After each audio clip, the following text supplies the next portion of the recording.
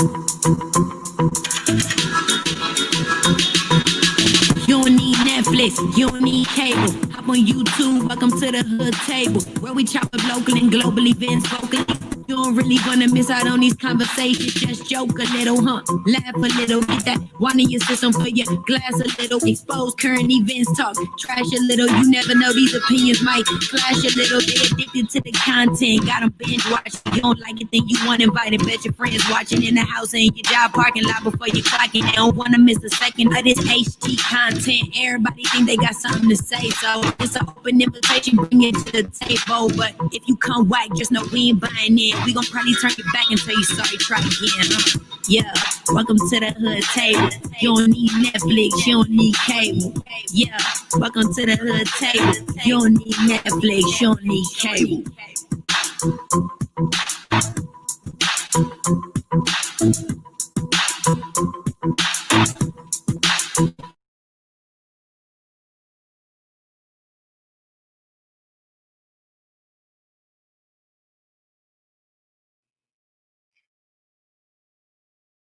What's up?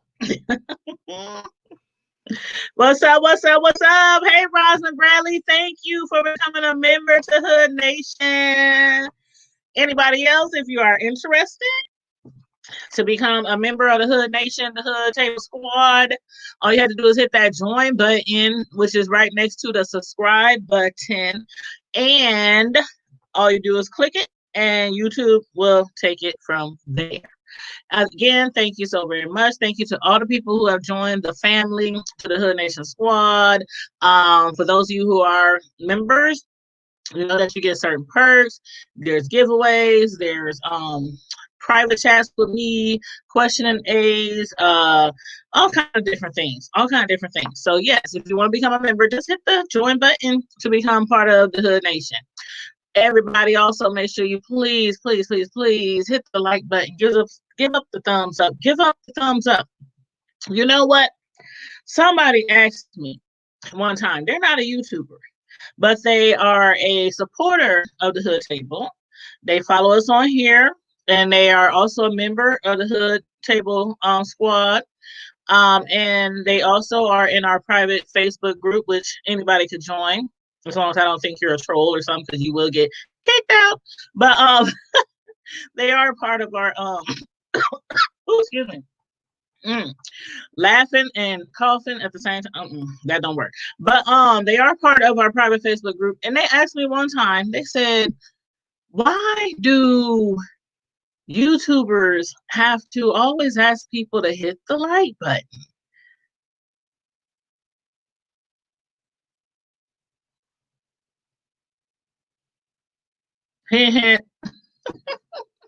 I just told her, I didn't know what to tell her. I'm like, well, I don't know, because if you've been watching YouTube for any amount of time, you already know that you're supposed to hit the like button, especially if it's somebody you really like, hit the like button. You walk up in somebody's house, kick your shoes off, say hi, say hello, thumbs up. Thank you. So thanks for everybody who's hitting the thumbs up button. I really do appreciate it. Tonight, you know how it goes. It's Friday Night Live. Friday Night Live, no topics off limit, no holds barred. We could talk about anything that you want to talk about. I usually have something to throw on the table, but generally speaking, we can have up to 10 people up here on the screen with me. So we can have all these different people all over the screen. If you want to join the screen. Matter of fact, let me drop the link. Let's see. I'm going to first post something real quick.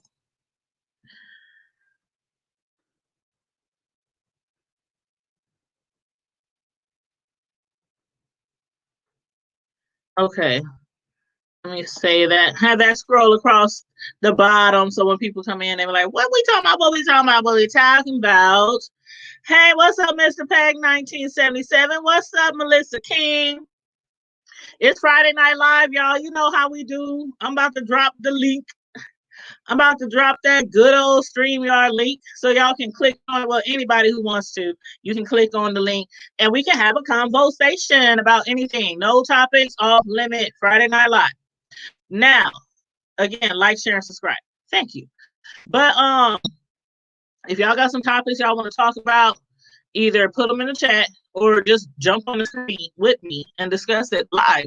But one of the things I did want to talk about, I know a lot of people who were at home today, like me, got a chance to sit around and watch a little TV, a little television today. And you might have checked out the March on Washington 2020.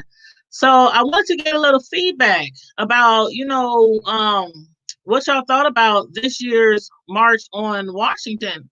And I know a lot of things are really necessary right now. A lot of things are really necessary right now. And I think this was necessary as well, as far as, standing for injustice and everything. A lot more people, I'm sure, wanted to attend, but it was more of a virtual March on Washington because of the fact, the Rona and the stipulations and the guidelines and social distancing. So even with the social distancing, there was quite a bit of people out there. They had set it up to where it was like 50,000. They guesstimated about 50,000 people would show up. I haven't seen the numbers yet, but I did see the crowds, and it was a lot of people out there. It was in the thousands. I don't know if it reached 50,000. I didn't get to watch the whole thing because it did start, I think it started at 8. It started at 8 o'clock. Well, actually, it started at 8 last night. Last night they had like the opening remarks. They did the lift every voice. They did reflections, the greetings, the remarks, musical performances, had a panel discussion. But as far as the march started this morning at 11 a.m. A lot of people got up and at it around like 7 o'clock this morning because, they got a march. So people want to get there and get a good spot. And also, also be vigilant, about the social distancing. One thing I did hear Reverend Al Sharpton say, he kept saying, y'all need to separate. He said, spread your arms out. My arm's so short. I think I can get about 3 feet, no, maybe 4. Well, basically, arms reach away.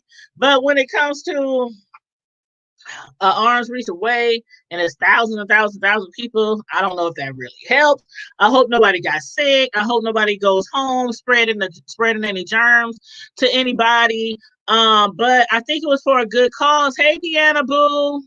Hey, Melissa King. Did I miss anybody else who came in? Hey, Rosalind Bradley.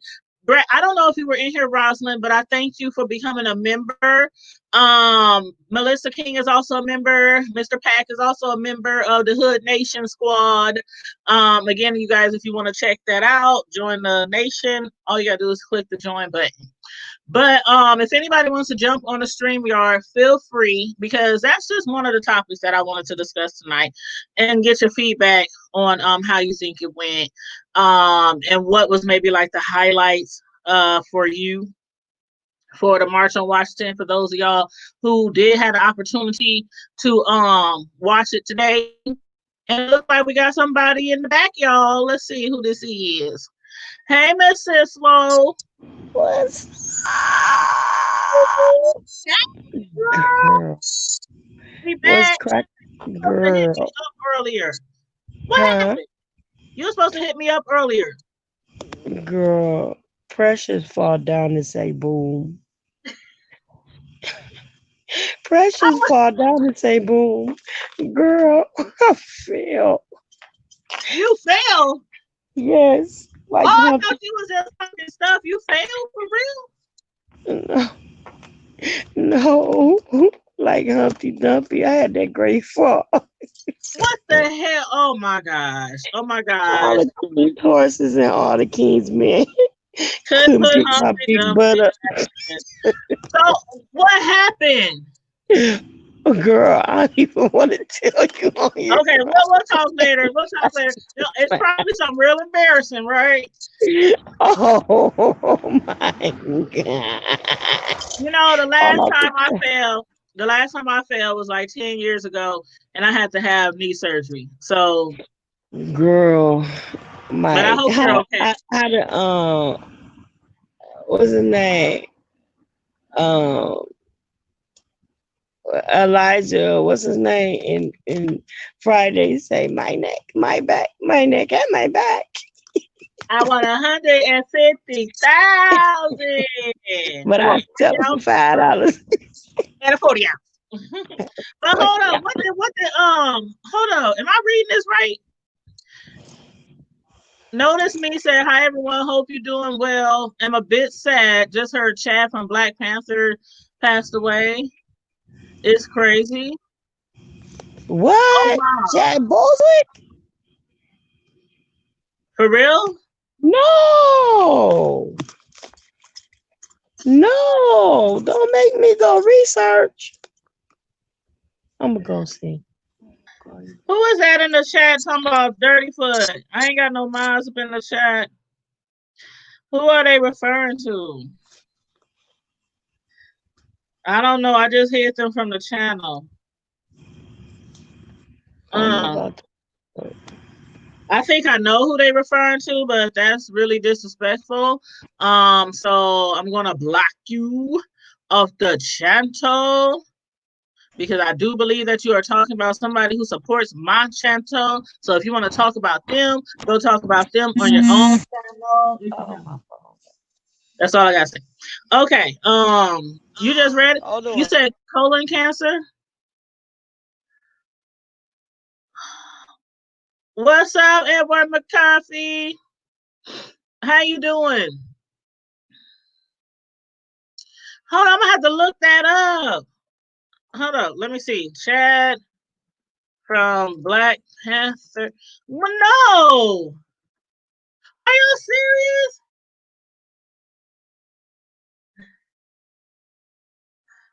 What? Wait a minute.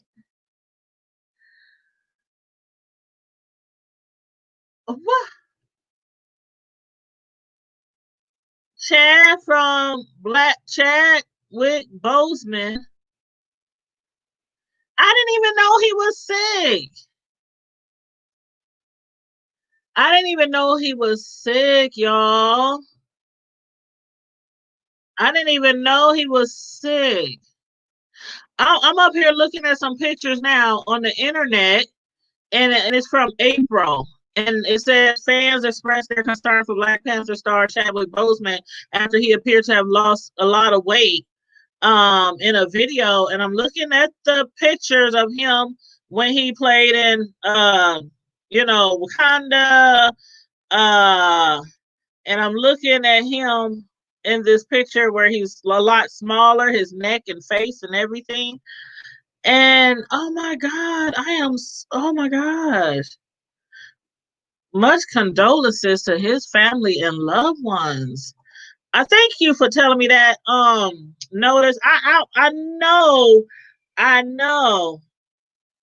that I would have found out about it eventually. but They but said I'm a telling you, 4-year battle with colon cancer. wow. Mm-hmm. That's horrible. Yeah. That's horrible. Okay, Deanna just texted me Yes, something. 43. Oh my God. Deanna just texted me something. Los Angeles actor Chadwick, well, we're just gonna call him Chad, who played Black icons Jackie Robinson and James Brown, get on up. Oh oh my God. yeah, the Black Panther in the Marvel Comics Cinema Universe. Mm, mm, mm. Wow, he 43. died at home. He died at home in LA with his family and kids by his side. He was diagnosed with colon cancer 4 years ago. Oh my God! Well, when did the movie come out? So he was sick all the time? Wow. That's too bad. That's too bad. F cancer. F cancer. Thank you. Thank you, Deanna. She said, please like the video. Thank you so much. Like and share, and subscribe. You said he was losing weight but didn't say anything about it, so nobody knew. And that's how it usually goes with people when they get something that's like something that that could kill them.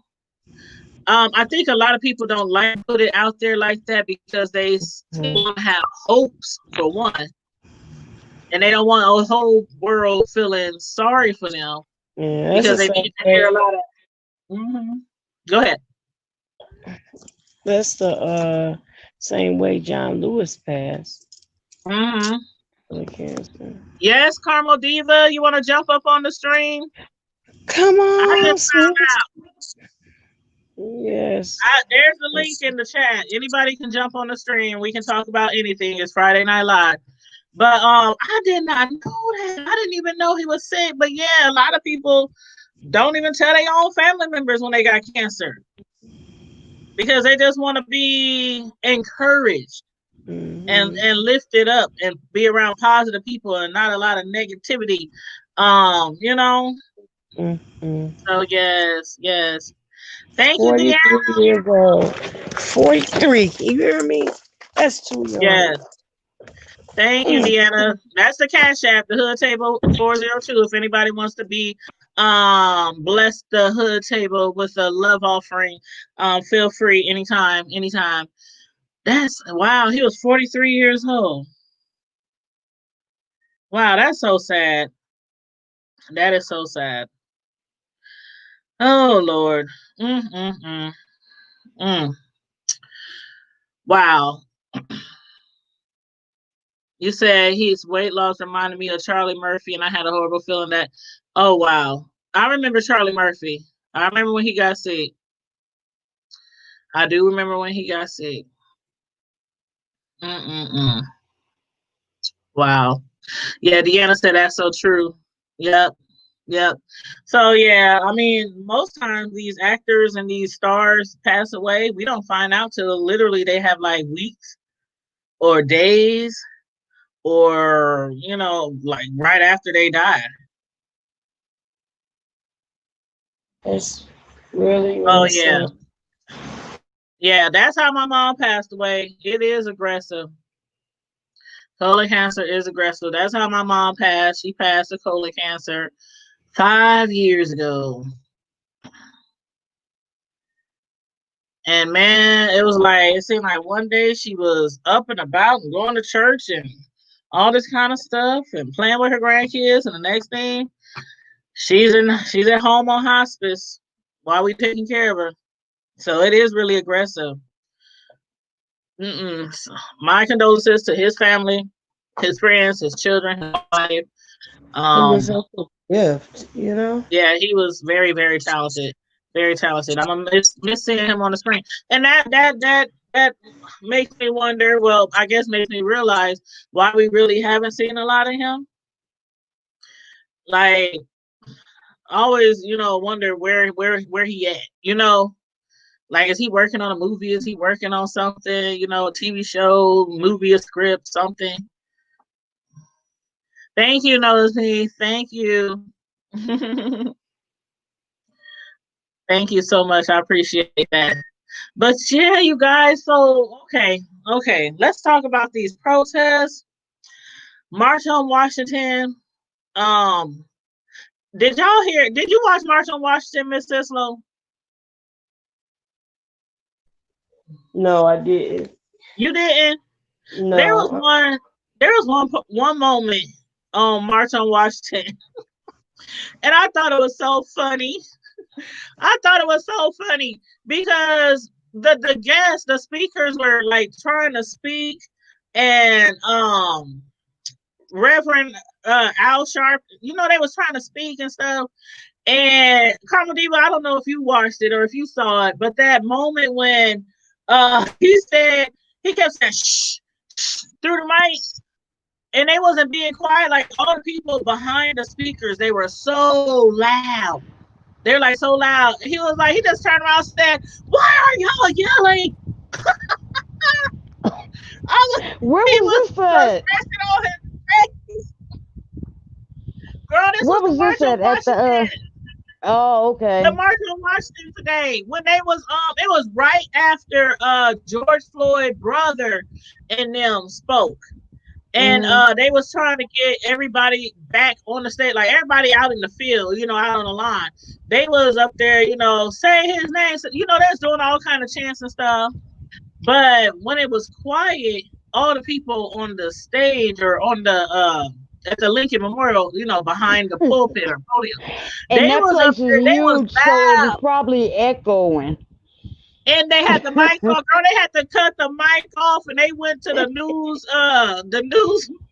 media, the news commentators, and he was so mad. He was angry. Girl, I hope they show it. Man, I wish I would have recorded it, because he turned around and he said, "Why are y'all yelling? What is wrong?" I mean, you should have seen his face. His old skinny old head. He was like, He don't look right skinny to me. I'm sorry. Some people, and I mean, maybe it's just because we were used to seeing him so "That's big, all it is." Yeah, that's what it but is. it just, everybody ain't meant to be skinny. Right, And right. he looked like one of them ones. It's probably healthier for him, but Mm-hmm, it don't look mm-hmm. good on him. I've been skinny, big, skinny, big, skinny, big, skinny, big, skinny, big. I've been there for a couple of them. I was there for a So couple of them. I got so many different sizes of clothes in my closet. I got some in mine, and I'm trying to give away the big girl clothes because it looked like I'm gonna stay in the smaller sizes here. Well, you So, can hand me some handy downs. I ain't too bougie. honey, you can have them. You can have them. Nice Hey, dresses and beautiful Carmel. hi. Yeah, I jumped right in it because Tanya was talking. Hello, everyone. How y'all doing out there, Deanna, fam? Deanna, you got Hey, a nice shape, boy. honey. You got Hey, a nice shape, boy. Deanna. Everything is in the right place. You're stacked. Just Oh, yeah. shoot. Deanna, she Go got a nice ahead, little body. girl. No homo, no homo. Deanna is a full married woman. She is a full married woman. She got a husband, and he out there doing his thing, and she doing her Hey, thing. Power couple, power couple. that's what's up. Yes. And Hey, what's so up, how have you Kiki? been? What up, Kiki?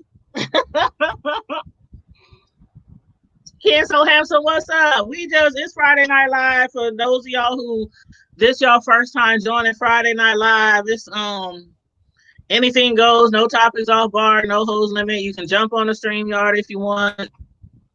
But And yeah. if you don't know, now you know I am the Caramel Diva. I jump Hey, in there. I used to be a regular, and now I got so much going on. I she don't come love in us and like out. that no more. She don't love us like that no Oh, more. don't even go there. Don't even go. Mm. I was gonna call you earlier. I have a story that I would like to um try to get together, and I think you'll like it too. No, Jenna it's said really you don't deep. have to play through talk. Ah, Y'all crazy.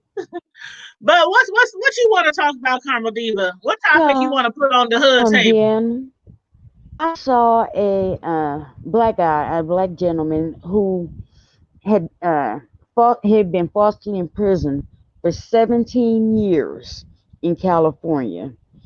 When Oh. he was released, he sued I believe it was the prosecutor's office, Mm-hmm. and he was supposed to be paid $140 for every day that he was locked up.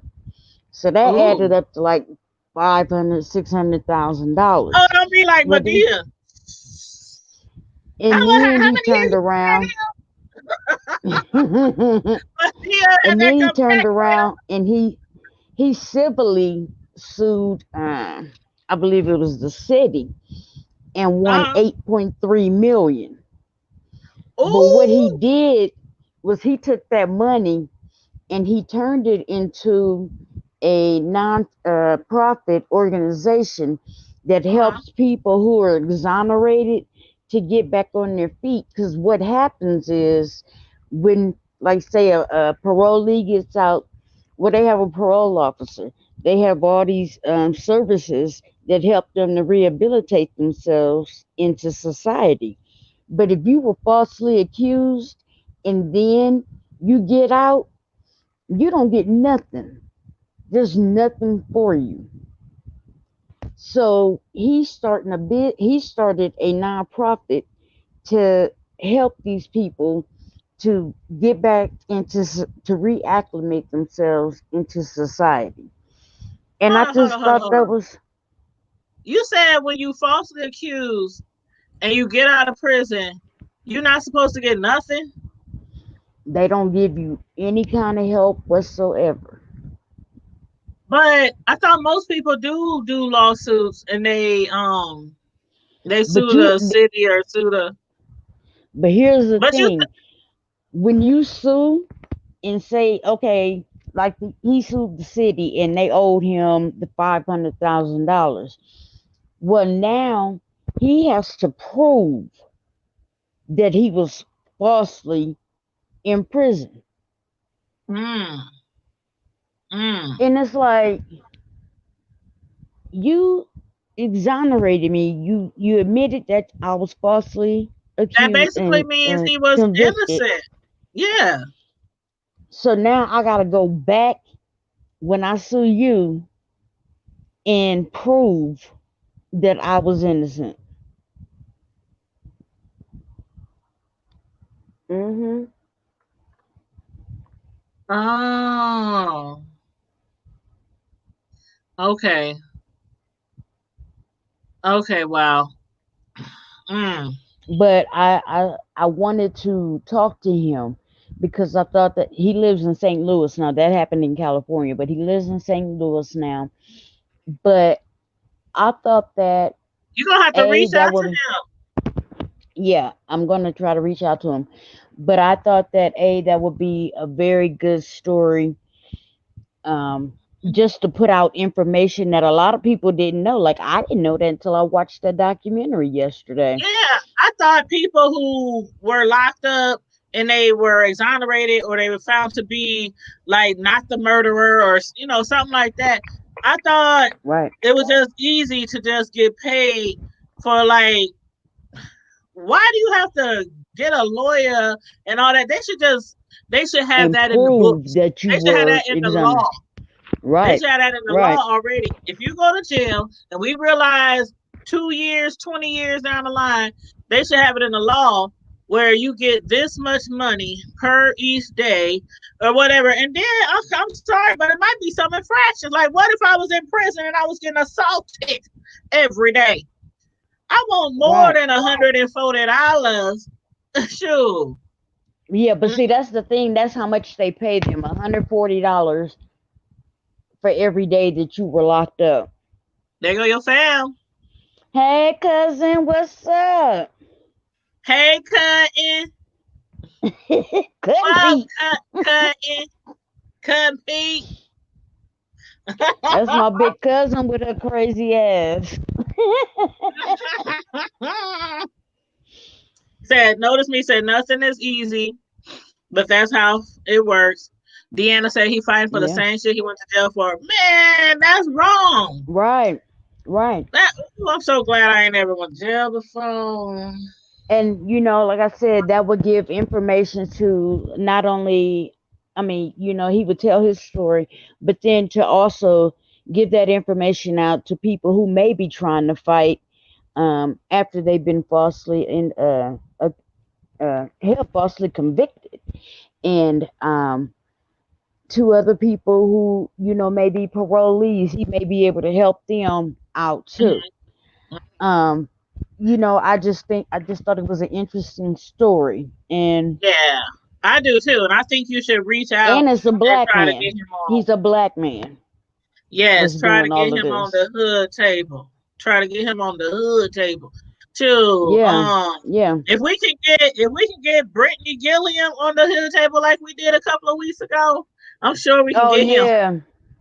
I I still can't believe we had Brittany Gilliam on here for that exclusive. Right. And for those of y'all who don't know who Brittany Gilliam is, she's the mother of the kids and the auntie of the kids that were made to lay on the ground and handcuffed in the parking lot by the Aurora Police Department Wrongfully. wrongfully. They thought they had was driving a stolen car. They thought her, along with all them kids, was driving around in a stolen car, them little kids. Right. But yeah, so Right. Brittany, our people reached out to her people, and we had her on the show a couple of weeks ago for an exclusive We should 1 do hour a interview. follow up and see how her and the kids are doing. I definitely want to do that. I'm gonna I got her phone number, so I can hit her up and see when we can do a follow. I know it's only been a few weeks, so I don't know how much might have taken place as far as attorneys and lawyers. And I know when this first happened, a lot of news stations was reaching out to her. Right. But after a while, she was directing people to her attorney. So we were lucky that she was like, "Okay, I'm gonna talk to y'all because this person knows y'all, and I'm gonna talk to y'all." So Right. Right. I was very grateful for her to come on here. And if anybody missed that interview, it was a 1 hour interview It that was me and really Carmel nice. It did. was great Yes. to talk to her, and Yes. We I truly got wish them the best. And Yep. I Yeah, we think truly got an she was exclusive that wonderful. day. She did great. And She you know did. what? Remember in the beginning of the video when I played the scene with the kids She hadn't screaming and seen it. crying? I didn't even know she hadn't seen it yet. And Mm-mm. so when we started off the show, I was like, I'm gonna play this video so other people who haven't seen it can see it. And then I asked her how it feels to watch that every time you see that. She said, "This is my first time seeing the video on your show." And I was like, she almost made me cry. Because I'm like, It's like, oh my God, I thought you saw it. I mean, you lived it, but you didn't see the replay of it. and something Yeah. like that, I understand because I wouldn't have to see the replay either. If it happened to me, because you relive it in your head over and over Right. again. So yeah, that was pretty traumatizing for her and the kids. Yeah. What they saying in the Now, who was chat? that? Somebody was commenting along with me about that gentleman. If you know about it, why don't you come on with us and Oh, that was discuss it That with was us? Notice Me. Yeah, Notice Me. Carmel Diva is inviting you onto the table. Come Notice on, have Me. a seat at the table. If you want to come to the table, jump on the screen with us. There's the link in the chat. You can click on the link in the chat. Let me read some of the comments. Oh, Tanya, you said what's the topic? We're talking about like Whatever the you march bring on up to Washington. us. Yeah, whatever you want to talk about. So far we hit the march on Washington. I cannot believe Chadwick Boseman is dead. He's the same age as me. Oh yeah, we did talk about Chad Boseman from what was the was it Wakanda or the Black Panthers? Black Panther. Yeah, He was the Black Panther. Did nobody correct me? I said Wakanda. He done played in so many movies. He played Wakanda. James Brown. He played Jackie Robinson. He played a lot. doggone it, and I just watched it. He played Thurgood Marshall. He's played so many iconic roles. Yes. And a very good actor.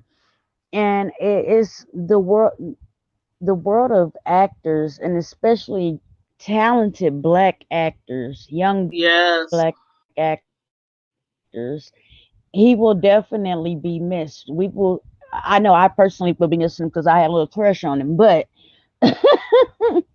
he, Oh, and he played in the Five Bloods too. Remember that? The Spike Lee movie, The Five Bloods. I didn't watch it. I fell asleep every time I tried to watch it. That was the Vietnam War movie. I remember that one. Okay. Yeah, yeah, he was a very good actor, and he was versatile, and it is it's a sad thing. it Life is is, really. that's why we have to really drill into these young kids that life is precious. Yeah, and then the And thing, with him having cancer, it like sometimes cancer is like a bully. It has no name. This man hmm was his physique, his shape, his workout, right, his training. He was in the martial arts. I mean, he really took care of his body and everything, inside and outside. And hmm to see him in the picture that I just saw compared to what he used to look like, cancer don't have no name. You at can do all. everything that you're supposed to. You ain't gotta smoke one cigarette. You ain't gotta smoke one blunt. You ain't gotta drink one beer. Um, Cancer has It's no name. very indiscriminate. Cancer is Mm-hmm. indiscriminate. It has no age limit on it. It knows no race. It knows no gender. It Mm-hmm. it comes for everybody. It comes for any and everybody, and that's just, we have to teach these kids that life is precious. Yeah. And these kids nowadays, they have no sense of, they have no respect for life. Mm-hmm. And it's Mm-hmm. like, even if you don't respect my life, do you respect yours? What's the age? What age do you plan on trying to reach? Do you Right. plan on reaching past 25? What do Mm-hmm. these kids, I keep telling people, life is not a video game. You don't get to hit restart and do it over again. Right. Right. When you Yep. take somebody's life, that's it. Mm-hmm. Oh, notice me. He said he's gonna have to decline. He's just gonna continue looking at us beautiful ladies. Oh, thank you. Well, will you at least, okay? But Can I continue to look can on. Look on. Now, if I can, okay, so notice me. If I can get this gentleman to come on to the show, will you at least, you know what? You can come on, doggone it. You ain't got to have your camera on.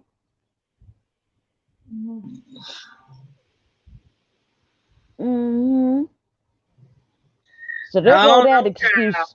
I There don't go know, that child. excuse right there. I don't know, child, because you know how I am with these. I don't usually mind. You know what? Let's talk about these. What do they call them? Miss Sislo.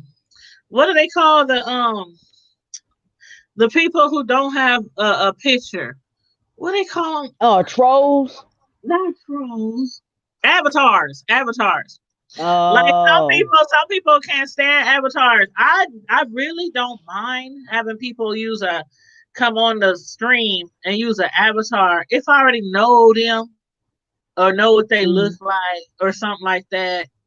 But some people, when they be on here with these avatars, they be having ulterior motives. Oh boy. I ain't lying. I You better forgot you in that. ask. You into that. You in that beef. But see, I don't beef. I just be in the beef sector, but I don't beef. I just be watching for entertainment, eat my popcorn, and Sipping from your red cup. from my red cup, from my. I mean, I'm From serious. your red solo dolo. Yes, from my red solo cup. Oh, notice me said, leave him alone. Why are you pressing him?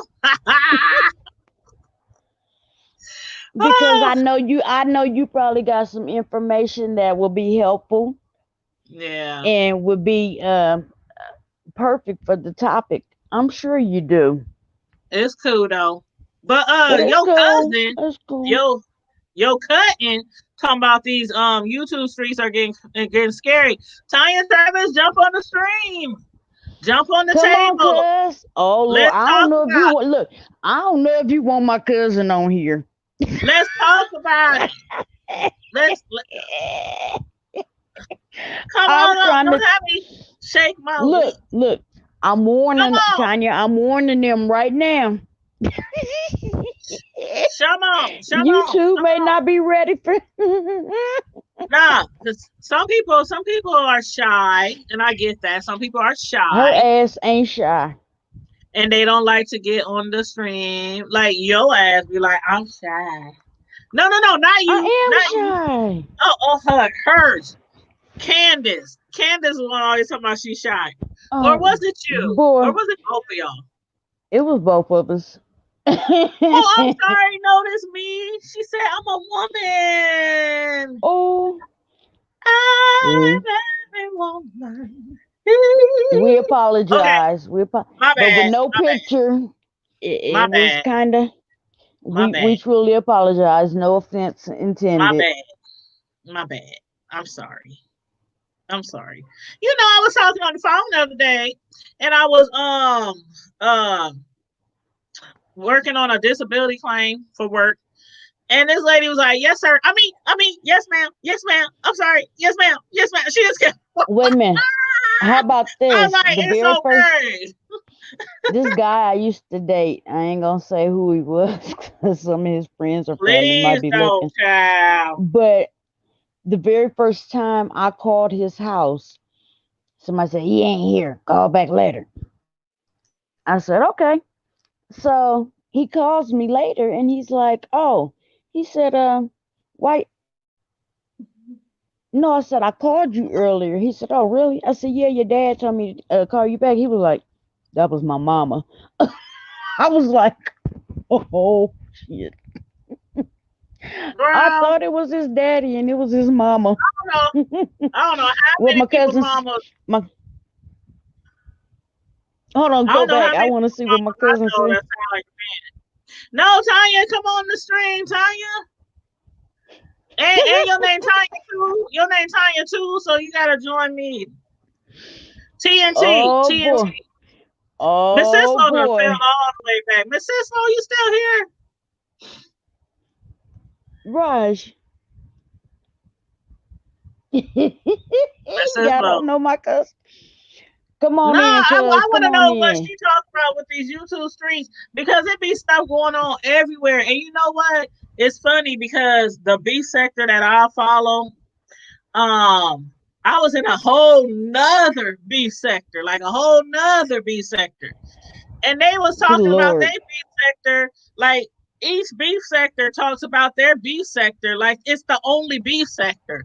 Like y'all 20, 30, 40 people are the only one out of all the million YouTubers that be beefing. It's beef sectors in makeup, beauty, the Are you the serious? food, the food sections. Heck yeah. Heck What? yeah. The fashion. You saw, remember those two fashion, no, those two makeup gurus, the guy and the lady who had started I beefing, and seen one of something them about started, Jeffree Star, yeah, and yeah, yes, I've only briefly, just briefly through like Lovely T found out who he was. uh-huh. I mean, shoot, But Lovely T and Tasha, I mean, and they big mega YouTubers.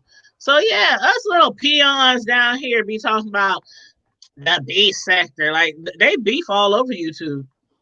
She said maybe I had a bad day today. I had to check grown oh ass. shit. Oh, oh. And if Mm, you know my cousin, mm. you ever talk? I'm Have gonna have you to. ever talked to my cousin? I'm trying to remember if I have. I'm gonna have to check a grown kid because my She son who moved is out. a hot ass mess. Yes, they go in it everywhere. Notice me. You straight right. I'm like my oldest son who moved out like last year. I have some clothes piled up in the living room for him, and I've been asking him to come Oh get this boy. stuff.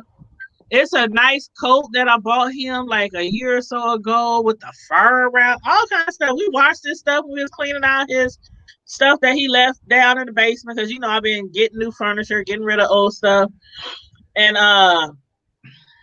it's still here. So I said after tomorrow, I'm gonna tell him I'm throwing this stuff away, throwing it away, AD, and don't he make only your stayed mama two mad. blocks away. He stayed 2 blocks away. AD, don't make your mama Yeah, mad. Come get your the stuff, boy baby. Don't stays don't two do. blocks. And him or his Hey, girlfriend probably watching me right now. You hey, all 2 Tanya, blocks don't look. away. Don't make your mama tussle with you.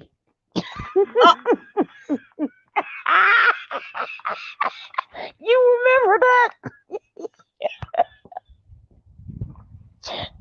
When me and child. Mark was messing with Y'all him trying about to that. get my son with that manly built woman, that manly built girl. And he said, I don't want to tussle with Oh her. gosh, Child. that's Yeah, man. notice me said You don't Jeffree Star and understand his how new hilarious that was. notice me said, oh, Jeffree Star and his new basketball boyfriend that has a baby mama. That's a whole beef sector right there Hold, by itself. hold up. The old Jeffree Star and his new basketball boyfriend that has a baby mama. Wow. So in other words, But you the know what? basketball Everybody star is gay these days. bisexual. Everybody gay these days got kids. I'll be like, look at all these But women around here with are all some these of these people children and gay they for gay. pay? I don't But are know. some of these people gay for pay? I don't know how much they offering. I'm just saying. How much they offering the gay for pay? He said, I might need a part-time gig. Like I don't work enough. don't I do like that to gay your for pay. grandchild, girl. Get me some old rich sugar mama who like her some thick light-skinned chick. Hey, Can. No. What's up, Can? You already know I'm Hey, gonna invite you on the stream. Candice. If you want to come on the stream and Hi, talk, Mama. jump on the stream. Jump on. We can have up to 10 people on here, y'all. Like up to 10 people. Did y'all know that? Now And you did y'all know. know I can do this? I can move y'all around. Did y'all know that now? You done figured that out now? They just started it. It's something new. They just started it. Hey. Look, you moving us around See, like I we the can make Brady you Bunch. bigger. I can make you bigger. I can make her bigger. Hey, the Brady Bunch. The Brady Bunch. We in squares waving. The Brady The table bunch. Hood table bunch.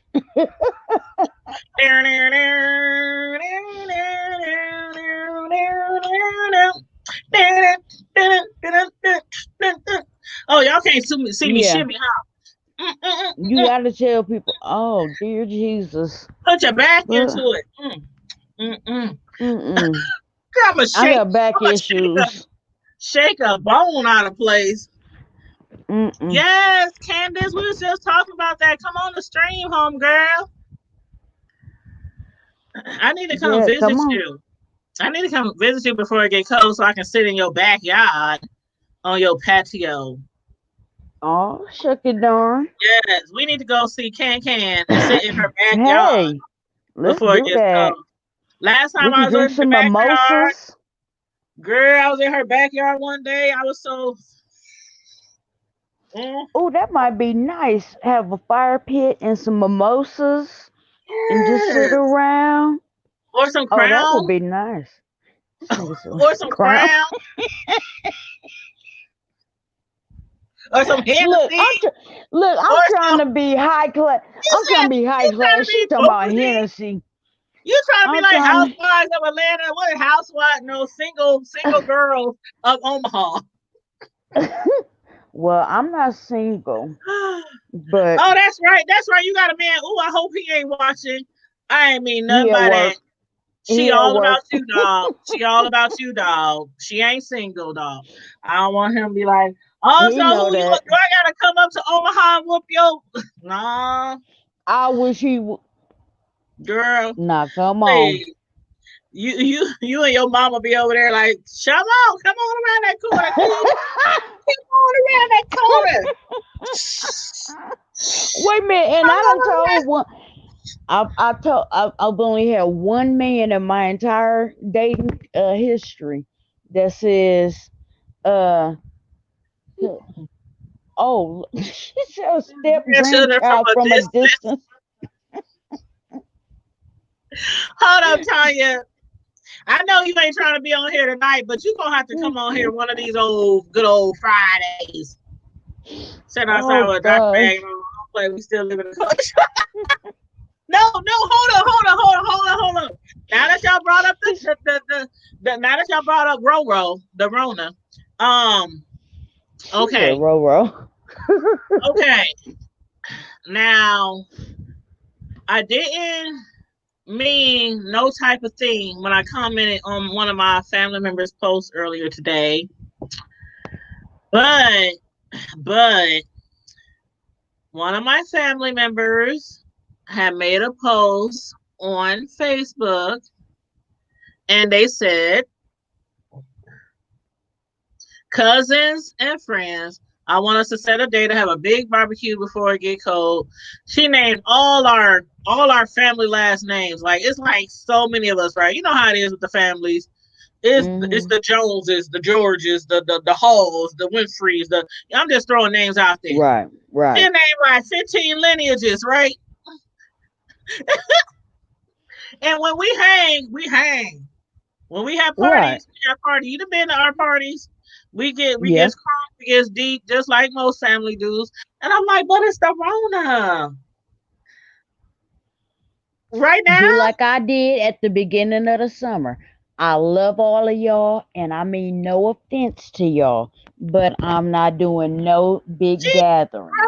She said, let's Period. play kickball. She said, let's play kickball. Let's play volleyball. Let's play baseball. Let's just It have sounds fun. wonderful. It sounds great because you know, Carmel, I am a family outgoing person. I love to Right. hang with my friends. You know, I used to throw parties almost every week. Like Hell, we did have one every I mean, week. we had parties. Man, our parties would be epic. I used to throw parties. Epic. They last 2-3 days, like parties. Like, man, they did. Y'all ain't came to no party till y'all came to the grown folks party, which is what we called them, the grown folks, and they was fully grown. Man. Fully grown. Man. I still got pictures of people passed out laying on my I got them pictures too. My deck. We was walking over people. They laid out, passed out on the deck, spread eagle. On the couch. Everywhere. On the couch.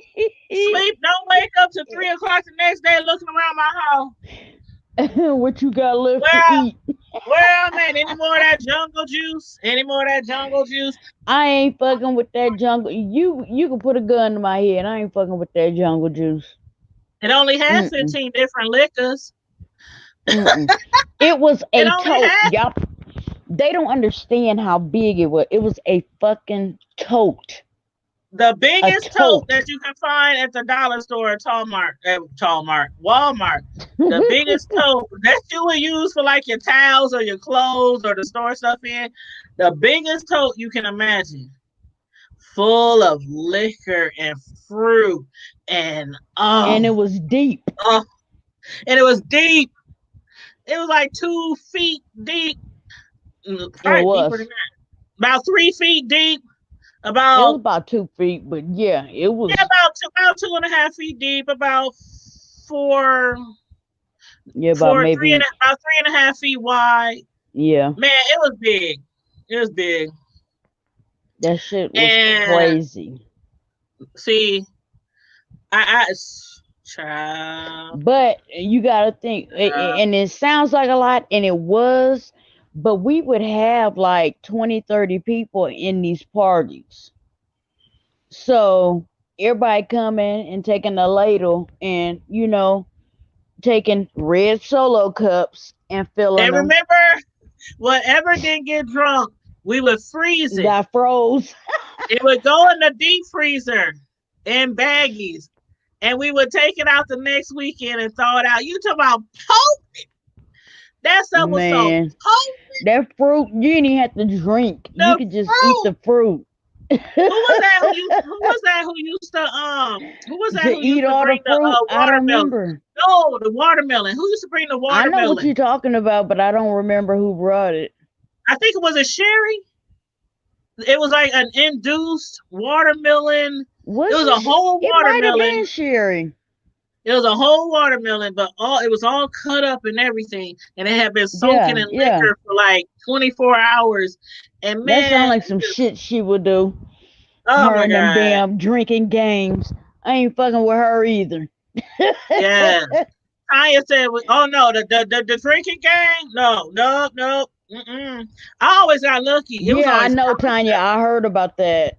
I heard It was about that. always it Mark was told me always about it. Tasha. It was always Tasha that Yeah. got drunk on the It kept what's that falling thing called? The the roulette wheel. the roulette. The roulette.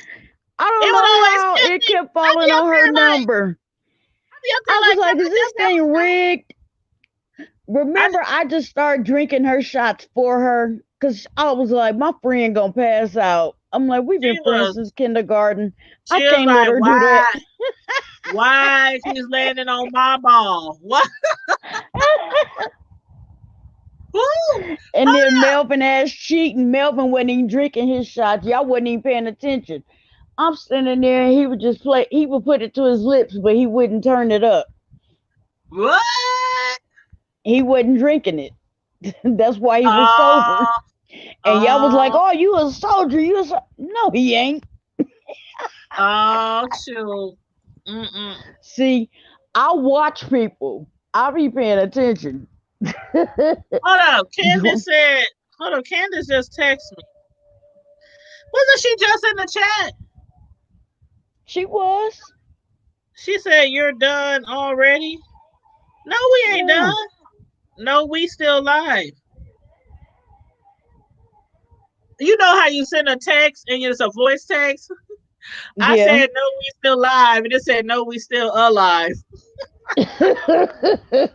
But I pressed send so quickly. I didn't get a chance to. She said, okay, wait a minute. She said, what the hell? Like you was just in the chat with us. I mean, hell, I'm Oh, looking. It's still counting down. We still live. Tanya, I'm gonna send you a friend request. And then Oh boy. I'm gonna send you a friend request, Tanya, and then I'm gonna add you to our Facebook group. And again, if anybody wants to join our Facebook group, of course it's the Hood Table on Facebook. But yeah, child. Now who is Ernest Jackson? Have you seen something going around here locally saying free Ernest Jackson? Well, first of all, I kind of took a break from Facebook, so I ain't really been on there, so I don't know. Uh-huh. But the name sounds familiar, but I don't know. I can't place a face to him. Why? What I'm does trying to anybody know? figure Any? out. Okay, this is what I'm gonna read right here. Are there details about this person or what? Okay, They this is what I'm reading. Okay, this is a really see. I'm short. only controversial. This particular person has done. I don't know, but people always talking about free this person, free that person, knowing that they guilty. Why we need them free? Ain't they where they supposed to be? I don't know what happened, but he was convicted. Serving time or you doing whatever how do I want to say that? I guess this person was convicted. Society. Matter of fact, hold on. Let me go to Omaha.com because I think that's where it is. Omaha.com. I can't hear you. I'm gonna go out and come back. Okay. Okay, let me see if I can find it. Tanya, have you heard about this? Tanya in the chat? Okay. You say it's the Rona time.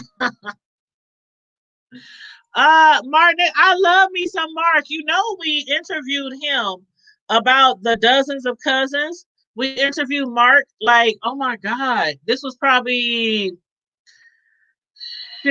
probably 8 months ago. We interviewed is that Candace coming in? What up, Can? How you doing? Look at you. You on mute. Oh, You on mute. hey, girl, Hey, what's up? hey. Look at your hair. Hold on, turn around. Hey, girl, hey. Had to switch it Oh up, shoot. Had to switch it up, Oh shoot, you Fall's coming, gotta switch it up, do something different, I know. I just you told know. somebody the other day I'm about to get me some. I'm about to get me some Dookie braids. I know, I just been feeling like I want braids, like, trying to grow the hair back. Mama asked me to grow it back, so I said, okay. Oh, now we do hear a lot of feedback. Okay. It's like an echo. Because I'm not even on my laptop tonight, because I just was, Oh, you know. Let me try something. Hold on. okay. Hey, Ken. Hey, Hey, Carmel, let me leave and come back. Let me leave and come back. Okay, Mama. okay. I just Okay, when I somebody said, backed out, oh, stream. It was saying. what the what? It said what? Okay, now I can't hear you again. I can't hear You you. can't? Okay, I'm gonna go out.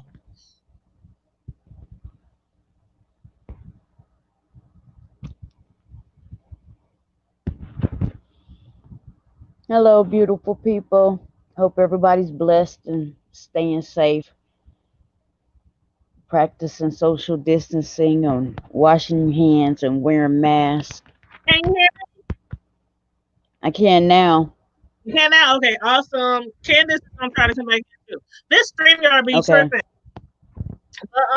Yeah. Tanya, Travis, do you know anything about that Ernest guy? Because from what I found, just from what I found, somebody posted a little bit of something on here about Mhm. this. They saying they said there have been marches and protests all summer for those who have lost their lives. However, there is still a chance to save someone who can still live free. They said Ernest Jackson was convicted of, he looks familiar. It says he was convicted of murder at 17. Man resentenced to at least, how you get resentenced? Resentenced to at least 13 and a half more years in prison. His family calls it unfair. And you know who was doing who did a live today? The Who? person that's running for council, David Mitchell. You know David Mitchell, the guy who owns the Video Gamers, the gamer store, the black guy.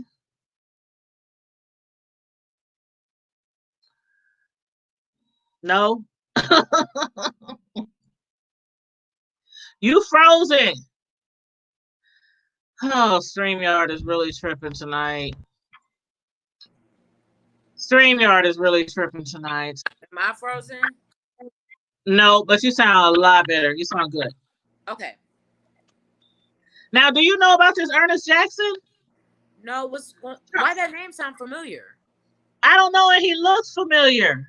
Hold on, let me show y'all. Let me show y'all a picture. I'm about to share the screen. Why that name sound familiar? Hold on, I'm about to show the screen.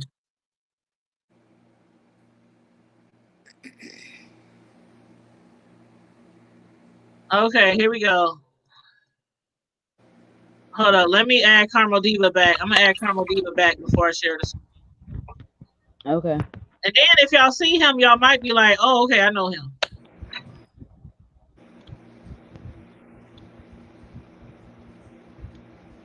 Y'all see him? I Yeah, see him. convicted. Do he look familiar? Mm-mm. No. Well, they said it was on Omaha.com. I'm trying to find it.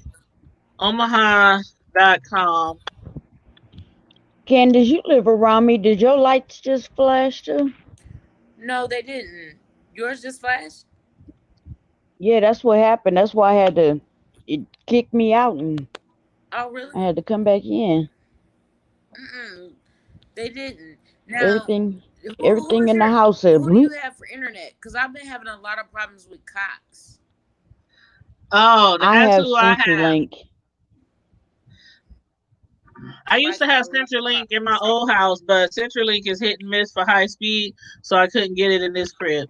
We've been having a lot of outages over here. Yeah. Yeah. A lot. Like I've been having issues with my So, phone, and now it's starting to be with my internet. Okay, now this is what somebody said. Now I'm just reading the post. So this is what somebody says. They said someone has been shouting this man's name at protests and they asked people to look into it at a meeting. And here's what appears to be a really messed up story. And I hope someone else can dig in and find more. Here's the really short version from my understanding of things. And I am reading somebody's Facebook post. They said 3 people got into an argument with another man. Everyone was armed. The one man got shot and killed. First trial is Ernest Jackson. The jury doesn't believe he fired the gun, charging him with murder, but not with use of a weapon. Murder, but not with use of a weapon. So basically, accessory to murder, right? right. Okay. So second trial was for the shooter. He is found not guilty due to self-defense. Third trial is found not guilty because you can't be an accessory to a self-defense shooting. So they said, if I'm understanding this right, Ernest Jackson is only in jail because his trial was first. He's sitting in jail for accessory to a murder that didn't happen. And they said they will talk to people about this, and they couldn't believe, that this could happen. They said, how can there be a conviction Then for he aiding needs and to abetting have murder, but not a guilty that he verdict? needs to have a lawyer that will appeal it Uh-huh. and take it to the Nebraska. He needs somebody that's going to take it to like the Nebraska Supreme Court and Uh-huh. fight his conviction, because if you're an accessory, but nobody was charged for the murder, it was self-defense, how the hell are you in prison? And I Right. can understand why somebody hasn't appealed this already. Uh-huh. Uh-huh. And I'm gonna share this with y'all. Let me know if I need to make it bigger. Let me blow it up a little, and then I'll zoom in on it. But it says Supreme Court of Nebraska uh, versus Ernest Jackson. And when did this They happen? said They said in 2000, a jury found Ernest D. Jackson guilty of first-degree murder, but acquitted I'm him trying of to the read. use of a deadly It's a weapon. little small. Can you Let me see look it? at my bifocal part. Hold on. Let me try to make it bigger. In 2000, a jury found Ernest D. Jackson guilty of first-degree murder, but acquitted. Okay, can you see it now? Is that a little better? Him of Yeah, the they use said of they found him deadly for weapon first-degree charge. murder, even Court though he sentenced didn't him have a weapon. to life imprisonment for the first-degree murder conviction. Mm-hmm. On direct appeal, we affirm Jackson's conviction and sentence. This is Jackson's appeal from the district court's order resentencing him for his first-degree murder conviction. At the time of the crime, Jackson's age was 17 years, 10 months. The resentencing was required under the U.S. Supreme Court's decision And Miller in versus Alabama. decision in state. Montgomery, Following Louisiana. a But full then, evidentiary hearing and arguments, Jackson was resentenced in accordance with Nebraska statutes. Jackson yeah, appeals his resentencing. We affirm. that's Okay. that's why they're protesting, because the man was I sentenced to can't hear 17 you, years. ma'am. Can you hear me, Candace? Mm-hmm. Then Keontae, you need to hold on. You need to go out because Candace can't hear me. Let No, I can me hear you. go out because I can't hear I can you. hear you. I can hear you fine. No, I was saying Carmel Diva needs to go out. I don't know what it is. You said, does it say if he had a previous record? Let me see. Okay, it says on August 31st, 1999, Robert Somerville, Shawan McBride. With Dante, that's Jeff's brother. Yeah, Dante, Chilius and Jackson. Mm-hmm. That was in the old Hattie Mae. I knew you would remember. They ended up on Redmond, in the Redmond apartment. That was at the old Hattie Mae's. When we used to hang out over there at Hattie Mae's on 42nd and Redmond. Exactly. I remember now. Yep. And remember Shalimar? Yeah. Uh-huh. Mm-hmm. I remember Shawan McBride. I remember all these names is coming back now. Yeah, all of it. Yeah. Okay. So they said Shawan. Shawan, Dante, Robert. I remember this now. It's coming back. They're riding in a gray Cadillac without no particular destination. Ended up near the Redmond apartments where they conversed in the parking lot with a group of people. Somerville testified that they spoke with Shalimar Cooper Ryder. Yep. And then Cooper Ryder followed him to his aunt's house where Chilius and Jackson got out the car. At some point, McBride picked up Cooper Ryder and Jackson at Jackson's house and dropped them off at an alley a block south of Redmond. That was by Hattie Mae. Yeah. It happened at Hattie Mae's. Yep. And Lance Perry resided in an apartment. And mother Margaret Parrott. On the evening of August 31st, Parrott and Perry were outside their apartments until Parrott went inside at 11:30. Parrott stayed outside with Alexis. While Perry and Fulton were still outside, Cooper Ryder approached Perry and the two began talking. Fulton, who had never met Cooper Ryder before that night, described him as light brown with a brush cut. Man, all this is coming back. Yeah. All this is coming back. So they came out of the apartment building. At trial, Fulton identified the ponytailed man as Chilius, the man with braids as Fubu as Jackson. Wow. Yes, I remember this now. It's all coming back. Yeah. It's all coming back. Welcome back. Hey, Carmel Diva. Do you remember this now, Carmel Diva? Is she still frozen? It must be because of her. She did say her internet was going out over there. Okay. So it must be her internet. It got to be her internet over there. What else they say? Perry enters the apartment and retrieved a 22 caliber Ruger handgun. Parrott and Williams follow Perry outside. Parrott observed Perry bending down by a bush. 46 in Redmond. Man, that's where we used to hang out. Yeah. Wow. And Fulton testified that the gray Cadillac returned later that evening. Fulton testified that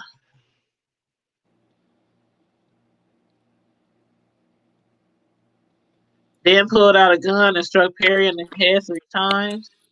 Fulton ran inside the building and continued to watch from an upstairs window. Fulton testified that Chilius was the first to fire a gun and that he saw Perry being shot in the back while lying on his stomach.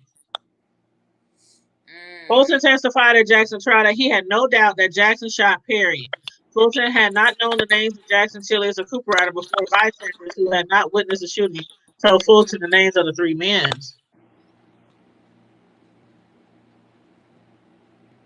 Perry heard 20 to 30 shots that sounded as they were coming from different types of guns at different distances. Okay. Yeah, this actually brought back memories. Like, wow. It really did. Brought back some memories. Hey, what was the address where we used to be at? Man, we used to be all up in You done took me back to your peoples. To the peoples. You done brought me back to the peoples. I know. Okay, that's the whole case. If somebody wants to look it up, it's the state of Nebraska. It's the state of Nebraska versus Ernest Jackson. But yeah, if y'all want to look that up later. But yeah, I remember that. I Wow. remember that so well now. Like I had to actually look up the case to Yeah, figure out what it was. you done took me back. That Carmel, just, Carmel, honey, you said you kept getting booted out. I kept putting you out because you was frozen solid. So I think it might have something to do with your internet connection because I know you did say that your lights had went out for a second or was glitching or something over there. So I don't know, honey. I don't know. that But I just took me back. Like I remember viewing his body. Like when I say that just took me back, like I can visualize just like I can see his belt buckle. I can see him laying in the cat. Like yeah, it just did something to me. yeah, yeah, yeah. Yeah, Around that it was 99. Where was I? Where was I living in 99? man. Man, Wild. I was on 48 and boy. Man, I remember coming over there. I was on 48 and Boyd in a duplex because I had just moved out of the Spencer Projects Okay. and I moved to 48 and Boyd. Okay. Oh, Yes, that's where I was in 99. But we used to hang out in Redmond a lot. a lot. A lot. Yeah. Yeah. Yes, I used to hang out I in can feel that Redmond in the from the back. time I was a teenager all the way up to I was probably, I don't know, 23, 25, 26. I mean, that was like the place to be. That Like, was a spot. And if we weren't in Redmond, we were down the street. Remember Phyllis stayed down the street? yeah, like that was the spot. We Like, was, yeah. yeah, those was the hangouts. hmm Like Carmel Diva said who was the victim? The victim was didn't they Dante say Dante, what's his last name? Chillis. Hold on. Chillis. Yeah, Chili. But I said it wrong. I said Chilius. Yeah, it It's was Chillis. Chillis. Chillis. Chillis. That's it. Dante Chillis. Carmel Diva, I'm gonna send you the link to your inbox on Facebook. Cause see, his brother, they lived like around. They lived right across the field. See, cause I Uh-huh. I went to school Because with. y'all was on the other side of the interstate Yeah, around that time. yeah. Uh-huh. Yeah, I went yeah. to school with his brother and all them. That's what I said. Like I remember viewing his body. Like I could picture what he had on. Like I just remember everything so vivid. Like that was wild. That was That wild. was when a lot of people was dying in Omaha. Man, It was a yeah, lot of shootings, a lot of gang activity. a lot. Um, I I was telling my sons today because you know where I live. I live right in the hood. I was telling my sons where we live right now. Back in the day, Hmm. man, it would be shootings every day, Every day. every day, every day. Every day. I'm like, y'all think we still live in the hood?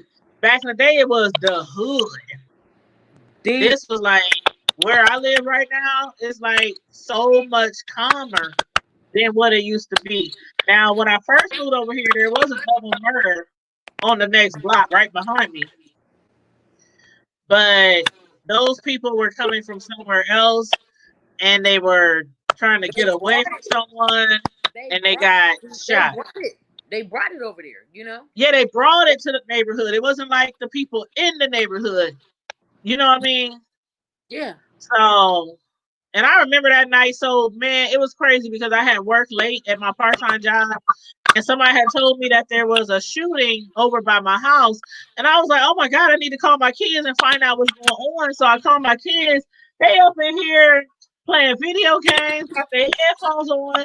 They don't know nothing about nothing. But Right. when I had got off of work, I had bought a whole bunch of groceries, like probably $150 worth of groceries. And I had bought them on my way to work. Right. So when I Right. got off of work, and it was wintertime, it was cold. So the food was cool. And I was like, when I get home, I'm gonna have the boys come out to the car and get the groceries. But because of the shooting, the police wouldn't let nobody. Now you know where I live. It's like 5 different ways, like 6 different ways to get to my house, Right. and all of them was blocked off. So I couldn't bring my car in. I kept trying to come through each entrance, and the police, nope, sorry, can't let you do, can't let you. I'm Oh like, I wow. got kids at home. I mean, I got kids at home. Man, it was probably a 13-hour day. I'm trying to get home. I got You groceries in trying the to car. be in They the said, house. sorry. They said, Right. sorry, we can't let you through. They wouldn't even let me walk through. What? And so what I kept doing was, I was like, after I tried one way, I would go to another way. After police stopped me, I would try another way. Finally, I went down the gravel road through the alley, and Mhm. I pulled right up on like 5 police cars and got out the car. And I said, can I please get to my children? Right. And they said, okay, because I'm thinking I got to call somebody to spend the night, because they said, can't nobody get in and out. And they said, we're going to be here all night. They said, we probably won't be gone till 6 in the morning. Wow. And because there were bullet casings and shit everywhere. And so because they had rolled down our block, and they had rolled down the other block and behind our house, and you know, so Yeah. what I did was, I gave them the most saddest puppy dog. I like, but my kids is home. And they was like, well, how Okay. old is your kids? I said, the oldest one was like 21. They said, But they still my babies. they said, so they ain't even. I said, but the youngest one, he's only like 16. So, anywho, Right. the cop, there was a nice police officer. The rest of them, they wouldn't give me the time of day. But there was a nice police officer, this white dude. And he said, okay, I'm going to let you go to your house. He said, but I have to walk you all the way there. Now, mind you, we was 5 blocks away. It was cold. When I say it was cold, it was probably 20 degrees outside, or Yeah. 30, maybe 30. It was cold. So we had to walk 5 blocks. And when I say he walked with me, we was like this close. He said, if Okay. something happens to you, it's my job. He said, because we don't know that at that time, they didn't know who the shooters were. They didn't know where the shooters were, if they were still in the vicinity. So he Okay. said, if something happens to you, so he walked literally right next to me. I felt so uncomfortable because I don't even like being that close to policemen. Right. Right. I felt so uncomfortable. But he was so cool. He was like, how's your day? How old are your kids? How long you been over here in this neighborhood? Woo, woo, woo. He walked me all the way home. My groceries, they all had to stay in the car. Thank God it was wintertime, because all the groceries was cool. And they literally did not leave till like 6 in the morning. Wow. So I would have had to spend the night. If none of them cops let me in, I would have to spend the night at somebody's house, because they was not letting nobody. And I mean, there's like 5, 6 ways to They get to wouldn't let my nobody in. house. They had all of them blocked off. I was like, man. Wow. She said they really try to act like they're preserving. Notice me, I'm telling you, I was so mad. I was so mad Gotta because that's when see. I had a part-time job. So I had worked my 8, 9 hours at my main job. Then I had worked my 4 hours at my part-time job. It was a long day. All I wanted to Yeah. do was come home. And they was like, we sorry, we can't let you through. And I understood, I get it. But I Right. was like, I want to get home to my kids. That's all I want to do. You say you ain't never lied. You speaking nothing but facts. Yep. Uh-uh. Notice me said there is even, hold on, I need to go back. The hardest part was a bit, I need to go way back. It's a whole bunch of comments in here we've been missing, Candace. Notice me say, yes, all the bad weather, it really messes up the services. Hey, Mama Sis Lo, how you doing? She back. And Mama says, "Love." Notice me said, what the hell, what kind of lawyer did he have, and why didn't they file an appeal? He needs to file. See, that's why a lot of people in Omaha are protesting. David Mitchell, he did a live tonight, and I can't remember where they did it from, but it looked like it was David who? David Mitchell, the one who's running for council he's running for council. Hold on. I don't want to lie. Let's see. He's running for Oh, matter of fact, he's running for city council District 2. So he's running for us. Okay. Running for city council. Yeah. But yeah, they had a meeting. They had a meeting and they was all social distancing. People had on their masks and everything, and they were getting the word out and figuring out what to do to protest more for this particular guy because he was sentenced for 17 years, and then they tried to re-sentence him for like 13 more years, and they sentenced him to murder even though he had no weapon. Then the person who actually shot him, the guy, and killed him, they put him as not guilty for self-defense. So do that make sense? What? Okay, the dude who's in jail, Ernest. Yeah. You remember it was back in the day. I just read the case. What happened back in the day, and he went to prison for 17 years. They convicted him of murder, even though he didn't have a weapon. Now, the person who actually had the weapon, who actually killed the person, they let him go for self-defense. Because Ernest's his trial was first. The other dudes was second. Then there was a third trial. So the people was like, did he get that big old sentence because his trial was first? But it still makes no sense because even in the second trial, if they knew that the person who actually shot him, even if he did it in self-defense, why is Ernest still in prison for murder? So I don't know. I gotta do a little. He didn't have a weapon. The person who had the weapon got off because it was self-defense. I'm about to say, and he got away free. That's what I don't understand. But again, I'll have to look into it a little deeper. But yeah, somebody said he needs to find an appeal right now. Man, he needs Reverend Al Sharpton. He needs Jesse Jackson. Well, Jesse Jackson ain't here for it. He needs Jesus. Everybody for his attorney. He needs the blood. The blood. The blood. Now, Miss Sislo used to be a first lady. Hey, she can tell us about the blood. Yes, honey, because it still works, don't it, Miss Sislo? It still works. Yeah. Come on now.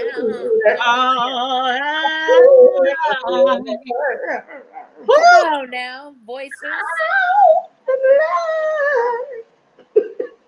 Oh, yeah.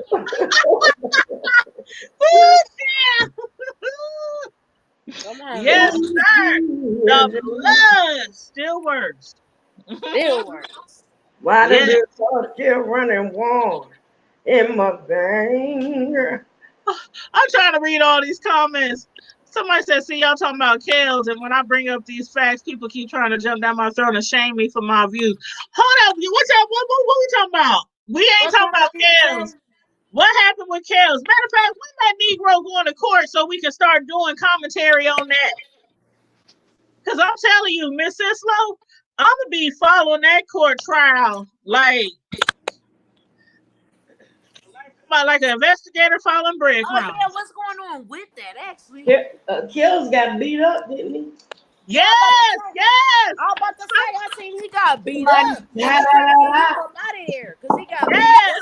Somebody done laid hands. Somebody. It was his own fellow inmate. Ooh. It was his own fellow inmate who attacked him. They told him to step in the name of blood. Baby, please excuse my hands. Okay, they said the last incident comes a week before one of Kelly's attorneys, Tom Farinella, is set to argue for the singer to be released from prison ahead of his Brooklyn federal trial, which is scheduled to begin at the end of September. This incident, coupled with the coronavirus restrictions at the MCC, reinforces the need for Mr. Kelly to be released so he can assist in his defense with counsel and prepare for trial without the fear that his personal safety is at risk. Is that a big enough reason to let his pedophile butt out? How is he gonna do? How many people get whooped on in jail? How many people get whooped on in jail, assaulted in jail, and they ain't letting them out for their own safety? Not many. He done requested bail because of COVID-19, and now he's trying to get out because he was attacked. How do we know that was a real attack? Child. If he can spell attack, we'll let him go. Thank you. Thank you. Has he learned how to read in there? Has he taken any intermediate classes? Wow. That's what I need to know. Can you spell your own name? Can you spell attorney? Kings is not like the other. What did he say? I mean, he's illiterate, but you know what? Again, I can't wait till his trial start because I'm gonna be doing commentary on that shit like no tomorrow. Because I am really interested to find out what's going to happen to him because he done escaped several times and got off several times for his indecent acts. So I just got to see where it's gonna go. That's all. That's it. That's all. That's it. That's all. I mean, hey, if he, like I said, Candace, you know I said this before. This is going to be the biggest trial of this 10-year decade. Yeah. It's going to be the biggest trial because regardless if R. Kelly gets off or regardless if he gets sentenced to life or however long they sentence him, it's still going to make a statement. It's going to make a statement if he gets off, and it's going to make a statement if he gets sentenced. Because they're gonna prove a point. Uh-huh. They're gonna prove a point. Mm-hmm. They are. Hey, Carla Diva. Hey, I'm gonna try it again because now you're talking about kills. We was talking about it in the chat. I can hear you, girl. Please fill us in with what you think about this R. Kelly. Fill us in. Now, I'm finna say some stuff, and y'all gonna probably be like, But fill me in. Bring it to the table. My thing is this. Okay, so they did that Surviving R. Kelly. Why is it that all these I understand they all pretty much telling the same story. I get that. But they all of a sudden decide to come at the same time. They're prosecuting him, or persecuting, I should say, in the court of public opinion instead of in the court of law. They dragging his name through Carmel. Huh? I'm sorry. I just gotta highlight this comment and I can give you the floor back. Do y'all see what he said? Yes, with them childbearing hips, they're gonna be taking showers together. I seen it. I had to come back in. Who was that? Somebody else said childbearing hips. I was like, what? I think it was Lovely T talking about him. I'm sorry to interrupt. He said he had childbearing hips. But, my thing is this. Everybody knew what R. Kelly had been doing. He'd been doing this for over 30 years, since he came in the business. If you listen to his music, he tells you exactly what he's doing. Nobody said anything. It was right there in the lyrics. And I think he was doing it before he started his musical career. Allegedly, he had gotten his own cousin pregnant. He had gotten her pregnant. She was like 12 or 13. And we still ain't heard about that. I need her to come forward. But go ahead. Right. She ain't came forward because he been taking care of that baby. Exactly. But, and that kid is grown now. But his wife, I don't believe that trick for nothing, or the ex-wife, I should say. I don't believe that trick for nothing. And I say Andrea. it, yeah, because there's no way you are in this damn house with him every day and you don't know what's going on. You don't see what's happening. Are you serious? The one little girl, the nutritionist said the little girl was hanging out all the time. That she would call, that Andrea had called her goddaughter. Talking about Sparkle's niece. So how is it that you didn't know what was going on with these other girls in this house? That everybody staying in the house. Girl, Why I was you just didn't about to know? ask you about Sparkle's niece. You done came on in about it. Come on, come on. Come on through. Everybody, you.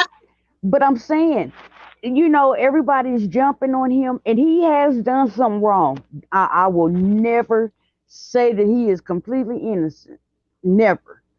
But I'm saying there were way too many people who were bringing girls to him, contacting girls for him, and supposedly there was a Everybody. woman who that was basically the madam for him, you know, watching over these girls and this and that. You got the bus drivers, you got The his security guard, managers, his security guard. the cook. All y'all knew this shit was And wrong. that's So why why he was y'all ain't said broke. nothing? That's why he was broke, because he was paying Paying off everybody off. everybody. I'm saying That all part. y'all knew this shit was wrong. So why y'all ain't said nothing before Paying now? off And the everybody. wife, And but see, my thing with the wife, not only that, now she was on that show R&B Divas. She was mhm, all happy on there. She was, you know, they was divorced. By that time, Mm-hmm. her and R. Kelly was divorced. She never said nothing on that show. Then she mhm. married that stupid dude, Brian somebody, who had the nerve to say he was uh uh he said he was the king of R&B. She even Mhm. said then she said, "No, baby, the king of R&B is still R. Kelly." Now Oh, And, you and, going and, and, around, you and walking he around, and you was. still Kelly this, Kelly that. And You you know you in the what? cars, you driving cars with your new boyfriend, listening to your ex-husband music, ex-husband. talking about, "Hey, go baby daddy." You sitting on red carpets telling people to buy his CD because that pays your child support all this time. And then when this surviving R. Kelly comes out, now you a victim? No, you were I not a remember that. victim. You were a volunteer. Because I truly believe that she was in on a lot of the shit that was I happening do to them too. girls. I have said that. I I have believe that said with that. all my heart, that she was in on a lot of the stuff that was the victimization of those girls. She I had a have part, said she that. had a Yep. role in that. And the way that she can get out of being prosecuted is to turn herself into a victim. Uh-huh. Exactly. Turn herself into a victim because when she did that story talking about now mind you, Talking about Harper he Diva, hog tied her and this I and that. but I do I'm not saying I believe everything she said, but I do believe that he mistreated her. I do believe that. I don't Oh, know he about probably hog tying did, her, He I but don't probably know about did. them hog he tying probably her did. so They was bad. married 13 years, so yeah, Right. I'm sure in I those mean, 13 but But years he he done took did care of her. something. I bet you. exactly. But I But know see he the thing laced them is pockets. the thing is he took care of all them. He took care of the wife. He took care of all those young girls, That the part. the young women. He took care of all of them when he And had they all that money, parents. And and they their parents. parents, And they parents. and his That part. staff, I was the just cook, about to say, the where cleaning were crew, they parents? Where the hell was everybody. they parents? Exactly. He Because see, paid everybody. Exactly. just about everybody got working parents, but where was the parents at? That part. How is it Yep. that your child is not in your presence? They was his concubines or whatever. Concubines. Exactly. Where But see, were you? but see, Why Where the were would thing, you? another thing, Mm-hmm. another thing is R. Kelly. when he was out here, when he was rolling in the Benjamins, and he had all that loot, and he was at the top of the charts. He was paying all these people. As soon as he get arrested this go around, all those Everybody people jump who on the obviously made bandwagon. that, ain't none of them. They who bonded him out? Some chick Some that's supposed to be daycare a woman. But see, daycare lady. She but bonded here him go out. my But thing all, right here. not his security guards, not his manager, not his tour manager, not his Hmm. promoters, not I mean none of those people who were None of them. actually in But the you know day to what? day. Nobody bonded him But out. Not check this none of out. So they survived R. Kelly. You know why they did that? Because most of them they waited and the statute of Dang, she got a limitations had dispensary run now. out. them. He Tanya got a said she got a dispensary. You dispensary. talking about Andrea? Did Hold up, Tanya. she got a dispensary. Hold up, Tanya. Hold on. Let me look this up. She Y'all got a know dispensary. when I ain't heard about something and I'm interested, I gotta look it up. But what I was saying is, so he victimized you and this and that. Why did you wait until the statute of limitations ran out before Uh-huh. you said something? And I'm Right. not trying to victim shame or none of that, but you waited until the statute of limitations ran out. Now you coming out and you dragging his name through the mud. And look Uh-huh. how many of them women did that. So they Yeah. can't prosecute him in the court of law. They couldn't get him for that girl because she wouldn't testify, so he got off. And they was pissed off about that. So now these girls that have supposedly been his victims, they come out. But they can't prosecute him because the statute of limitations have run out. So how do you ruin somebody's career? You Mhm. drag them through the mud in the court of public opinion.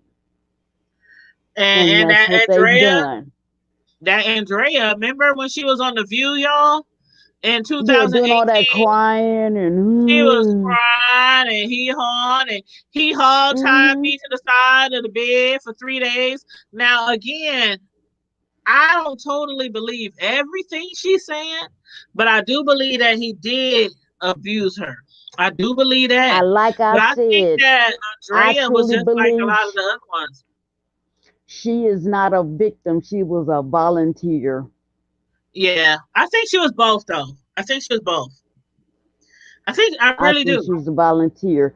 And all of And a I think sudden, when it got serious and people start talking about prosecuting him, then all of a sudden she was a victim. You see how fast she turned into a victim? but see, I think okay, hold up, Tanya. Oh, hold up, is that Tanya Travis coming on? Oh shit. Uh-oh, hey, cuz.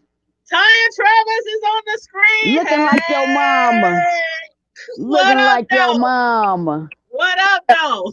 Okay, hold on, y'all. Hold on. Let me enter this. Now I'm about to go get a refill. I'll be back. Uh-oh, cuz jumping in. Okay, Tanya, I was listening to what you were saying. Now I'm on How another. you doing, Tanya? Nice meeting you, Tanya, Tanya. how you doing? I'm I'm great. with the R. Kelly, right? And they just did a rally and everything. But what I was saying I is the saw most that. you gotta pull up the motions and really read the motions. R. Kelly had a lot of snakes in his circle. I'm not saying what he did, whatever he was doing.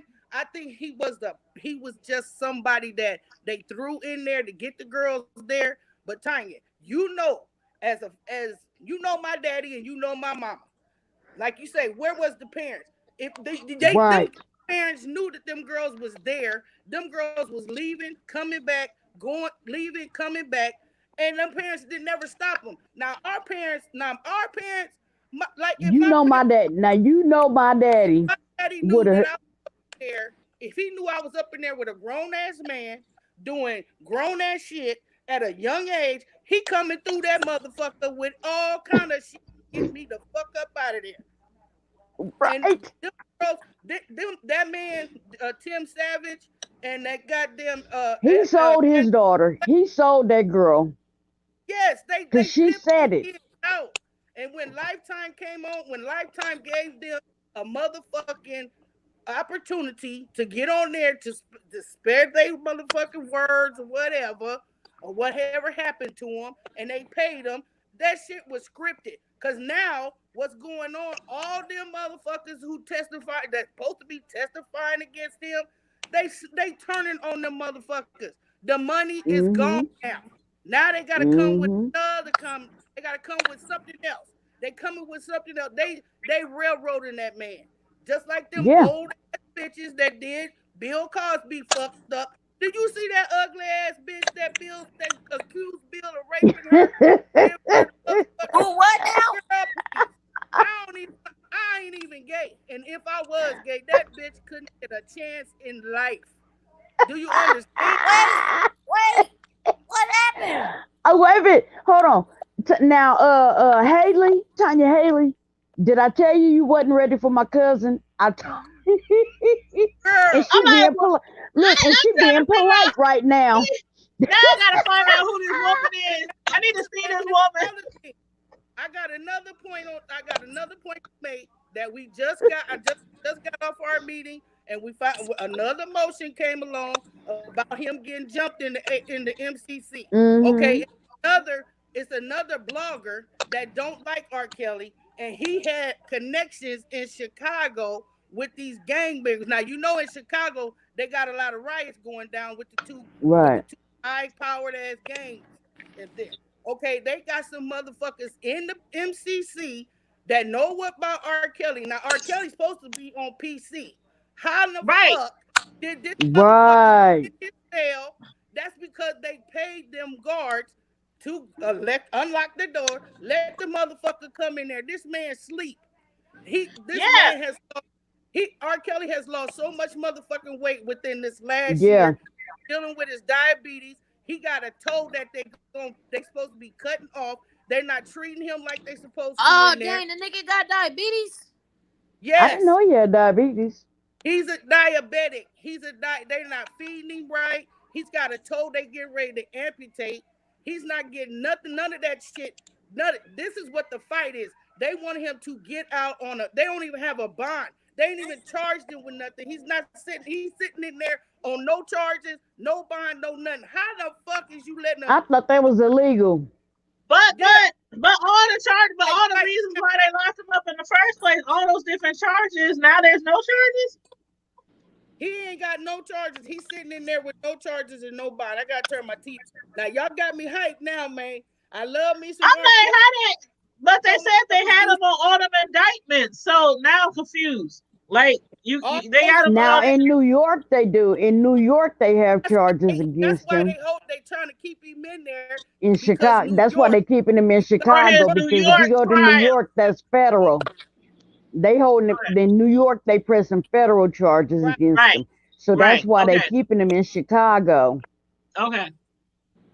But my thing is what the fight is now. Earlier this week when he got jumped, his attorney is what they're trying to do. They're trying to get him out on house arrest because now they see that the inmates can get they got a fear for his life. Yeah. When they're not supposed to. He's in peace. Because he was supposed to be in protection, right? Is that what it's called? Some type of protection? Protective custody. Protective custody. So why ain't Bill Cosby in protective custody? Because Cosby was getting tripped, pushed down the stairs. They took his cane, all kind of stuff. Did they? Yes. From what we were told in my other chat with the Bill Cosby situation, is his wife that started a lawsuit against where he's at because they were doing shit to him. And you know he. Hold on, Camille? I thought she left him. No, she's still with him. No, she's still with him. He's partially blind. And so he really... You're right. Shadows. He can only see shadows. I thought that was awful convenient. He went blind when it was time for him to I did too. Go to prison. I did too. I thought that was just saying. Yeah. Girl, you know... You know his eyes was cocked like pistols when he was on Fat Albert and the Cosby Kids. Come on now. So Tanya, So you think it's Is really that true why he that he kept was picking out attacked? ugly bitches?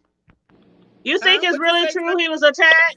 Do you think it's really true that he was attacked because when he requested to be released for COVID, they turned him down, and then now he's saying Well, he was attacked.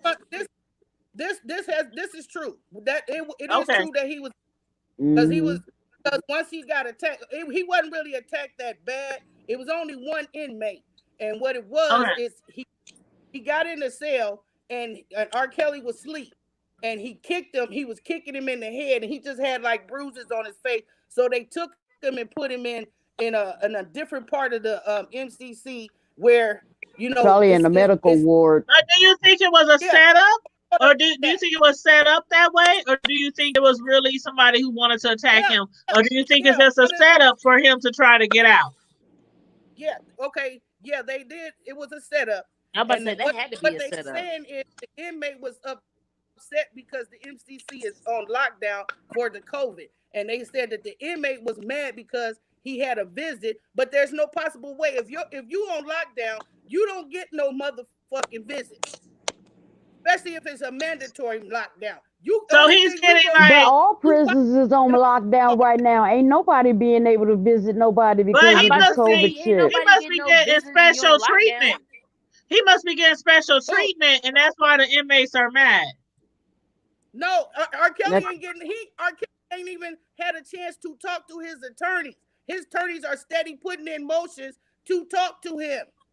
He So hasn't why had they saying that he wow. had a visit? So why they no saying he had a visit? the inmate that attacked him was mad because he said he had a visit coming up, which was a fucking lie because they're on mandatory lockdown. So So Right? he what they wasn't gonna got get to do with R. anyway. Kelly? Yeah. But, okay, listen now. If y'all let me finish telling you, Okay, go Okay. ahead. one of the bloggers that doesn't like R. Kelly, that's fighting with Angelo Clary and Tim Savage. He's Hmm. supporting their daughters basically. He has some homeboys in there that don't like R. Kelly, so they set him up, and they think they think it was a guard. They think it was two inmates, and the warden has something to do with it because now R. Kelly's attorney Steve Greenberg has putting out an appeal to. He wants to know who the guards was on duty, who was supposed to because Oh, he don't even none of that shit. All this shit Mm. is getting deep. I'm telling you, this shit is deep in the motherfucker. oh, I've been sugar following snaps. this here. And See, yeah, my thing is, I I'm not can't saying put it past R. Kelly to not concoct some type of thing for him to try to get out of jail again. Right, well, cause he's That's you why not I see, said they last don't you really see believe. last week basically they found a secret account of his that had over $1 million, but he's he ain't got no supposedly But he broke. broke. his attorney his attorney already just made that clear. It's in a motion that he doesn't have any money, and he wouldn't even be able to touch his money because they put his money on cease. Froze His all his money accounts.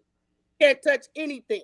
He can't touch nothing. And the only reason why he wants to get out so he can prepare for his trial. They won't even allow him, they won't even let him out. They Okay, so won't give him the process. let me ask y'all this. Okay, Well, they now violating the we didn't Constitution know, then because he has a right to a speedy trial. right? The process. But let me ask y'all this. We all know that he has done some things that he should not have done with younger girls. We know that. Yeah, He married a 14, 15-year-old. I mean, we know a lot of things that he done, right?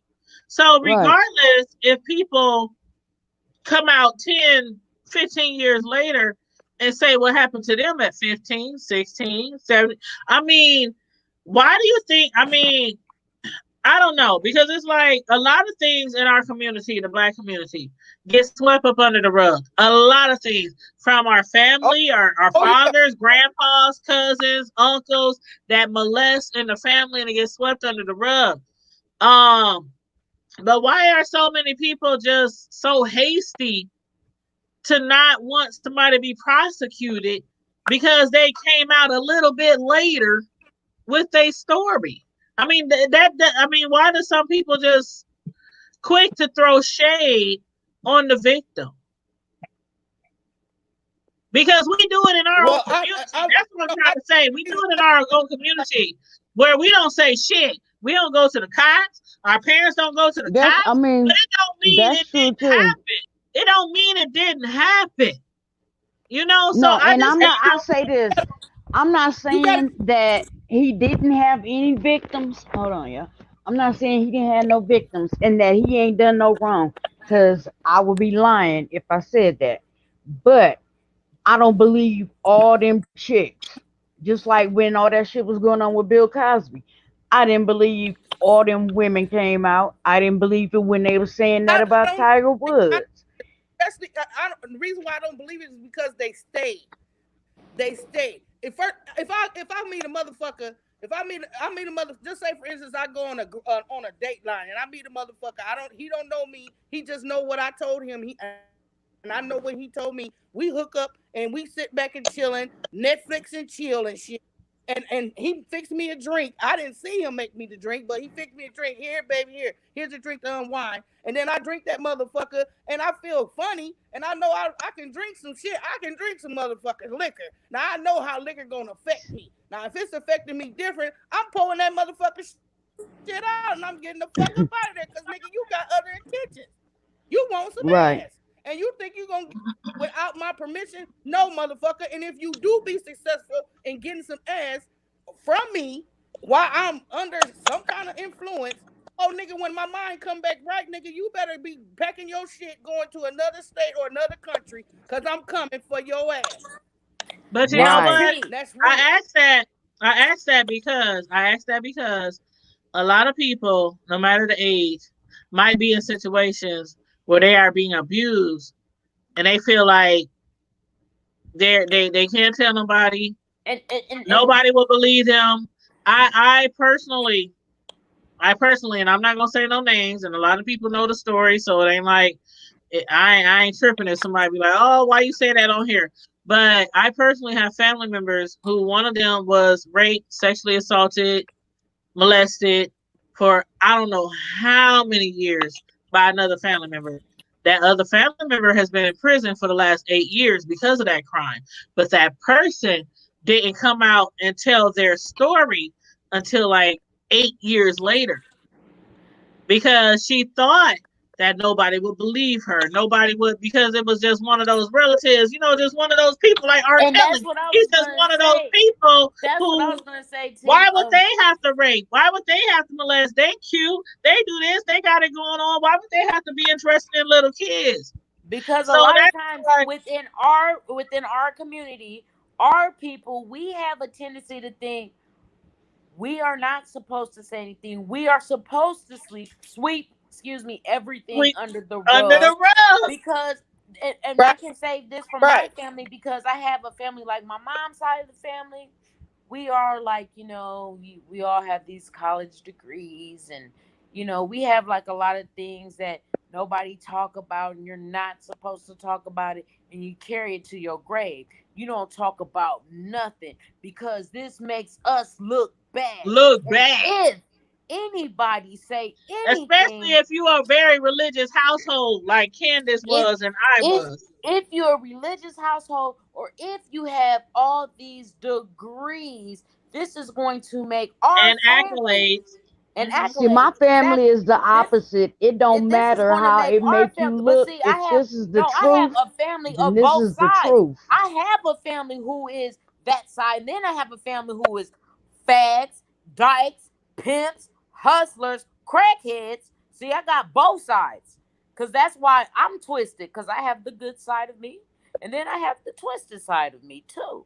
So that's I mean, why don't get it wrong. I mean, like on my mom's side, they all seriously on my mom's side, everybody is either a preacher, and that's male and female. They're hmm either preachers, they're hmm nurses, or they're teachers. right. And see, but Period. that's the thing. I feel like that's the stigma in the black race. A lot of times it's like we sweep it under the rug. And this is where, and then I'm going to pull it to a twist. with the whole mental health thing. It's like we sweep it under the rug. We don't talk about it. We don't deal with it because And we then are we so end up, worried about the stereotypes about how everything make us look as a yep, whole. Not getting yep. off the subject, I'm bringing it back. But we are so Oh worried no, about we still on the subject. We still on we're the still subject. on the subject, but we're so worried about how everything will make us look. So that's why a lot of times we don't deal with things. We just keep things to a hush. We don't deal with things, and we'll wait so many until we feel comfortable to bring it out. Then we'll go And you ahead know and what? decide. Ken? I can definitely relate. Me and you didn't talk. Me and Karma didn't talk. I can definitely relate to the you have both sides, because if people know me personally and they know my kinfolk, I mean, I got like half my family blood, half the family Crips, and then we have the certain part that's religious. Right. I was raised up in that religious part, but then after a certain age, I was like, but they having so much fun over here and over here. Why mama keeps keeping me from these people? And she was keeping me. I understand now why she was keeping me from certain people, but there was my family. And so I kind of like disobeyed her, and we started hanging out in the streets and hanging out with her family and the gang members and woo woo woo woo woo. But when it comes down to uh sweeping it under the rug, I had something happen to me. I always said I'm the part of the Me Too movement. I never said specifically what it was, but I had something happen to me, and I did tell my mother, rest in peace, I love her to death. I love her, wish she was still here, but something happened to me, and she believed them over me. Okay, Tanya, I got it, and Tanya, She believed them over me. So it had got so bad with a certain person in our family. It got so bad where I ran away at 17 years old with nothing but my book bag full of books.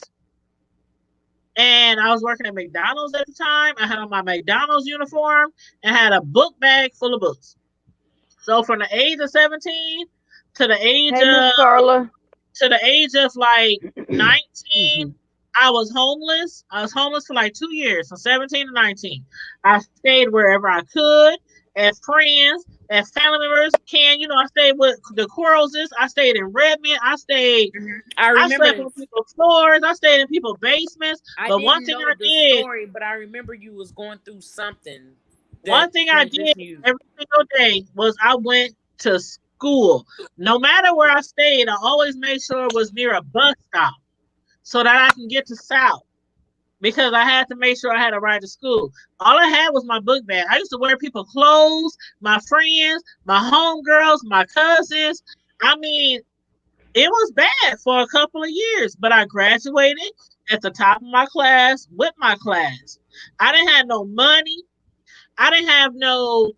When it came time for graduation, I graduated with a blank envelope. Why? Because I owed $100 of fines that my parents wouldn't pay.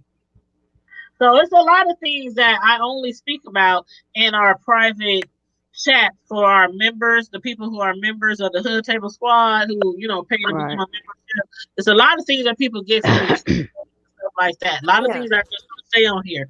But people who know me know me know me. They know my story.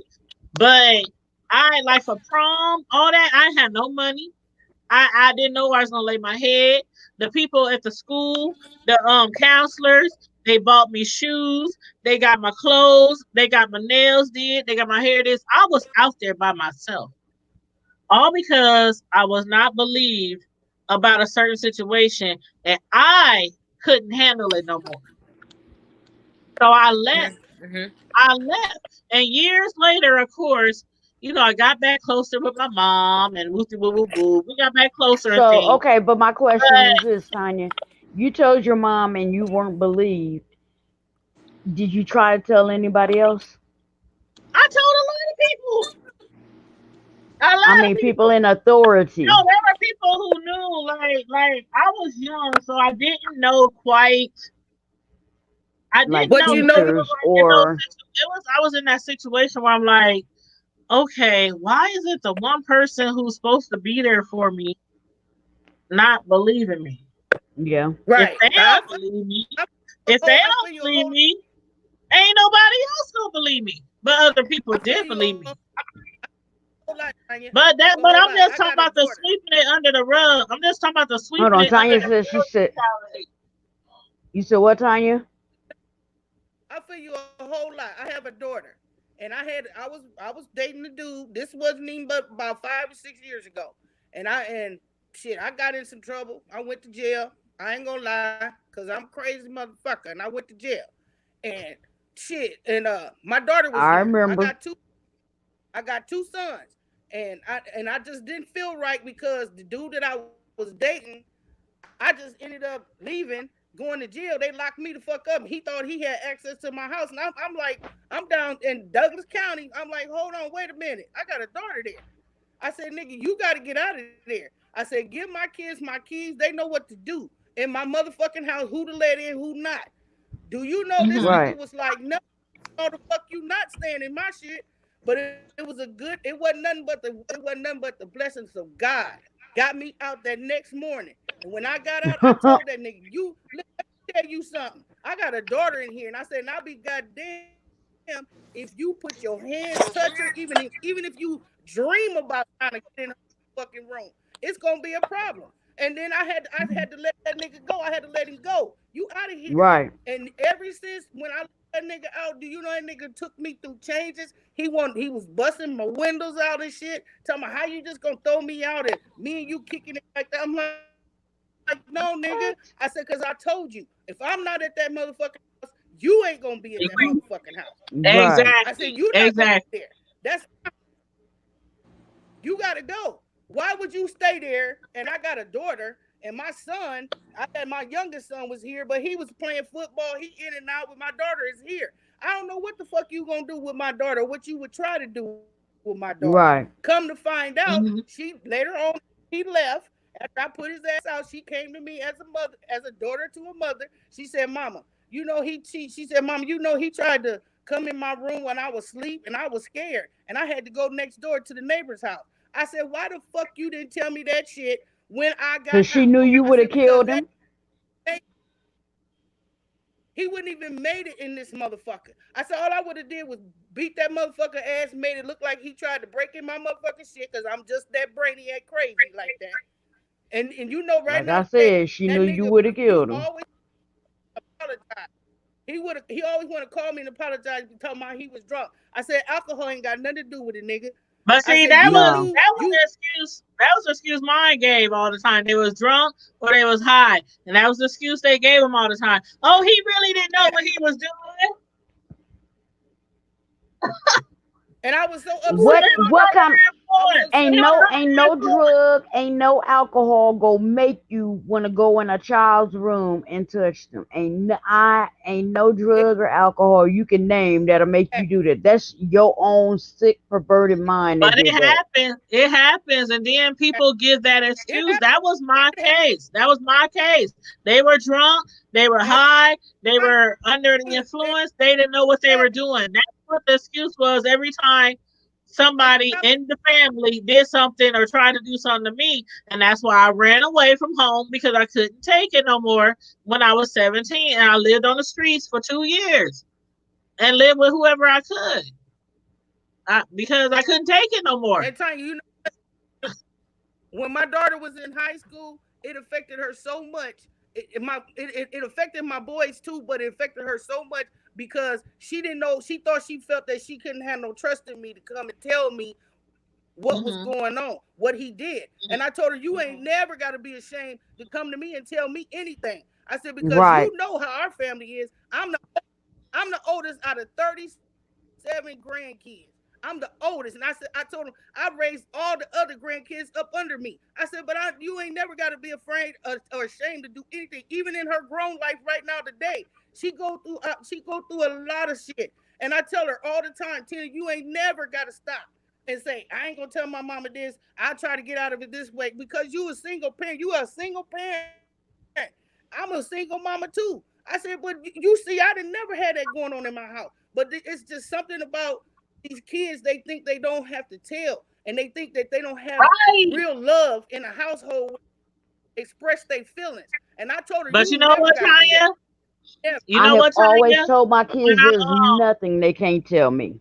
when I Nothing. have my I boys, love that. I I got love boys, that. and I don't Believe in that. I don't have girls. Y'all know I don't got two. I got two boys.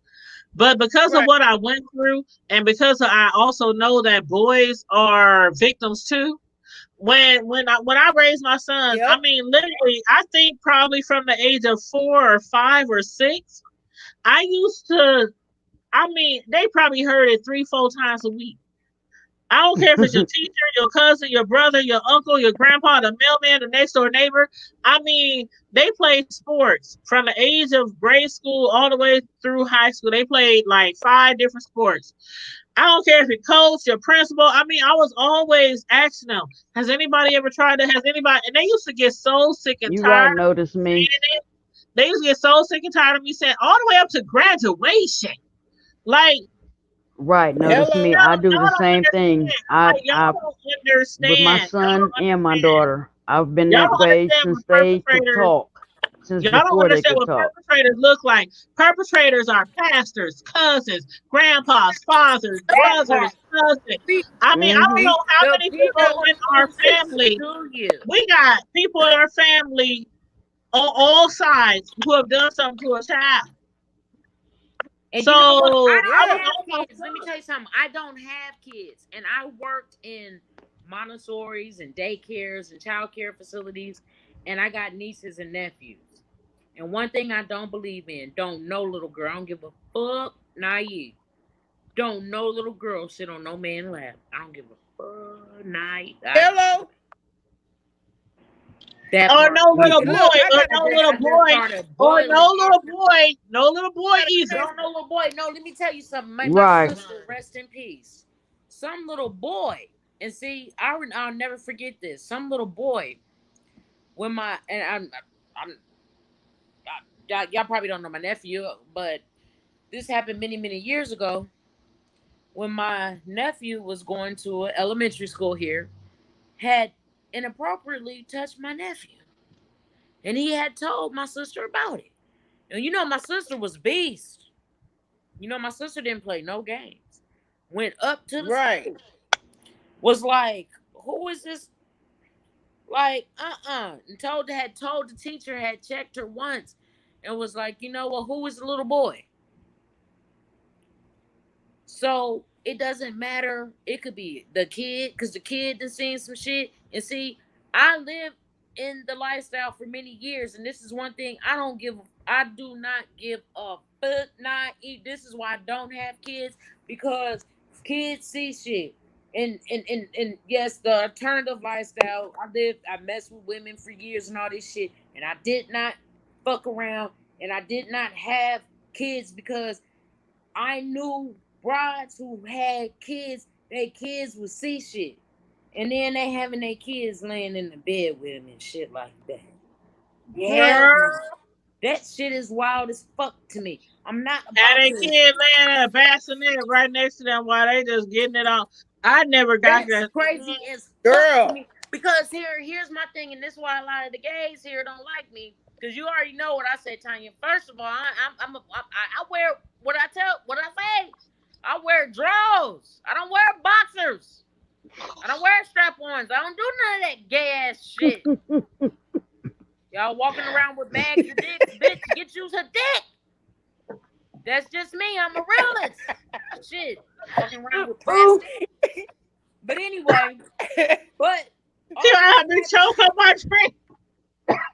you know, because like I never understood it, because then these kids, they're sitting around and they watching, and then they start messing with other little kids and doing all type of weird ass shit.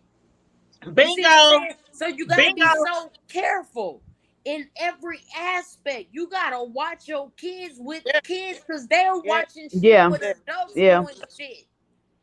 I Yeah, watch that's my true. boys like a hawk. I'm telling you, to this day, they will tell you. I used to get on their nerves. Because I used to tell them this, because I know how I wasn't believed when I was a child, right? So, and I Mm-hmm. know a whole Let me go get my bunch of dog. other people. I know a whole bunch of other people that was not believed as a child. So with them, I used to talk to them almost. I mean, it was so often because I don't know. It was like a fear. It was like a fear that I had. And it was because I knew by the time I had my children that there was so many predators in our family and extended family. So it was a fear. Like I didn't let them go over certain people's house. I didn't let them get babysit by certain people. You know, it was a fear I had because I knew if it happened Yeah. to me and my own Nobody in family, my family, I'm gonna say this. right? Nobody, my kids have never been watched by anybody except family. And Ever. see, They've family, never, my even with kids have family, I can never only been see certain to, people. my son tried to spend the night at one of his little friends' house one time. He didn't even make it to midnight. He calls me and he's like, "Well, okay, I'm ready to come home now." Nigga, it's midnight. You This know what supposed I to was be an gonna say? all night thing. We was He only was like, watched by my mama. That's the But he only was, person who watched but us. Tanya, you laughing, but upstairs he called. He was like, "Well, it's time. I'm ready to come home now." see, at least he No. was comfortable for a certain while. But when you can't even trust your I mean, own I went and family, got him, when but you can't trust no, your I own don't family, trust. that's But sad. but That is why true, I'm but laughing because the reason why I'm laughing is because that same incident happened with my grandson. And my grandson's smart because he get it from his grandma. We the same damn sign. We when we feel something ain't right, oh, we getting the hell shit. And his He- little friend wanted him to spend the night too. And his mama was like, "Well, I'm gonna come and get him because I had, he stayed with me, but I'm gonna get my son because his little cousin wanted him to come over there to babysit." And I said, hold on, who the adult in there? Who gonna be there? Because they be Girl, on that I used YouTube to be watching on that it. ass What's their name? What's shit. their address? Where they went to school? Where they graduated? Where they work? Who their husband is? What's their kids' name? I mean, I used to be like that when my kids want to go to their friend's house. Want to go over there and But look at yeah, the my environment. daughter wanted to spend the Girl, night with her little friend that lived down the parking lot. This little mm, family from Nepal. Now the parents don't speak English. The only people that speak English is the two kids. I was like, that's now, a And then, negative. and then my and mama I was the used to type inspect didn't people's let us spend houses. the night at nobody's house. And when she did, we had to be home at 7 in the morning. She was calling, telling me, "Come on home now." You Oh know hell no! what? 7 in the morning, we I was who's going that to said? sleep. 7 I o'clock in the used to morning because we inspect. had Who's that chores to said? do. Get on Who's home now. I used to This inspect fool people's cracking that houses. up. said they Like for real. My kids used to have their friends' parents call me and beg for me to let them. I said, I'll be on my way. What's their address?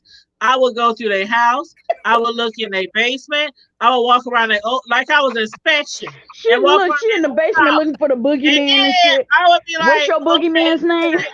But I used to drive my kids crazy because they got tired of hearing it because they got to the point where they knew if something happened to them, they could trust mama and they could tell mama, but I couldn't stop nagging them about it. Like they would come home right. to somebody, they would be okay. Did somebody try something? Mama, no, daddy. I'm like, and then when they got 16, 17 years old, they're like, Mama, they both muscle, all built solid. Mama, you think we would let somebody take advantage of us? I'm like, it happens all the time. I'm like, so that's what I Oh hated. yeah, That's what I hated. I hated putting I them look. through that. I, I hated putting my them through my that. grand 5 years old, and when his little friend wanted him to come spend the night, and he wasn't at that time, he was only 3. I said, "Oh hell no, I don't think so." And my daughter was like, "Mama, you just so strict, and Mama, you just crazy." I said, "Tina, let me tell you something. I don't trust not a goddamn soul. That was me. I'm telling Cause you. this They they okay, got listen. they Right. you can go on mother YouTube right now, and you can see his little tablet. He was on YouTube and had his earbuds in. He laughing and giggling. I looked on there and seen naked bodies and shit. I said, "Oh, hold the fuck up! What is shit? How did you find this website? How you find this shit?"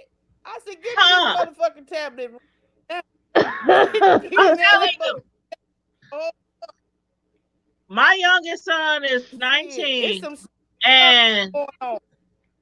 my youngest son is 19, and they have this. There's this teacher that went to Notice me, I Benson think High. you are. There was a teacher who went to Benson High, and he was a coach and a teacher. And oh my God, all the kids love this coach and this teacher, right? At Benson. I'm not gonna say his name, but when my oldest one was in high school, my kids are 4 years apart. So when one was in high school, the other was in grade school or junior high. So when my oldest son was in high school, it was always barbecues at that coach's house. I mean, it was always kind of thing. He'd like to do things for his team members and football, basketball, and all that, right? So with my Yeah. oldest child, I used to always say stuff like, man, if he even looked like he trying to, if he even looked like he's trying to touch you, if he looked like he trying, man, I mean, my kids would be like, mama, for real.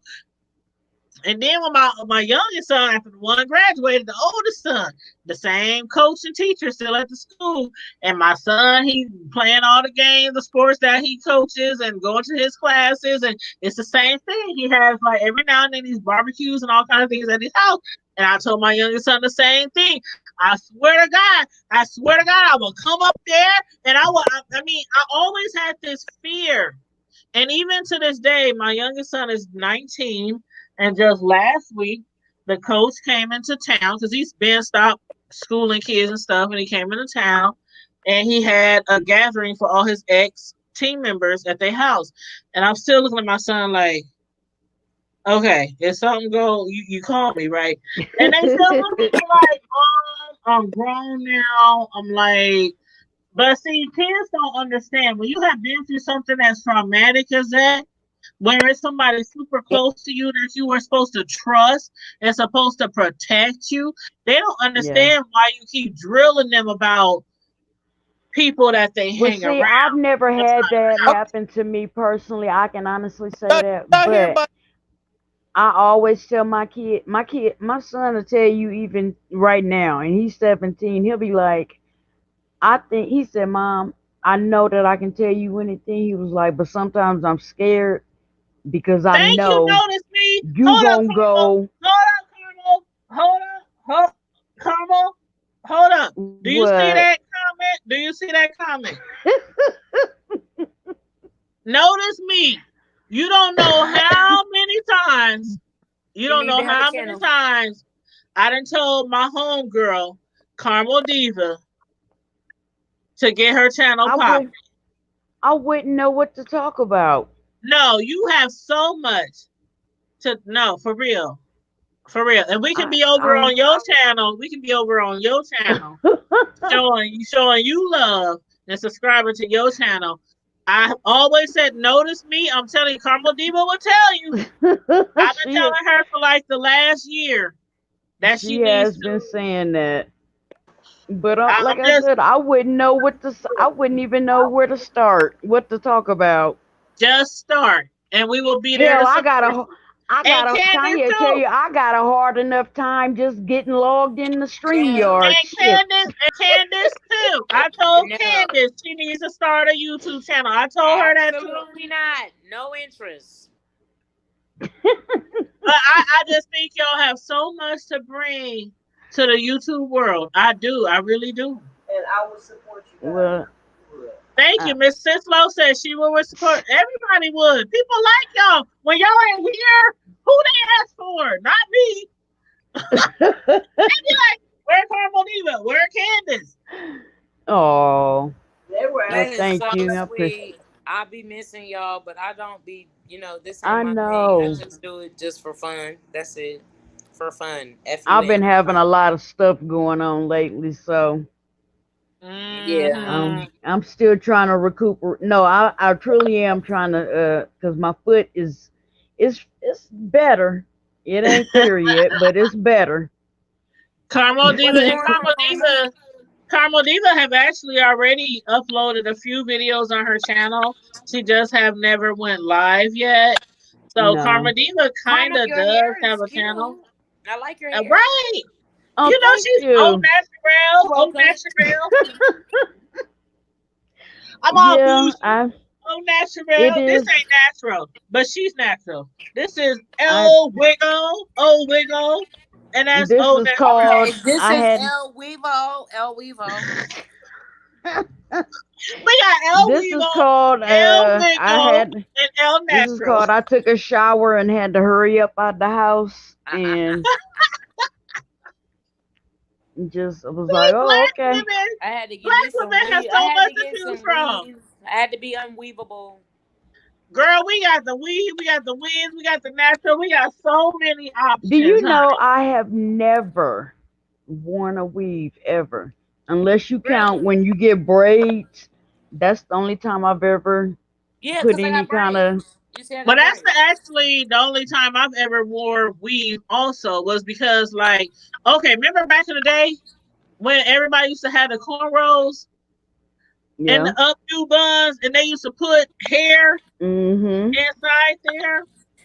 That's And what then I got. I just sometimes, got hair added, and then my cousin, I had her to braid it, mhm, and then I was gonna have her braid it to the end. I said, "Well, do whatever you want," and so she just stopped and she didn't braid it no more. She just left it, and I said, "Oh, okay, whatever." it's cute. So you here notice me, Carmel Diva? She I said see just it. not like you are talking about the whole thing with aura. It's aura. Aura, Aura. aura. Okay. Aura, aura. Aura. Aura. I don't see nothing wrong. Love you too, Carla. Everybody Hey, give Miss Carla a shout Carla. out. Hey, Carla was Carla. you know what, you guys? I'm gonna do another Q&A session. And if Carmel Diva or any of y'all want to join me on the panel to do a Q&A where people ask us questions and answers, I please know feel I free to missed the join me. last one. You missed the last one, but I really want to do a Q&A for all of our members, not just subscribers, but the people who actually pay to be members every month. Because that's Yeah. something I want to do once a month is to kind of be a little bit transparent to the members. So if y'all want to do that with me, let me know. Otherwise, I can do it by myself. But if y'all want to do it with me, I can add y'all to the panel. But I think that'd be really cool. I What think it'd y'all be want really to cool. know? Because I'll let you know. And like I told people, don't ask me no incriminating questions because I used to be out in the streets. Me and Candace, now Karma Diva, she wasn't in those I was streets like me and Candace. I Me and wasn't out there Candace, like y'all. I mean, I was out there, but I was real low cameras. key with my. I was real I, low I'm key I'm just with saying, mine. I'm pretty transparent. I'm real transparent. That's my problem. I'm just real transparent. I remember right? my bishop in Minneapolis, he said, "Candace, honey, you are just so transparent." I told him, I said, "Bishop, I have a problem." He said, "What is that, honey?" I said, "The Look three in the B's." He chat. said, "What's the You three got to B's?" scroll way back, cause The looking. Oh, I'm three sorry, B's. Candace.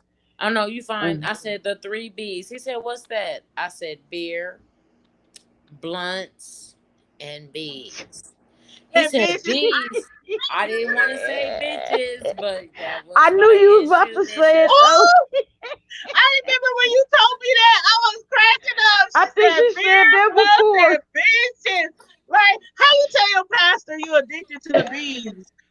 I Beer, mean, blood. but I cleaned it up. I didn't say the bitches part. I just said, the blunts and the beer and the bride. But what You did he know, say, Ken? What did he say?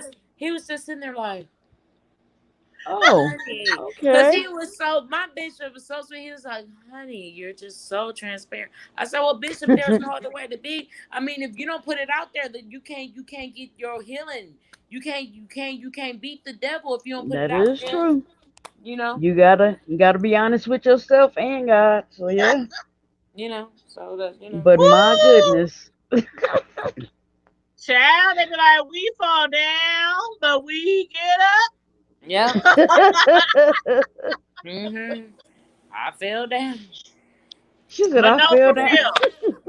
For real. I want to do Yeah. like the next Q&A. I want to do like next And that's Thursday, just like right maybe. now. And it's funny because I actually there was a gentleman, Tanya, I ain't gonna even name his name. And I just like try to talk to this gentleman, and I was just like, he just weirded me out. He creeped me out. He had like stalker tendencies to me. Like, don't tell me you love me in like 1 week. We only talked like in 5 days. Oh no! Oh no! You know Oh what, no! sir? You know what? I And would have then put the brakes on that and be like, oh, you know and what? then and then I'm wait, good. and then I didn't accept your friend request. And then I get a notification that you done made a comment on a post of mine from 2014, but I didn't accept your friend request. That part. Let I me tell you. wonder.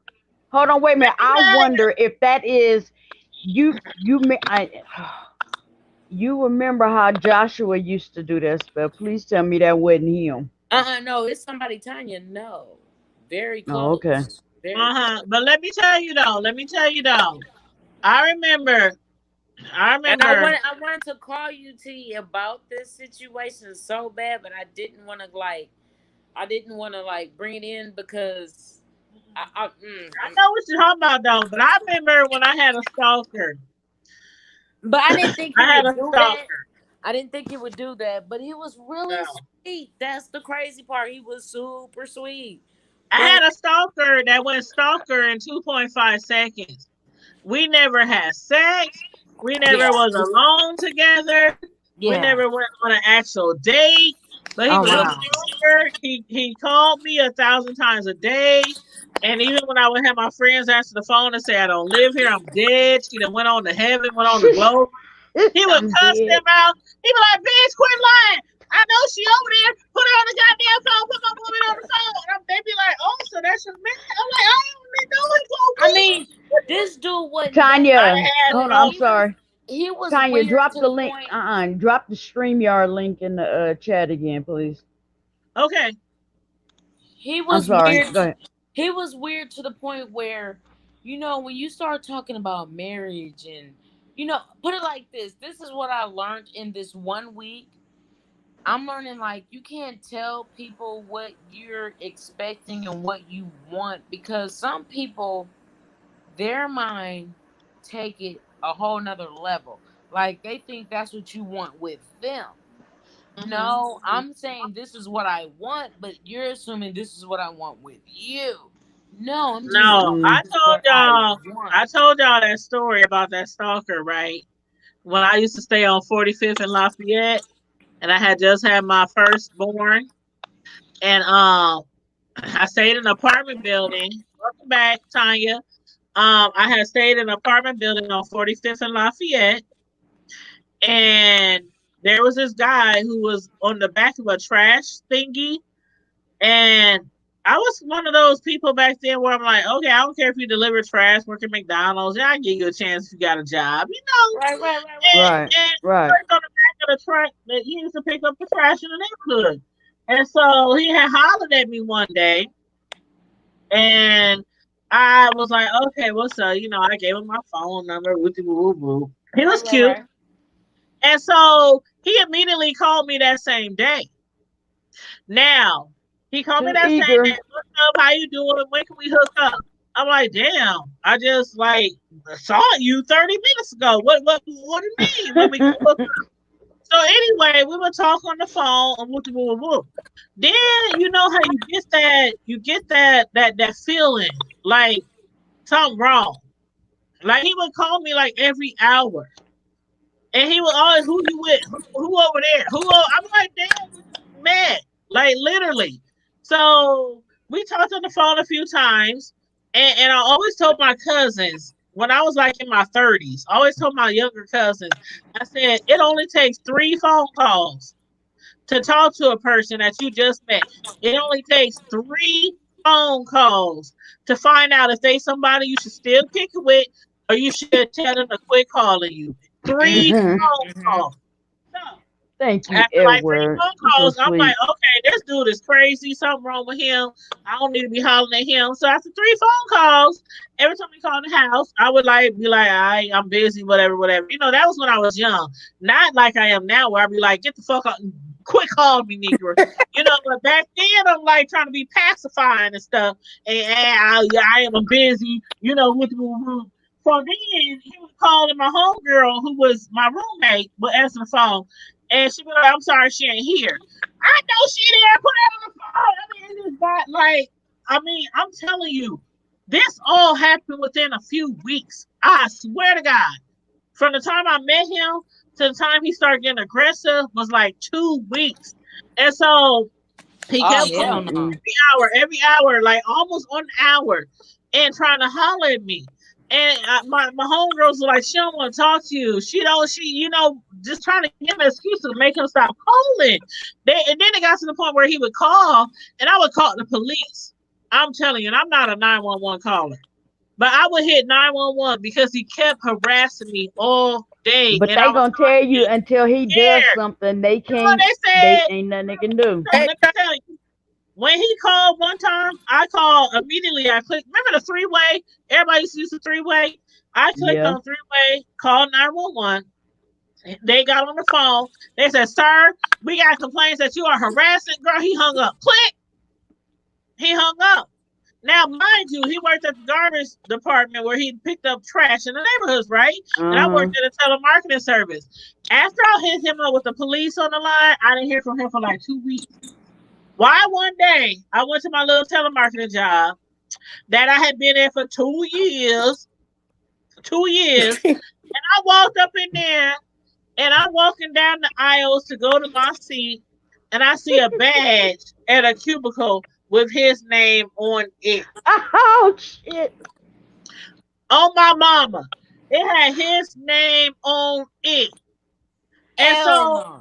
I immediately, and it might sound funny now, but back then it was like I snapped. I immediately dropped on the floor. I crawled all the way because I didn't want him to see I me. I'm like, would, yeah, I would have too. if this motherfucker in this Uh-uh. seat, if he in this seat and I ain't talked to him in 2 weeks, I didn't call the cops on Uh-uh. him.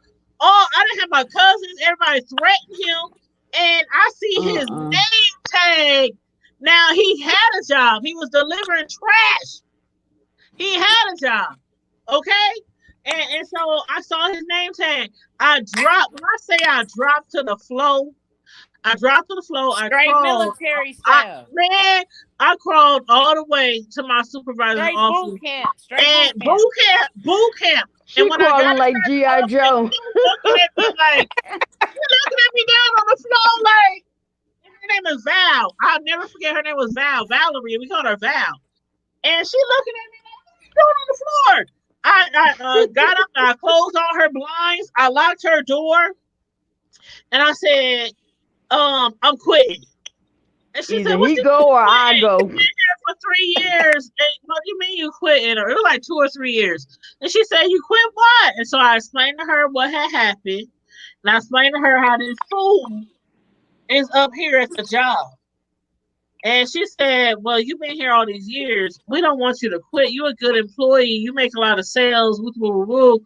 We don't want you to quit. How about you just go home today and we just try to figure out what's going on? So anyway, I That went would home have been that when you day. should have called the cops for Girl, harassment and stalking. I went home that, but see, I didn't have no restraining order for him because when I called the cops, he just stopped calling me. So I didn't have no restraining order or nothing. So then I went home and the next day he came to work. I wasn't there. The next day he came to work. I wasn't there. The third day he came to work. I wasn't there. He stopped coming back. Then I started going to work because I wasn't going to work. Like I ain't going to work. And so then like the Right. fourth day I came to work, he showed up. And by that time I had, Roscoe, Carmel Diva, Yeah. Roscoe, him Little husband. Yeah. Roscoe. Yes, Roscoe. Roscoe the homeboy. Yeah, I We used all to work with Roscoe back in the day at GLS. we all worked there. And so everybody had knew what was going on. My homeboys who worked there, my homegirls, everybody knew what was going on. So when he came back on that fourth day, I was being walked to the bathroom. I was being walked to the break room. I had an Damn. escort everywhere. And he would always try to, I want to talk to you. Let me talk to you. I want to talk to you. And my homeboys would be like, she don't want to talk to you. Get the fuck out of her face. They was threatening and stuff. This is real. This is at work, y'all. And so then, People after is a while, nuts. when he realized nobody would let Not him planning. get to me, when he realized nobody would let him get to me, he stopped coming to work altogether. So they were able to fire him. They were able to fire him for no call, no shows. Oh, He now was you not done reported look. Now you because done he got him couldn't fired. get Now to he me. really gonna be pissed. Right, because he couldn't get to me. But why? Like a week later, me and my roommate, we was watching news, and we saw in the news that somebody had been arrested for domestic violence, It was him. burglary, armed robbery. They said he was schizophrenic. They said he was on crack, and he was on all these other drugs. Why was it him? Yeah, I knew it. Crack and lithium Now, don't Tanya, mix. let me piggyback on that. Now, this is just recently. We just had our family reunion 2 weeks ago. And you know, we was out partying from that Thursday till whenever that Monday, Blue Monday. But that Saturday, I hooked up with my You right, cousin Mark notice me. Nichols, and we down chilling, we drinking on the tequila and That shit. went I'm a too little quick. high. I'm a little high and shit. So I come home and me and my daughter, we parked in my driveway, you know, having a conversation. And I got a neighbor. Now I've been living on my block for the last 30 years. I done seen people come, go, move out, move in, stay, whatever. Mm-hmm. So Mm-hmm. we talking, and my daughter, she looked at her rearview mirror. She said, "Mama, here come your neighbor." I said, "Who?" And I'm a homebody. I don't be fucking with people like that. Thanks, I don't Ellen. give a fuck that. That's I me. don't give a fuck they own. So she said, "Mama, here come your neighbor." I said, "Who?" And so I got some crazy motherfuckers live around by. So anyway, I said, "Who?" She said, "The dude live across the street." I said, "I don't know that motherfucker. What he coming over here for?" So finally, he comes over. He's on the driver's side talking to me, talking to my daughter first, and then he's talking to me. And he talking about, "Let me shake your hand." I said, "I don't shake hands, motherfucker. I'm in the COVID. And I don't know what the fuck you got going on." Girl, why that next day?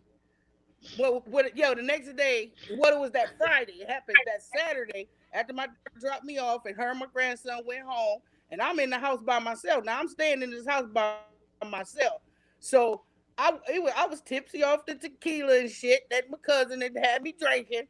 So I'm sleeping watching TV.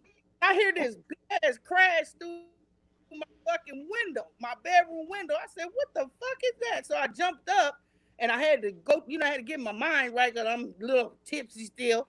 And I go to the bathroom, I come back, I turn my bedroom like, girl, it's a big ass brick through my motherfucking window on my bed. I said, "What the fuck?" Turns the light on, and then I hear a knock on my door.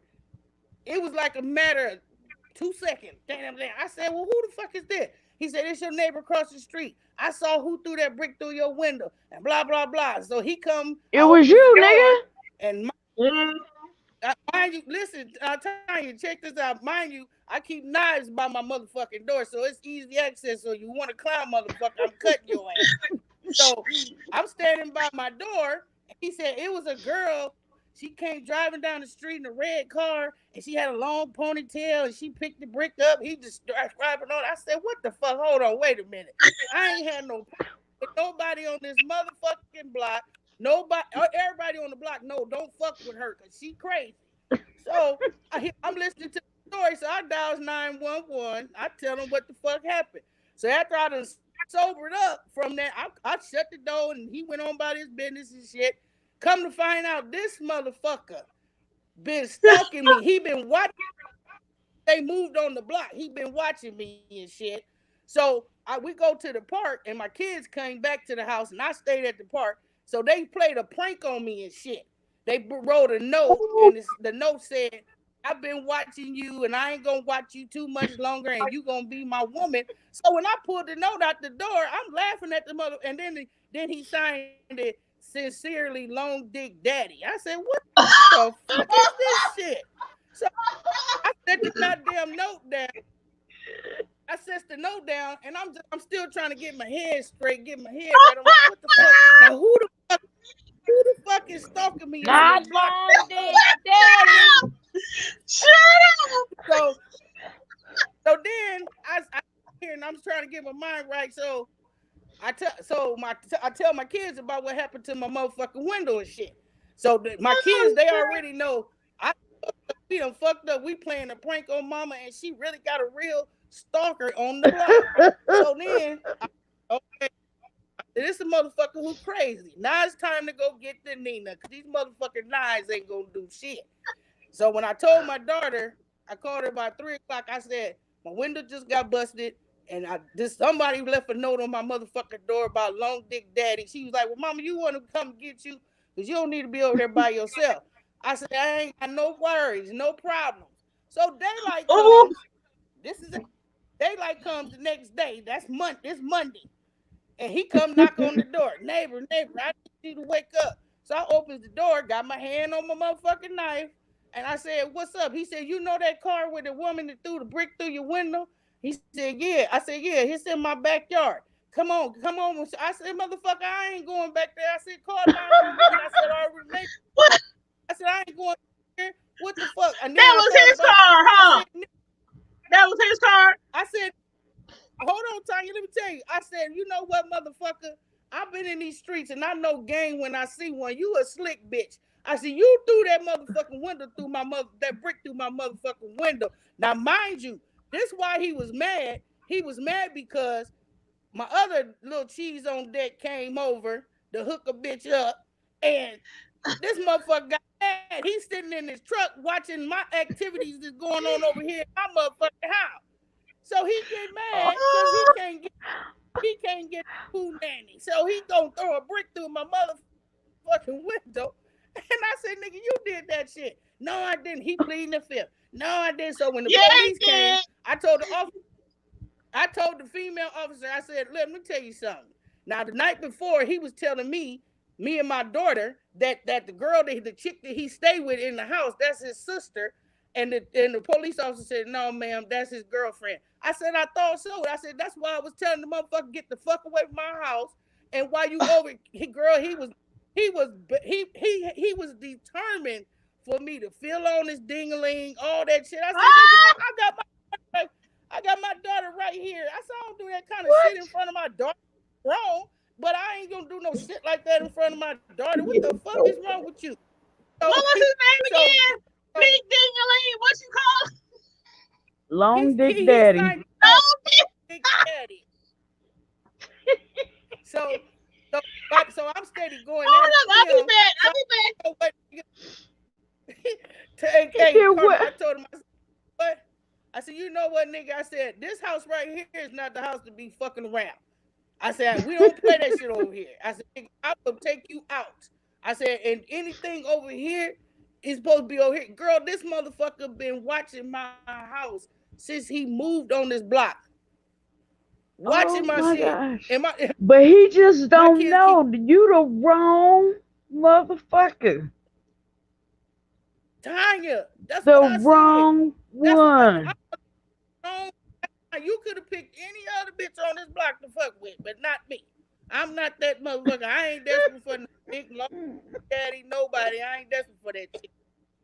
And I already know you living with a woman. I ain't crazy. I ain't gonna just be going over to your house, knocking on your door and telling you to come and hook up with me. I ain't gonna be doing no monkey ass shit like that. That fool said, come to the backyard. Let me show you.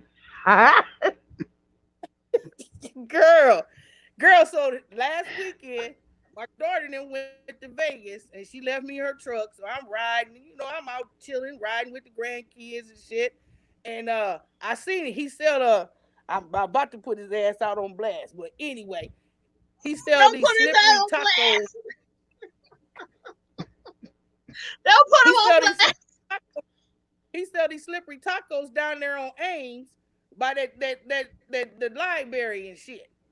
So I'm driving down Ames Street, going west from 24th Street, and he's standing out in the middle of the street. He see me, he holler, hey neighbor. I said, okay, I'm gonna whip this motherfucker around and see what this motherfucker talking about. So I pulls up in there and I said, nigga, you can't say nothing to me until you apologize to me and you gonna tell me how you gonna fix my motherfucking window. I didn't throw that brick through your window. I said, nigga, everybody I done told the story to said that was you. I said, nigga, when the brick went through my window, it wasn't more than 3 minutes. You was knocking on my motherfucking door. I said, then the night before you wanted me to feel your dick and all that old shit. I said, nigga, you look guilty. I said, but I'm going to tell you this, and I'm telling you this in your face. I said, I'm not the bitch to fuck with. I said, you stay over there with your girl. Because if your girl come over here, she gonna have some problems too while she thinking I want your back. And this This shit is so funny. He had a whole woman. Yes, and he told me and my daughter it was his sister. And this motherfucker from Sugar Lot, motherfucking Mississippi, from where? Out, and she light skinned it, and I said, motherfucking way, that's your sister, that's your woman. And that motherfucker girl, I cussed that motherfucker out last Saturday. I cussed his ass out when he fucking hit my motherfucking window. I was just waiting for this motherfucker to sell as much slippery tacos as he wants to pay. She's a slippery taco. You can pay. Tanya, is he still selling slippery tacos on Main Street like White now? Go down there. You know where the library is on Ain Street, right? Go that parking lot right across the street is a little yellow motherfucking truck thing that he sell the goddamn slippery tacos out of. Oh God! I blast. I don't fuck that nigga because I wish he would. Why is they slippery? Why they call slippery? Girl, when he told me they was called slippery tacos, no, they call wet tacos. That's what they call. Oh, they. I said, what the fuck? Wet taco. I ain't never heard of wet taco. Oh, you gotta try my wet taco. You got to. I said, nigga, I don't need shit come off of no fucking truck from a motherfucker like looking like you. And girl, he's an ugly motherfucker. He looks dirty all day. Girl got dogs in his house. What the fuck kind of? I'm trying, Miss Slow. Oh yeah. Girl. This is why I don't talk to your ass. You about as bad as your daddy. Girl. I'm up here because I try to support. I try to support our own. I'm telling you, this is why I don't talk to her ass. This is exactly why. Cause she about as bad as her daddy. Taco. That ain't even nothing like I sound like some shit I want to try. That don't even sound edible. They call it wet tacos. They call it wet tacos, and you call it slippery tacos. I don't know if the motherfucker busting a nut in the taco or what the fuck. Oh Jesus! Woo, child! That nigga, I don't know what the fuck. And then we got a little white lady. I got a little white lady live next door. He done made a move on the white girl over next door, but she got a protection order against him, and he gonna tell me, yeah, she put a protection order out on me, but I need to find out her name so I can put one on her. And I said, well, nigga, what the fuck? Who was around here just throwing your long dick daddy ass? How you not know her name? How you not know her name? How somebody got a protection order on you and you don't know their name? First of all, that's a matter of public record, so he can go down there and look it up. Yeah. He's from Mississippi. Something I said that when I called all my male cousins over here, they was lined up out in front of my house, and he was sitting out on his porch, and my cousin said, man, you come this house over here, don't fuck with 3810. You can do whatever the fuck you want to do on this block, but leave this house alone. That motherfucker, I ain't seen that motherfucker outside in almost a week. She said outside. A week. He take his dogs in the backyard. He go out the back. Tanya, he's under quarantine. 2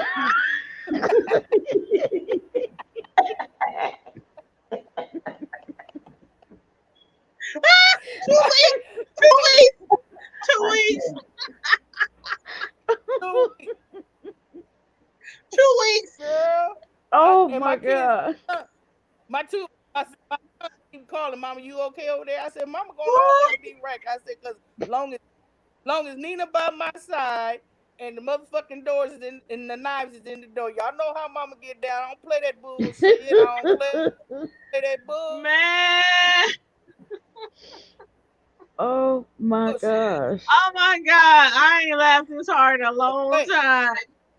And wait a minute, she like this all day, every day. She is hilarious. Ooh. Good storyteller. I can see She her. get it from both her parents, but especially her daddy. Oh my God. I can see her doing this on a comedy channel or something. Thank you. Man, we talking about everybody who needs to get a channel. That damn Tanya, Tanya Travis. Tanya. She'll grow up quick because people love to laugh. That nut. And she be All telling she the gotta do is truth. And tell a this story. is just her. All you gotta do is tell a story about something that really happened. That's what I be This is just saying. her. Some people need a YouTube channel. I'm like, you just say it Tanya with your need a chest. YouTube. We can't hear Say you, it with your cuz. chest. She's on mute. She put herself on mute. Unmute yourself, girl. See how you do that? You Put your still little muted. microphone down I up don't under know that. how she unmute. She muted herself. I can't take her off mute because she muted herself. Okay. Down at the bottom, up Look, under your little bitty picture there of you yourself. There go. you go. There you go. Yeah, Look, she had to lift I her tried. glasses up to see it. Look. All I know, but for real, I truly believe.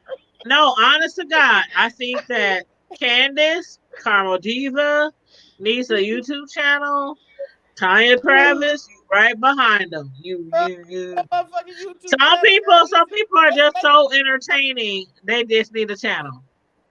Girl, if I had a Mm-mm. YouTube channel, they would copyright strike my ass from here to infinity. But you can't Cause be I ain't doing on no some shit, copy. man. They probably would because You it's can't all be you're getting going in to do. copyright trouble, Tanya. You can't be doing that. Look, they gonna get her That's for why I just cussing go too to much. everybody else. That's what they gonna get her for. Please, all the people who be cussing over here in these beef sectors be making all that money every month, beefing. Child. No, Tanya, we ought to get a channel together and tell some of our daddy stories. Oh Oh Lord, shit. they don't want Which to hear. daddy? The stepdaddy? The stepdaddy or the No, real daddy? our two daddies. She said, Hey, The stepdaddy or the real daddy? now, hey, cousin, now No, a real. you Our real I daddies, put I on don't know much Facebook. about him. I don't know much about him. No, hold on. I'm talking about Tanya Now, Travis. You said what? Oh, I'm about to you say, know, I I put what on I don't Facebook know for what y'all everybody. want me to tell. You know, I You put gonna on tell Facebook that story? to pray for my daddy because he had the COVID, right? And so this is what I What's told up, him. I DC said, 12? I said, Daddy, now you got to quarantine for 14 days. He said, shit, I got to get out here in these streets. I said, nigga, you can't be doing no shit Look, like that. but wait a minute. Hold on. So I called my daddy and I'm on the phone with him. I said, Daddy, Unc got Unc got COVID. He told me, how you know? I said, Tanya put it on Facebook. He said, oh, so I'm telling him about it. No sooner than it leave my mouth, he said, oh, this motherfucker on the phone right now. Then he called me back to my. He called me back to my. He want to know how the hell y'all know I got COVID. How y'all know? That's how the old heads be. That's how the old heads be when they be like, they don't be doing social media. And they like, how y'all find out I got a new car? How y'all find out I got remarried? How y'all find out I got a new house? But see, our dads have been best friends since they were in junior high. Yes. And so them two together are ridiculous. But when your daddy told that story about when that dude lit that lady hat on fire when he put that cigarette out on her head, you remember we seen us? Child. We sitting outside of Jesse's and they was telling them Which stories. one of y'all daddies put a cigarette out on some lady's No, head? it was one of their friends. It was one of their other friends. Okay. But her daddy was telling the story, and that shit had Tanya, me. But Tanya, guess why he didn't want to? This is the reason why he didn't want to quarantine for 14 days after he done found out I gotta go down to the motorcycle club. I said, Daddy, I said, no the fuck you They gonna don't run gotta that go club down with or without you. there. I said, so he talking about, I go to the motorcycle club every weekend. The girl that me, Didi, and Nick, we had problems with that Negro in the motherfucking house. It was crazy. He want to go to the hospital. Nikki, and now Nikki worked at the hospital, so she told him, Oh, Daddy, they got a free clinic over there at the Walgreens, and they'll test you. And he talking about, what the fuck is that? I ain't going to no goddamn hospital. I said, Daddy, you better take your ass over there. He talking about they gonna stick that shit up my motherfucking nose, and I don't do no hospital shit. I'm D to the O to the C. I go to the motorcycle club. I said, motherfucker, you don't get your ass over to that goddamn hospital and gotta get checked out. I don't know what the heck. Oh my God, my son told me the other day I need to go get tested. I said, why? He said, because you the only one I know ain't really got tested. I said, well, I'm not like sick. I'm not like oh my God. showing any symptoms. I'm not like, I said, do you think I got the Rona? He was like, no, but you should go get tested. So do y'all believe that everybody should get tested, even if you don't have No. symptoms? I mean, there are people who are asymptomatic, and I mean, Yeah. in that, well, yeah, I think everybody should. Just Because I ain't they're- never been tested, but I'm like, I'm cool. I don't know But you how know many what? people, It ain't no worse. It ain't no worse than when you go and get a flu test. All it Yep. is a teeny tiny little swab. They take it in they stick it in your nose. Now it do go far back up your nose. but I'm They like, twist I'm it always and at pull it out. home. I work from home. I'm always at home. I'm But like, you go to the store. You go to I the don't. gas But when I station. go to the store, it's like once a week, once every other week. I don't. I work from home. My Do you main think job, Corona ain't my gonna main go to? job is Look, from home. you think Corona gonna take a day off because you going to the grocery store? That I don't look. I don't act sick. I don't. I feel like my normal self all the time. Can I ask you a question? I just feel like if I don't feel like I'm sick, why should I? If I'm at home all the time and I don't feel like I'm sick, why should I go get tested? That's how I feel. Tanya. Okay. Can I ask you a question though? Can I ask you a question? I don't know. Tanya, my kids just went to Vegas. Everything is shut the fuck down in Vegas, and my kids they went on a couple trip to Vegas, and when they came back, I said, I told all three of them. But I'm not traveling. I told them, I said, y'all take your ass and go get motherfucking tested. Y'all was in Vegas for 5 days. Don't come in here. I'm not traveling. I'm not doing nothing. I even just told a family member today, I'm not coming to their big old. They want all the family, like from all of our lineages. They want all the family to come in for a barbecue before winter. Let Miss Cicelo ask her question, Tanya. Let Miss Cicelo ask her question. Because I'm just trying to jump in for right. Do you know if your sons are really masking up or taking precautions like you will hope they do? Do you honestly think they go out into the world every day and work? I'm the one who stays at home. But she's saying, do you think they mask up? Because see, they go out there. No, because they have back. to mask up. They have to mask up at work. My youngest son, the one who still stay at home, he works at a grocery store, so he has to mask up every time he goes out to work. I, on the other hand, work from home like 99.9999999% of the time. Right. I'm at home. Right. So I feel like this: if I ain't feeling sick and I work from home 99% of the time, I'm not going out. I'm not going to eat out. I'm not. And being that he works at a grocery store, most likely when we need stuff, since he's already at the grocery store, I'll be like, get this. We need bread. We need lunch meat. We need washing powder.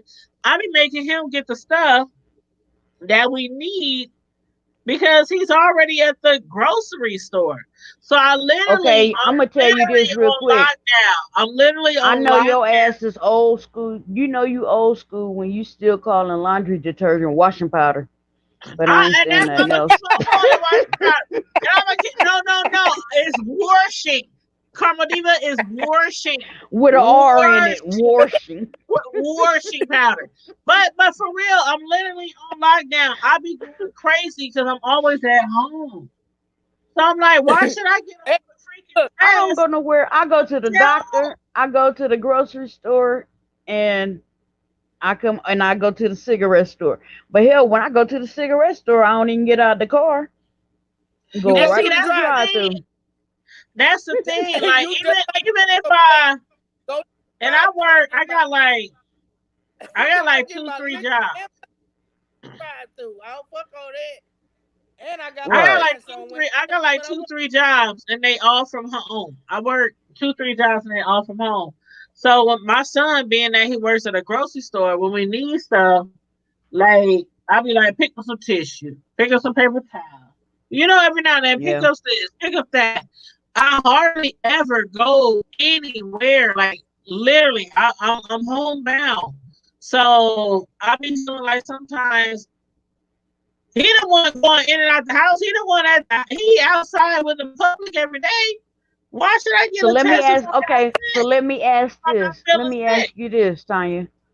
Since you stay home all the time, and I know everybody else want to know this too. Are you on house arrest? Girl, I feel like it. I swear to God. I swear to God. Like when my cousin had posted today that she wants everybody. I mean, even in our extended family, and we have a humongous family. She wants us all to have a backyard barbecue, or at the park in the next 2 weeks. Tell her next I'm, year. I'm on the Facebook post like, Next year. are you serious? Like I was just watching CNN today, and I they would talking ask. about No, you no know what? backyard You CNN. better than me, because I would ask. I would seriously ask. Is this a plan for next year? You No, I planning for next did. year, right? No. When I said Carmo Diva, this is what I said specifically. I said, you know what? I'm not so cool with now because of the Rona and because I watch news and CNN today, CNN said no backyard barbecues.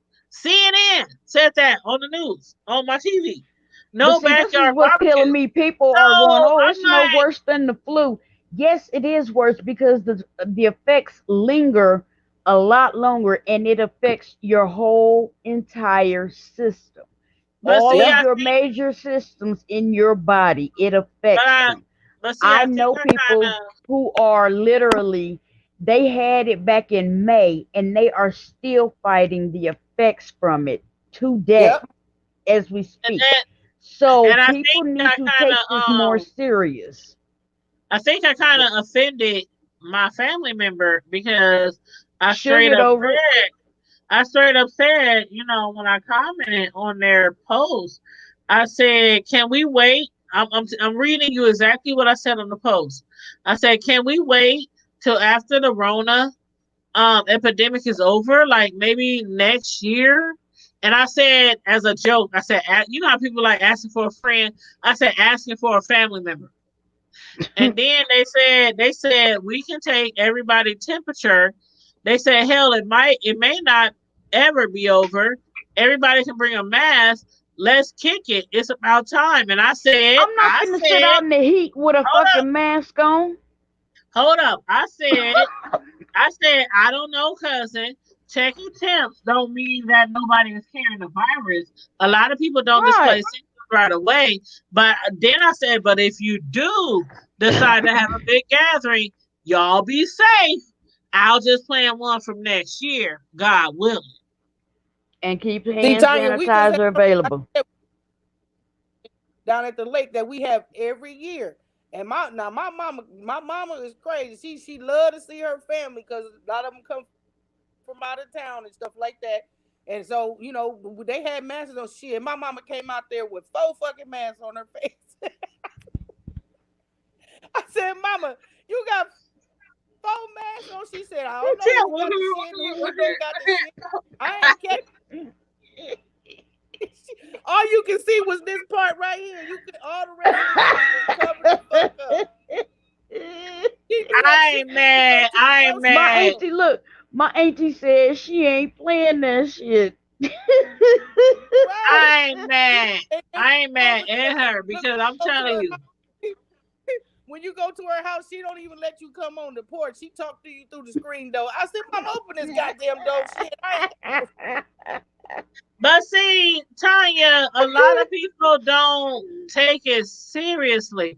Now, I get it if you want to go like, okay, and mind you, I ain't been to a restaurant yet. Now, I used to go to a restaurant like at least every 2-3 weeks to eat out. I ain't been to a restaurant since it really hit, like in what, March or something like that. Yeah. I ain't sat in a restaurant. Oh But there no, are I don't sit in no restaurants. Oh hell no. people who look at you like you crazy because you ain't sitting in a restaurant, because you ain't social. There are people who are condemning those who are trying to be safe. And my thing is, why are y'all condemning us? If we want to wear our masks, like how many Facebook posts have y'all seen where people say y'all wearing them masks, y'all looking crazy, y'all gonna get the Rona anyway, ain't nothing gonna stop it, da da da da da, to try to like make people I feel say like this to people like that. Your liberty don't trump my life.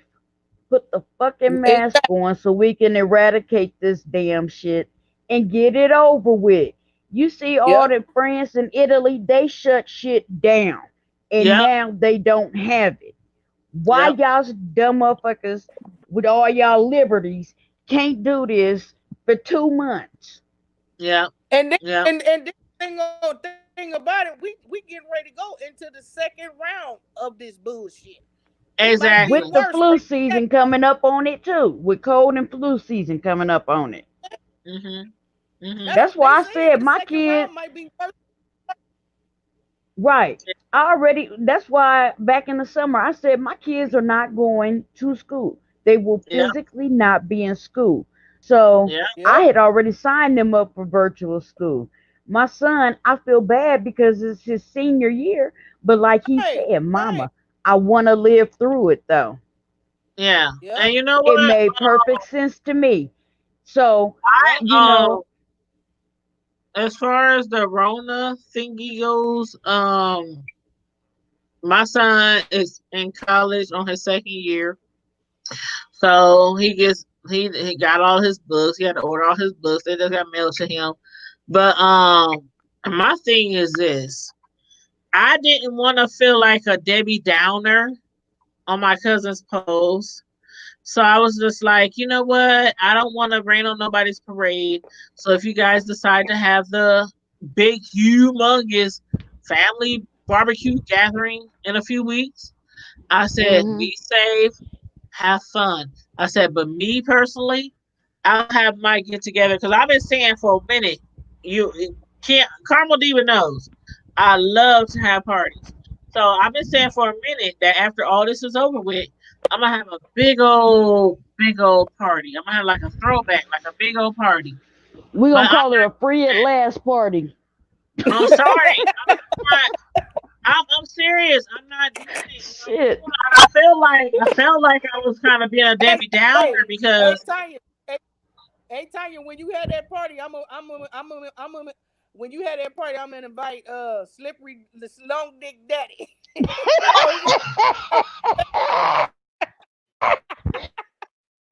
You gonna wet taco? Do he got a brother? Do he got a brother? Because I'm telling you right now, look, his brother's long. Look. His brother is named Long Tongue Tony.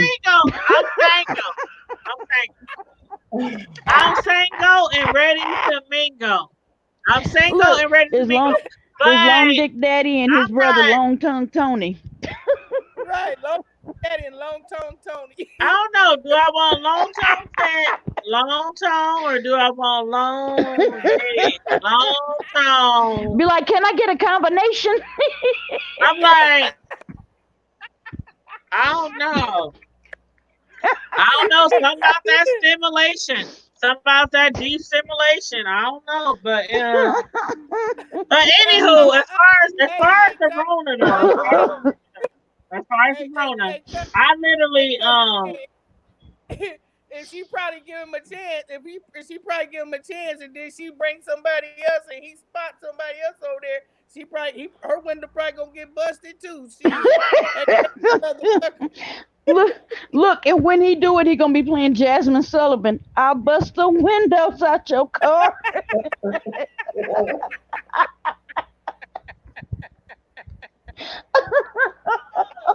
but for real, I kind of felt like I kind of felt like a Debbie Downer on my relatives post because don't, there were some don't, people cause who look were at it. saying, "Yeah, let's do it next week. Let's do it." There were some people who were saying, "Let's do it. I'm ready." We'll do.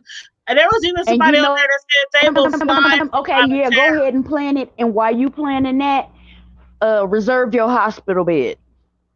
Somebody even right. said, Carmelita, that they will That's what you fly from tell out them. of town. Because see, what Somebody even you're said, doing it to save and protect your own life. Your own life. Hey, but hey, somebody, but somebody even said that they will fly from out of town to come to I this can't gas. hear nobody. I can't hear you, Tanya. Can you hear me, Tanya? Can anybody hear me? I can hear you, Tanya. I Then can't it's hear. Carmelita. You gotta back out and come back Let in. me exit out. Let me exit But out because I I can't even hear got nothing. there was even people on that post who said I will fly from out of town to come to your barbecue. Hey, Ain't Tanya, no way you not. Tanya, did you hear about? not right I now. don't know if I don't know if you know Lydia Tibbs. Did you know Lydia Tibbs? Yes, and her son. That man, that Yeah, was so.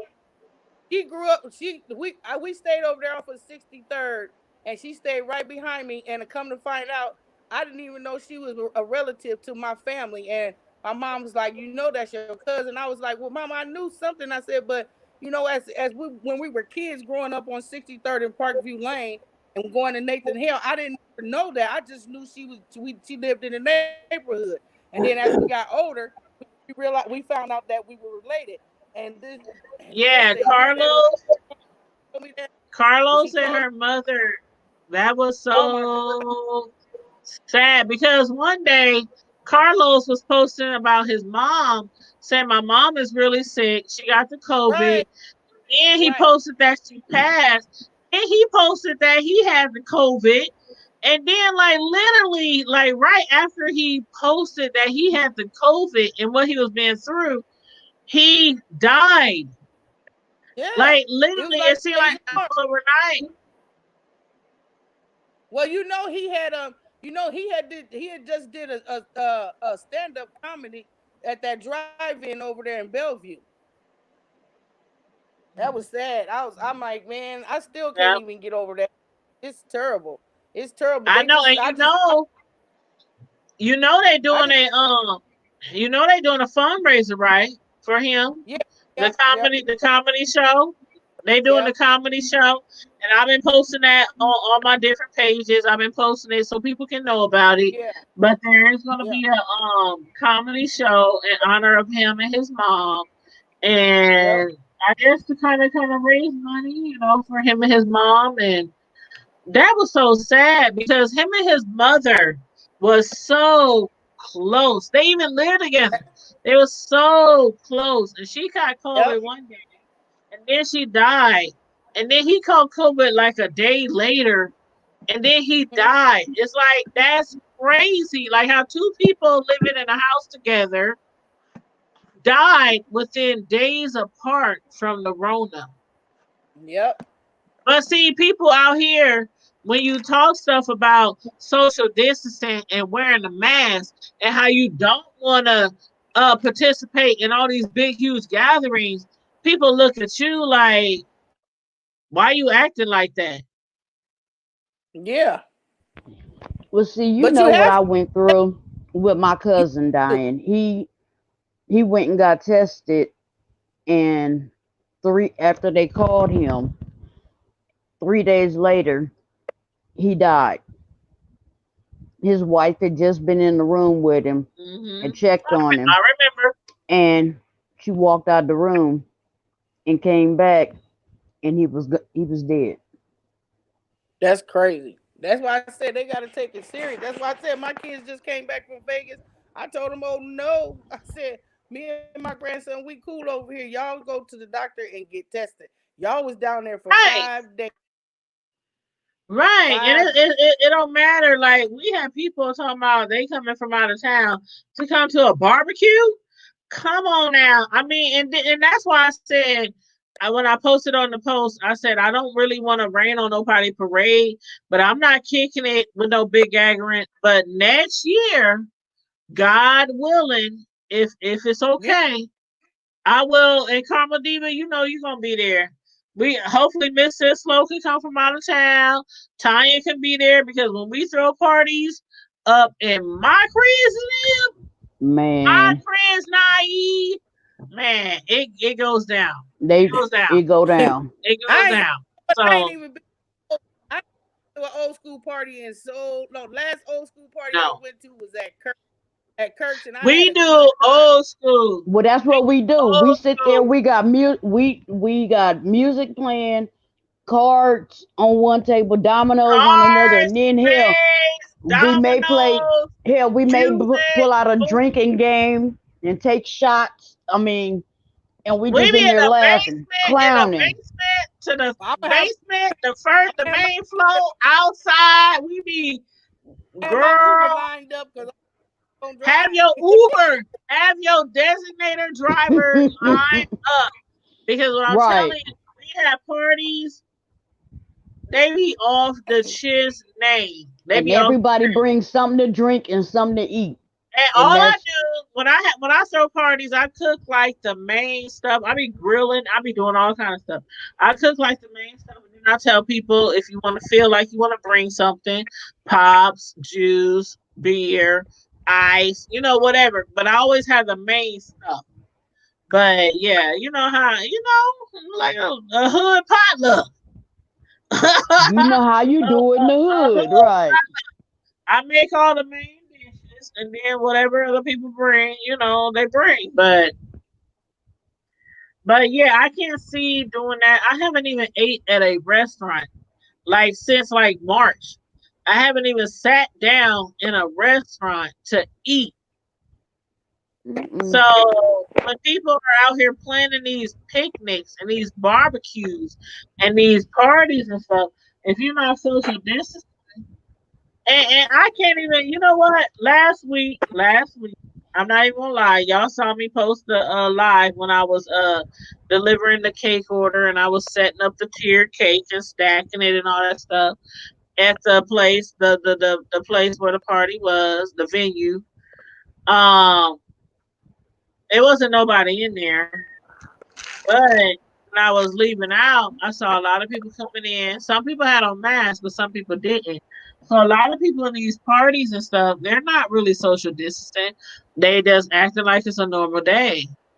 And you see where them kids in Papillion La Vista, they going back to school. They're there in person.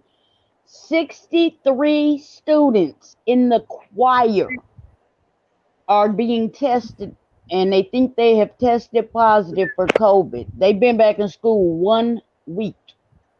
Yep. And then I posted a story yesterday that I had read.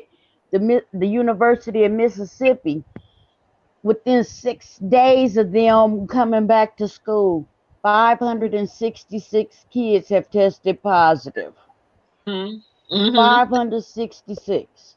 Yep. And Papillion, Nebraska. Why are these idiots not seeing that this shit is still alive and well? It was they said that we was in they said the state of Nebraska was in the red. Thank you. Even the president. We don't went down. We don't went down. We in the yellow zone now. But just like a week ago, the president put out a post that said Nebraska needs to be concerned. This was like a few weeks ago where Trump even said, Nebraska, y'all need to be concerned. Well, he need to come here. Y'all because numbers is that motherfucker crazy. ain't got no mask on his face, and everybody on his cabinet wearing a fucking Yeah. mask. Why Exactly. you? And I get it. He had that big old gathering, Rally. and people was that big old rally, and people was talking about, well, he ain't got no mask. People ain't got no mask. But one thing he did not lie about was Nebraska. Our numbers are crazy. Our numbers are crazy, and that's But our why I numbers ain't still no. ain't out, Most and of I the feel like cases is in Iowa. Have y'all seen there, Iowa's numbers? yeah, there's a lot of cases in Iowa too. That But shit is crazy. That's what they mean about the second go around about it. Is because it weighs from state to state, and it's like, mhm, and it's not states in a row. It's like they pop up periodically here or there on the map. So once it make that first round or whatever, not necessarily a full round, because some states may not go through it as bad as all, but it's gonna come back around again, all over again. How many people? I Hmm. mean, who And then are you got people that say, "Oh you? well, I'm not wearing a mask because it's just a virus, and we need to build up our immunity to it." You build up your immunity to it. I'm gonna wear my mask, Right. and you keep your Right. your immunity building ass over there. Don't come near me.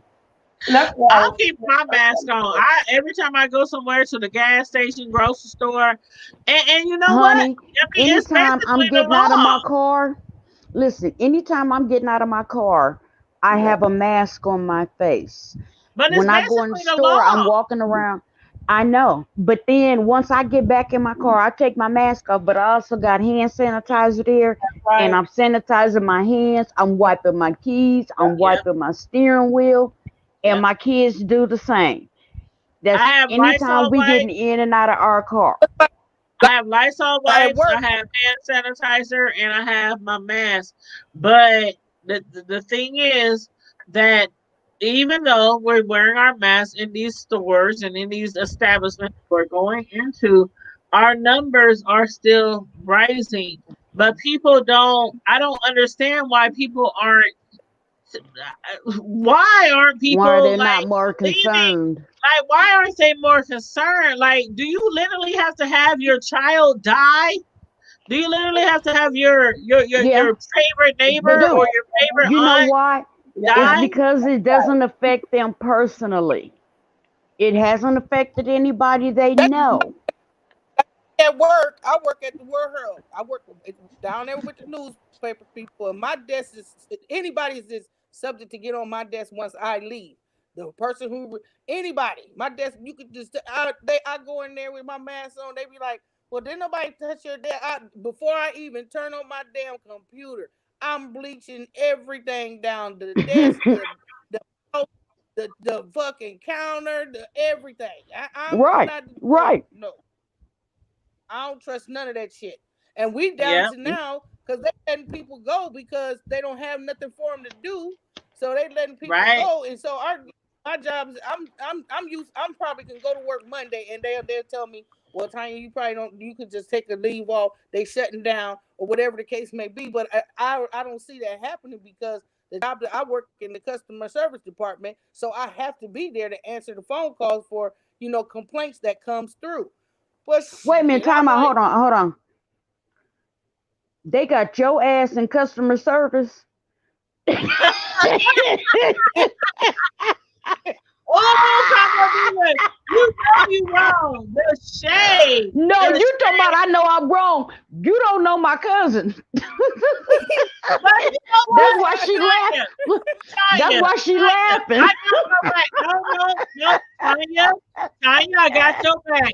Because I swear to God, I have people who call me because I work from home. So on my home phone, I have this really professional, bougie That answering don't me. even sound And like your ass on that answering machine.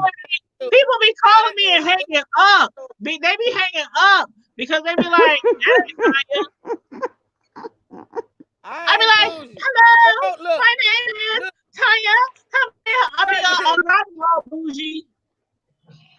Tanya, I work where the people call in, like if they don't get their goddamn paper early in the morning, and most of the time it be them older people. They call me about their newspapers and shit.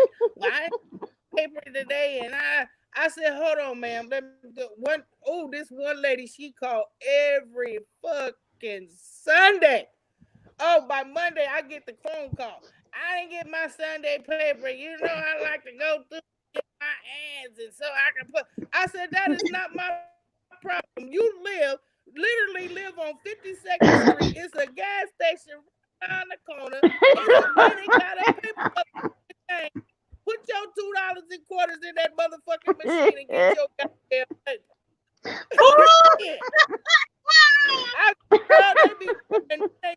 They know that I'm on party on Saturday and Sunday, so I'm. What's up, 402? So when they call oh Lord, I go. One time this old man called me.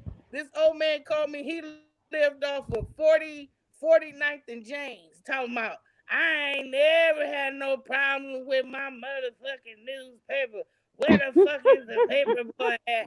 I said, I don't know. Shit, I work in customer service. I don't be out there in his car while he delivering your papers. Come to find out, this nigga done took the newspapers, went home and passed out and went to sleep and didn't deliver no papers. You know what? I'm getting phone calls from all the houses over there on Jane Street. Now, I know that Jane Street because we used to live on Jane Street. So I'm like, okay. Then I got to wondering. I said, okay, Cubby's is around the corner. He can go to Cubby's and get a goddamn newspaper. That man rolled my ass all 4, 5, 6 hours. I don't blame him because I used to get the newspaper. I used to pay for it, and when I didn't get my newspaper, I paid you $3 for that day to get my newspaper. Where my doggone newspaper? And then they would act like they had an attitude if they had to come back and bring me my newspaper. Like I'm paying you for that. All I want is a Sunday paper. I don't want the Monday to Friday. I don't want the Wednesday ads. All I want is a Sunday paper. And if I can't get that, your uncle be calling down there if he don't get his too. Cousin, Unc called me one day. I answered the phone. I said, good afternoon, Omaha World Herald. This is Tanya. He said, hold up, wait a minute. He said, I know this ain't on this phone. I said, yes, it is. He said, girl, where my damn paper? And you know my daddy ain't got no. You know my daddy ain't got no damn sense. It's like when your family know that you work for a particular business and they know you work there. Hey, nigga, what's where my shit? At the time, but you know what, Tanya? My daddy talk like that to anybody, and she'll tell you, my daddy, the way he don't care, he is just blunt. Supervisor in that area for the carrier that delivered the paper at Unc's house, right? So he said, well, I want to talk to the supervisor. I said, hold on, let me put your nephew on the phone. And Terrell get on the phone. He said, oh, hell no. Your mama worked there and you worked there and you the supervisor and your employee ain't delivering my damn newspaper. I want my newspaper. Child. Well, I do have to agree with what DC12 is saying in the chat. What makes me mad is people walk up on you in a line and let me tell you. When they do that, no, I'm gonna tell you. Lately, me and my son. Hold on, I'm sorry to cut you off. Me and my son, since this Corona shit happened, we wear masks. But when people do that, we turn around and be like, go back their ass up then. See, I don't do that, but I will give you an ugly look. Like I was at a place the other day.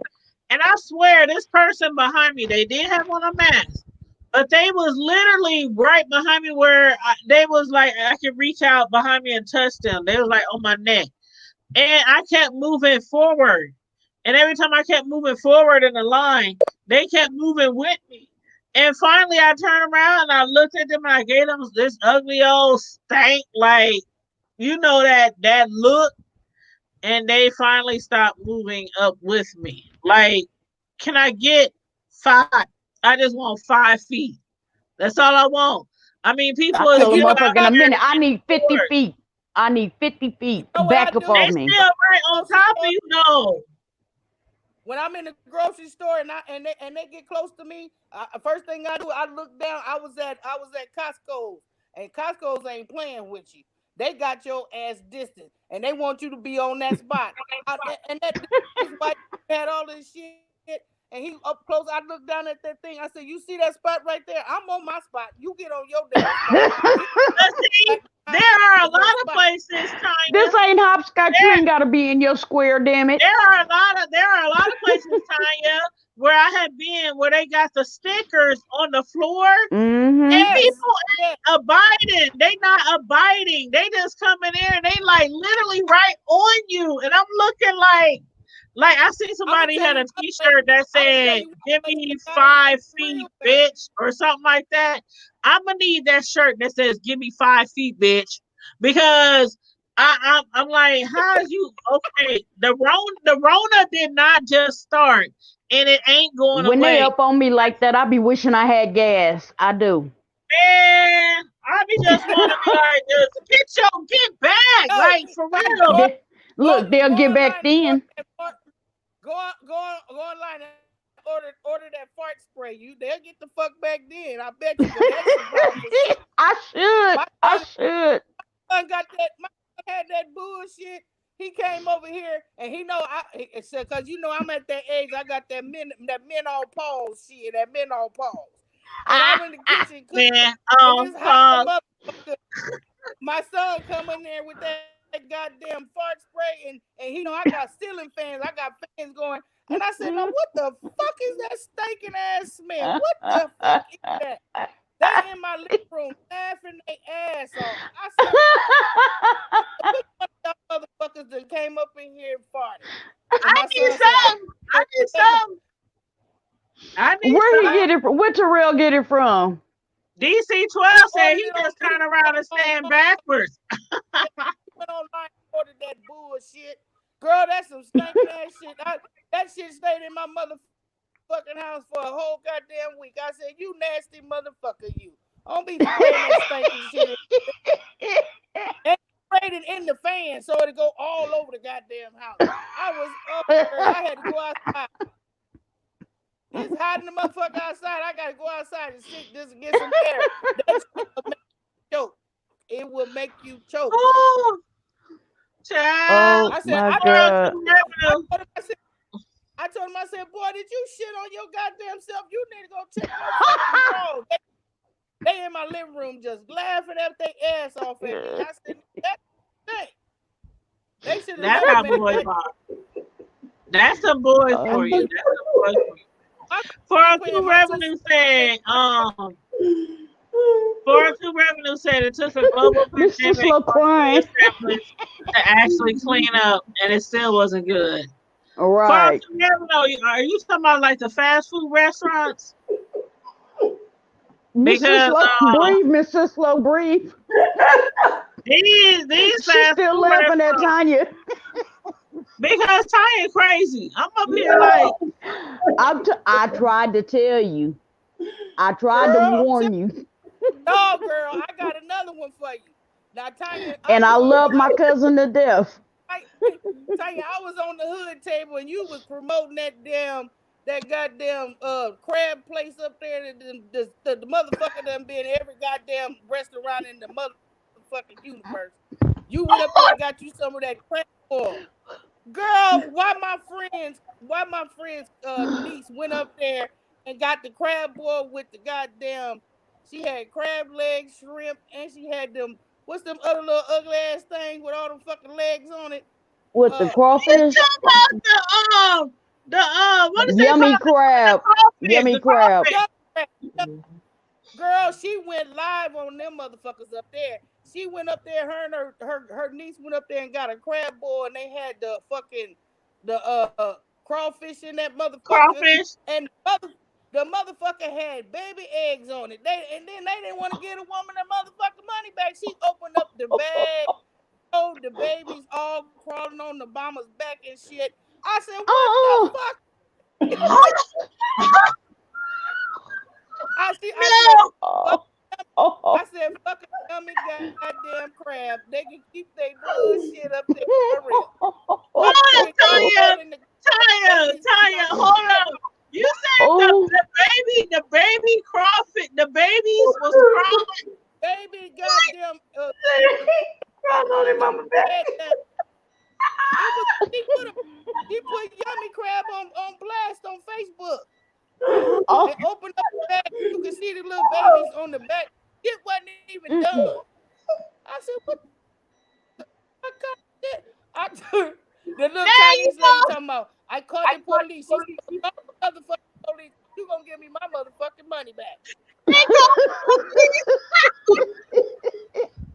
Will you say they was crawling their mama back? They called the police. Yeah, Blake, I'm calling it on you and the little crawfish. I'm coming up out of that motherfucker without her goddamn money. She told them, But and you can tell done. I said, ooh. I said, wait till I see Tanya on Hood Table. I said, you up here promoting this yummy goddamn crap.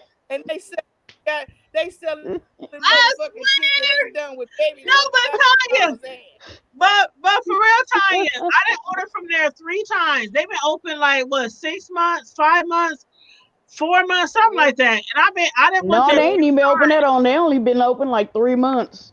3 months. But Okay, yeah. I've been there like 3 times, and I ain't never had like a serious complaint about them.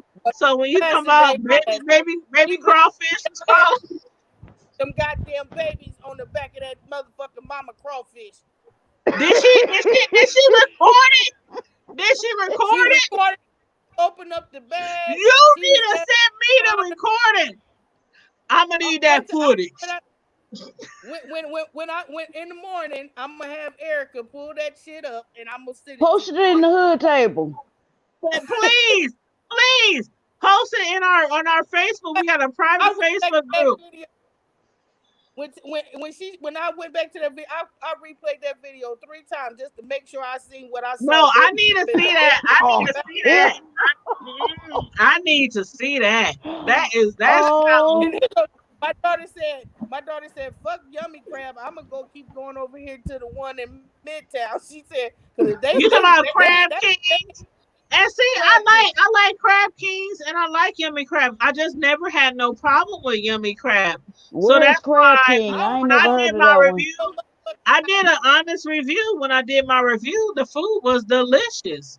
So yeah, I'm watching the vid. I was watching your ass eating that. I said, damn, Tanya, it must be some good shit.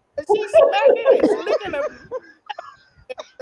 I gotta try that out. You see that one eye closed? Me that video. Got the crawfishes with them babies on it. I said, they ain't even washed the goddamn seafood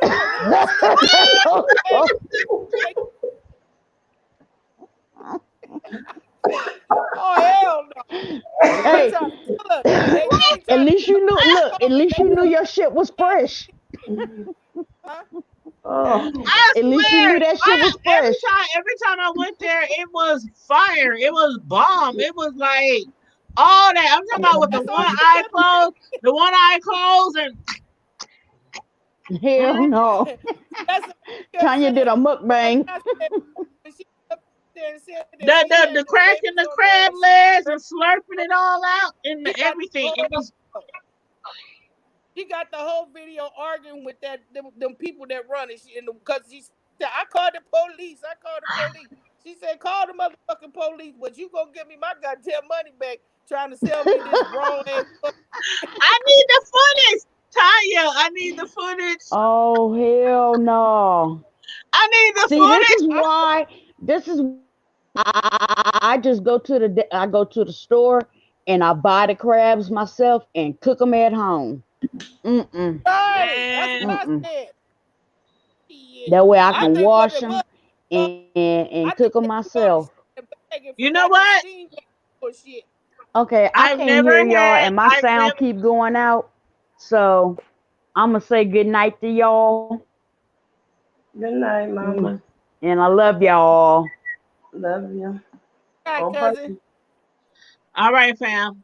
But I'm gonna say, I've never I have yet to do a seafood broil yet.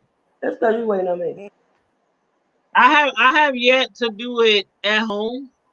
Not because I don't know, I just like the convenience of just going to pick it up and it's already made and it's already the everything is all put together and I don't know. I don't know. I guess Oh, I need to start doing my own. yeah, make your Yeah, own. that's the Because safe way it to just go. it seems like At when least you you do know your it ain't gonna, own, at least you know it ain't gonna be but no babies crawling around on the goddamn seafood. but see the thing about it is when you do your own, you spend more money than the restaurant. See, you don't have to wait till the last Not minute to really. get that stuff either. You don't have to wait till the last Because minute. the restaurants they buy all their stuff in bulk. So that's why it seems I Go to mean like Costco. I know people who do it and they be like they spend $200-300 on the seafood board and I'm like you can get it for $50-60 at the restaurant. I'm like what? Well, I want to spend two three Right, hundred one dollars on a person. seafood board when I can get it for 50. You know, But that's why I never done it at home. that's for one person though. What you spending it? Yeah, that's for one person, but I'm talking Right. about a family of like 2 or 3 people. Talking about they done spent like $200-300. That's I'm right. Exactly. like, The way my family do it, when you're having a crawfish boil, we have one person that's designated for the crab legs, if somebody designated for the corn and the taters, and the other person. Then when you get it all together, by the time you got a big ass feast. The but motherfuckers whoever shit. buying the crab legs, I can't be buying the crab legs and y'all buying potatoes for $5 now. Mhm. I'm gonna need somebody to go. I'm gonna need somebody to go in on me with the crab legs because buying corn on the cob is like $2-3. I mean, but I see what But you're saying. but I if do you go see to what you're saying. but Tanya, if you go to Costco's, you get a pretty good deal on them crab legs. It don't be, and it's not really that expensive. Well, that's why I'm gonna have to go, Tanya. I'm gonna have to go because You I've You never made. I done made all kind of things from cakes to. I done made all kind of things, but I've never had my own seafood boil.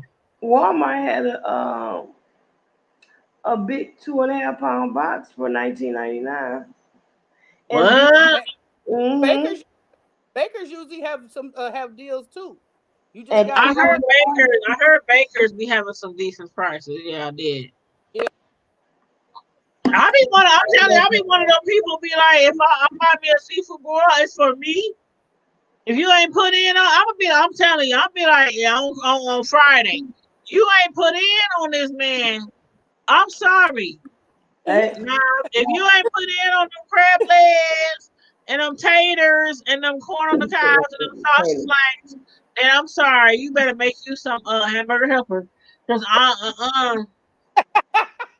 this my so Tanya, I love you guys. I'm gonna get ready because I gotta yeah, get up in like it's 2 hours. my I time. know. What do you I Like, got wow. to take my daughter to work in about 2 hours. So, Miss Tanya, I just want you to know the other Tanya. Well, honey, whenever your first show is, I got front row seats. thank you, Tanya. Travis, you gotta start I All slow got right. for real.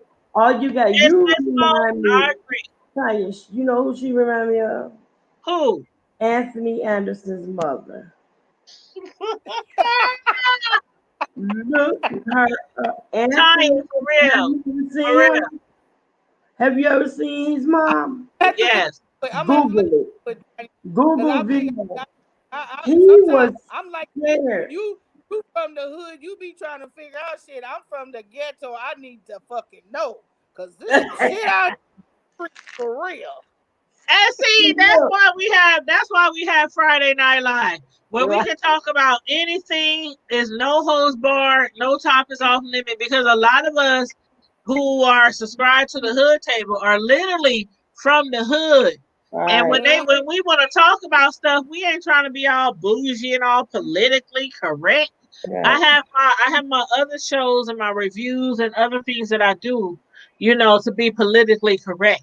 But on Friday Night Live, You will be what it is. that's for us to say how we feel and cuss words And and Friday night, it's after I get done with that customer service at that warehouse, I gotta get my goddamn Jose Cuervo and my Stella Rose and me a little smoke and talk shit on the goddamn phone. I be calling motherfuckers. I call motherfuckers up. They be like, I'm asleep. I don't give a damn. Get up, because I need somebody to talk to. I need. girl, okay, But okay, listen, you okay. gotta I look up feel you. Anthony Anderson mother. You got to. I feel you. You I got feel you. to Google her so you can see what I'm saying. Girl, he was scared for her to go on Jimmy Kimmel. He was scared for his mama. Jimmy Kimmel had his mother on the show. Anthony Anderson was scared for his mama to go there because he know how her mouth is. He was like, I'm "Oh, let me sure. see. My mama ghetto, y'all. My mama I'm is." sure. My sons is like that with me. They be like, Mama, Mama, I'm on the Oh shit! phone, Mama. I'm like, I same goddamn thing. When my sons and them take me around, they homeboys and shit, and they be like, "Ooh, your mama's so live, but your mama just don't give a damn." and that's how I am. And that's how I am with my boys. They friends always do that. They be like, your mama cool as hell. But she don't play no she don't play. Your mama don't play at all. my But my oldest son's one friend came from out of town. He's in the service and he came to visit, and he know my sons. They get their little weed in, and so they all came over here. They like to. I don't know why my house is the house that where they got the barbecue and kick it at and all that shit. So they came over and they said, "Mama, we gonna bring all the food. You ain't got to do nothing. You can just sit down and chill." What the fuck they tell me that for? And this homeboy came in town, and now they drinking on that damn Crown and Hennessy and shit. I said, I don't drink that brown shit. Y'all better go get me some Jose. And then they went and got my exactly. Jose. They went and got my Jose now. And then they came back.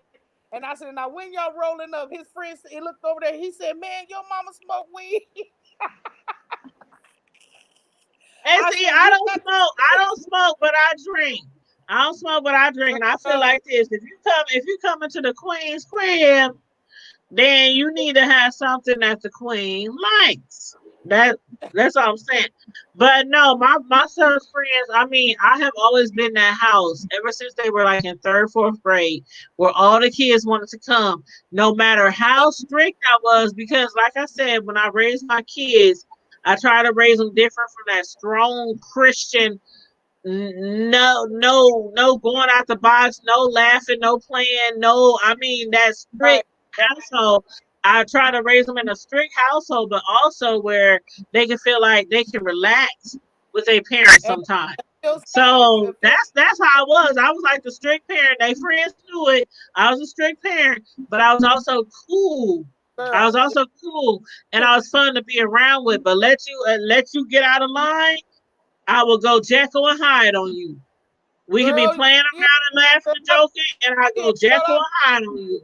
girl, I was down there on North 30th at McDonald's. Well, I went to the DMV, and my son drove me down there and went to the DMV, and so he was waiting on me, and he was into it. He was in a confrontation with some guys that he went play football and went to school with, and it was just a misunderstanding. And they tried to label my son as a snitch and shit, and they ran up on my son at McDonald's, girl, on North 30th. But my son was like, "Mama, you know what? I'm tired of them putting my name out here like that because my son don't do nothing. All he do is play that goddamn Xbox, and he barely come out his room and shit." And I said, "Okay, well, okay, son." I said, "I know how you feel, whatever." And he was like, "They keep running up on me." He said, "Mama, I'm just next time they run up on me, I just got to do what I got to do because I don't promote violence and I don't provoke my kids to fight. I just don't Same do it. here. I just hold you. If you got to do what you got to do, you got to do what you got to do." So we leave in the DMV parking lot, and the guys they work at the McDonald's, so they had ran up on my son and blocked us in. Girl, my son must have got out and hit the one dude, knocked him out, and the other dude jumped on his back. Mama was out that car in a minute. Girl, I snatched that little motherfucker up. I said, "Get off my motherfucking son. This ain't no jumping city here."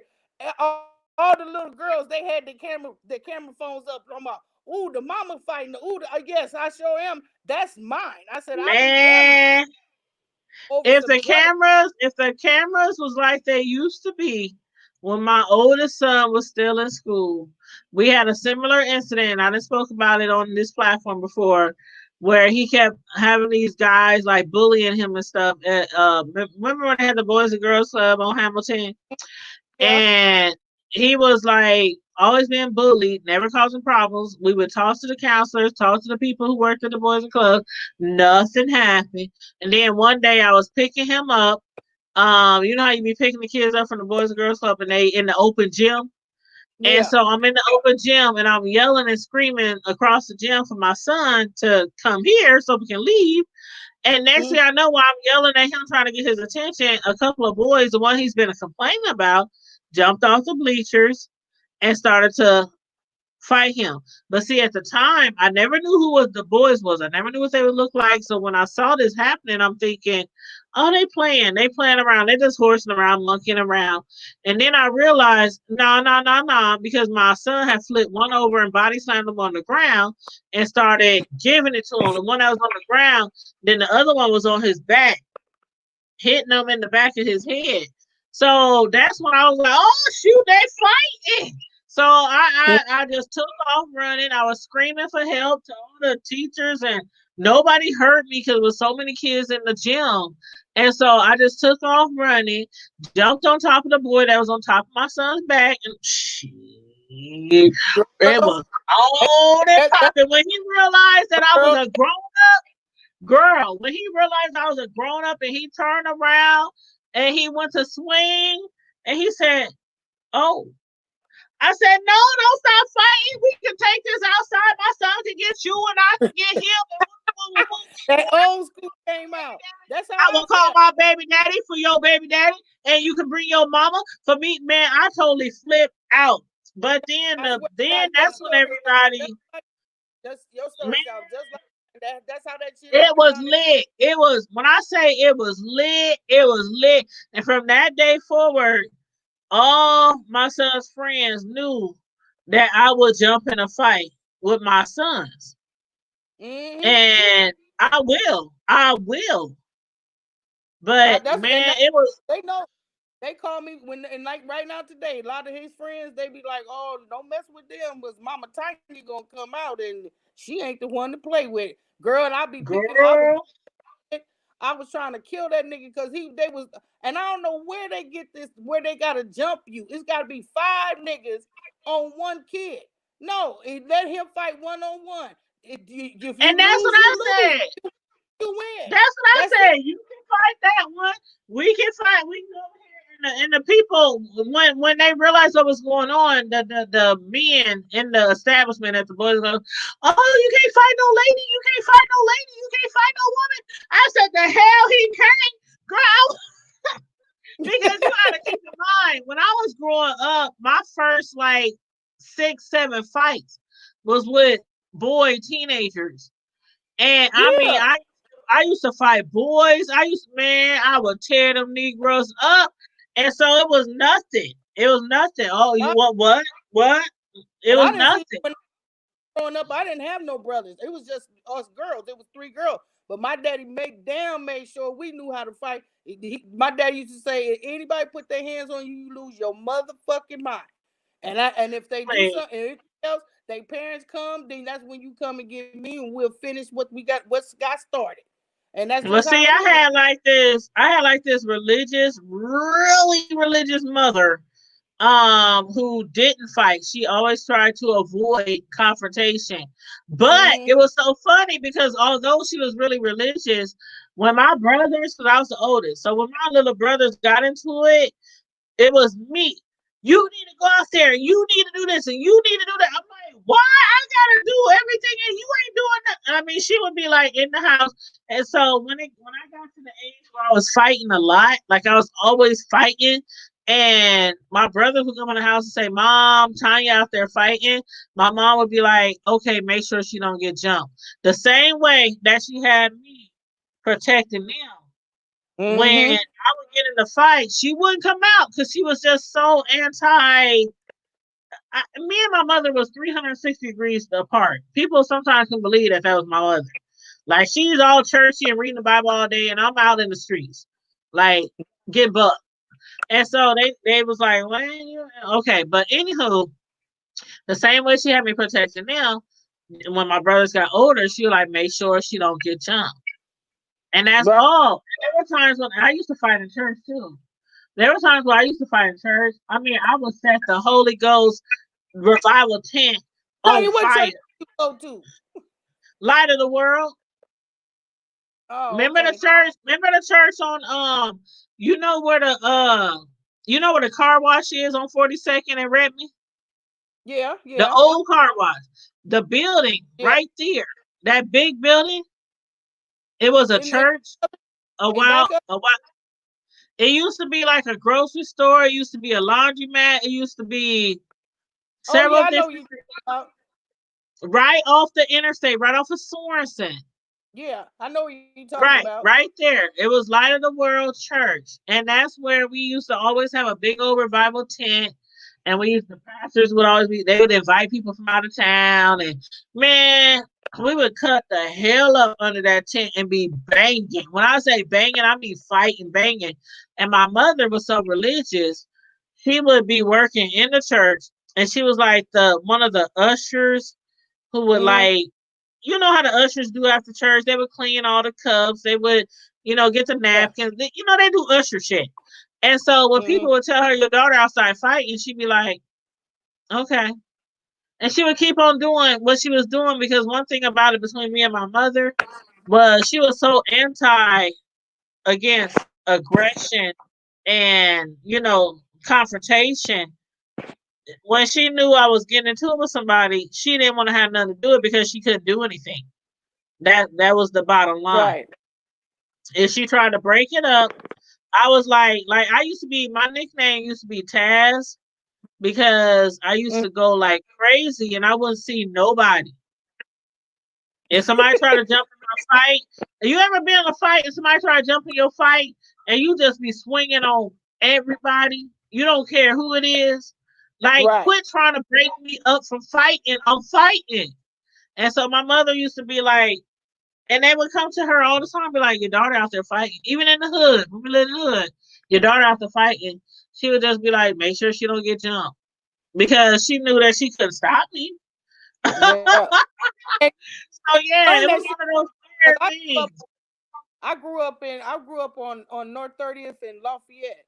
And and everybody on my block we was related. I was related to, I don't know if y'all know Martin Lewis and Urso and all them.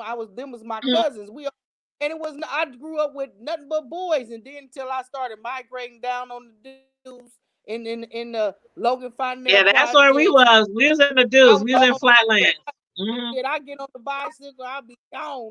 Because I was raised up with my grandparents. My mom was young when she had me, and my grandfather was like, "You going to college? I'll take care of her, but you going to school, you gonna finish." So I was raised up with my grandparents, and then when my mom got married, I just still stayed with my grandparents. And shit, as long as they knew that I was okay, and I get on my bike, my uncles got me a fucking bike, and I was gone. I was out. Yeah. And I had to hold my own and shit, but that's how you learn, and that's what I was telling my kids. You don't let nobody just bully you around and then do shit. I remember when they stole and I was living down on 24th and Emmett, and them badass kids down there had stole my son's bike, and they just kept riding up and down the street like, this our bike. Girl, I must have came home from work, and I seen that motherfucker down the street on my son's bike on 24th and Emmett.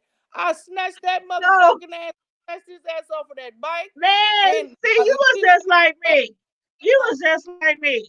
You was just like me. I remember we stayed on 33rd and Ruggles. We stayed on 33rd and Ruggles, and my oldest son, we had just got him a brand new bike. And one day, somebody had stole his bike. And I was in the house with my boyfriend at the time, my youngest son's father. And he come in the house crying. He was probably like in the third, fourth grade. He come in the house crying, talking about somebody stole his bike. I'm like, how did somebody? Now, me and his stepdad at the time, my boyfriend, we from the hood. We grew up in the hood. Shit like that didn't happen. Ain't nobody just gonna steal your bike. And so, but they Right. weren't raised. I tried not to raise them in that type of atmosphere, you know. But I would show them lessons every now and then to let them know your mama from the streets, and this Right. how we would do stuff. You know what I mean? Without making them Right. be like super ghetto or you know what I mean. Right. And so what we did was we rode around to where rode around the neighborhood, and my son spotted his bike, and I walked right up to the kid. They had family and all that stuff out in the driveway. I like they was just kicking it. And I walked up to the kid. I said, "This my son's bike. You took my son's bike." And the kid didn't do nothing because I guess he was like, "No, this lady didn't just come up to me and tell me, you know what I mean?" Right. So I grabbed the bike and I basically dared anybody to say something. And we didn't even put it in the car. We walked the bike all the way home. We walked the bike all the way home. And I'm Yeah. like, so it was a lot of things that I did as a child when I grew up. But when Yeah. my children were growing up, I tried to teach them you don't always have to fight. You got to pick your fights. But in certain situations, you have to get street on people. Yep. And You so have my to. kids aren't necessarily, they might have grew up in the hood, but they weren't like, you know what I mean? Like we grew up in the hood and we were hood. But my kids Right. might have grew up in the hood, but they were kind of like, they didn't have all those hood situations. Right. But there Right. were certain times where I'd be like, he did what to you? You better go back out there in that corner. You better show him what you working with and don't come back to you. You know what I'm saying? Those type of situations. But Cause yeah, my grandmother, I grew up, but like I said, I grew up with both my grandparents, and one of them stayed on Lafayette, the other one stayed on Charles Street, but it was like right around the corner and shit. And I had a cousin, and he stayed in he would do so much in the neighborhood that my grandmother would not let him. He would have the whole fucking neighborhood ready to fight him, and my grandmother would be standing there in the window. She'd be like, he about to Junior's out there about to fight. Y'all better go on out there." And shit, yep. and me and my cousin, she said, "Y'all better go on out there." She said, "And y'all better help him fight." And I used to be like, "Dang, grandma, why we gotta help him fight? He done started the shit. Why we gotta go help him fight?" Girl, Ah, but that that's sound just like my how it was. grandmas and my I, aunties. That sound like my that's aunties and my grandmas. I always tell my kids all the time. I said, if I could just have one more day or one more week with either one of my grandmothers, I don't care which one it is. I would love to see that again. I said, because y'all don't know what living is. Y'all really They don't. don't. These kids today, they be like they like even with mine, I didn't really shelter them. What I did differently with my kids from when we grew up, we had like a run of the streets. What I did Mm-hmm. differently with my kids was I made it mandatory that they had to be involved in some type of extracurricular activity Yeah. all Yes. through the year, winter, spring, fall, summer. It didn't matter if Yep. it was basketball, football, golf, flute, violin. It didn't matter what it was, but they had to Mm-hmm. be involved in an extracurricular activity every quarter of the year. So that's what I Yep. did differently with my sons to keep them away from the streets, like we was in the streets, and it worked. It turned out okay. And even though some people used to give me shade, even family members, like even guys that I was in the streets with, that the guys that did all kind of dirt in the street. When I had my children, why are you making them be in sports all year round? What kind of? I mean, I would be looking at them like, dude, like you went to prison like 3 times. What is you talking about? Like That's just you like with you my was in kids. and out of jail. Your kids barely know you because you was in and out of jail, but you trying to tell me keeping my kids in sports all year round is a bad thing? That's just like with my kids.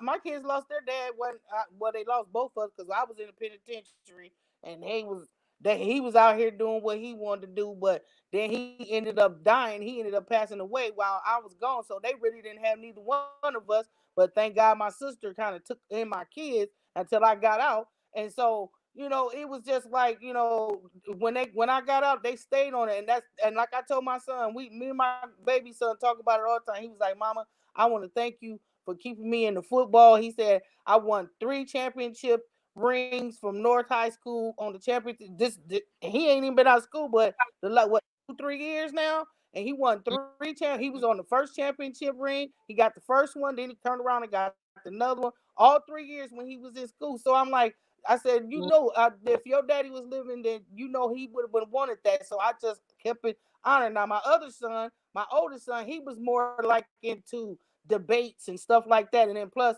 he had a mentor. He had a mentor that she kept him in the debates and stuff like that. He even did a speech with one of the prosecuting what's his name, Don Klein. He did Oh yeah, Don they Klein. just picked him out of some.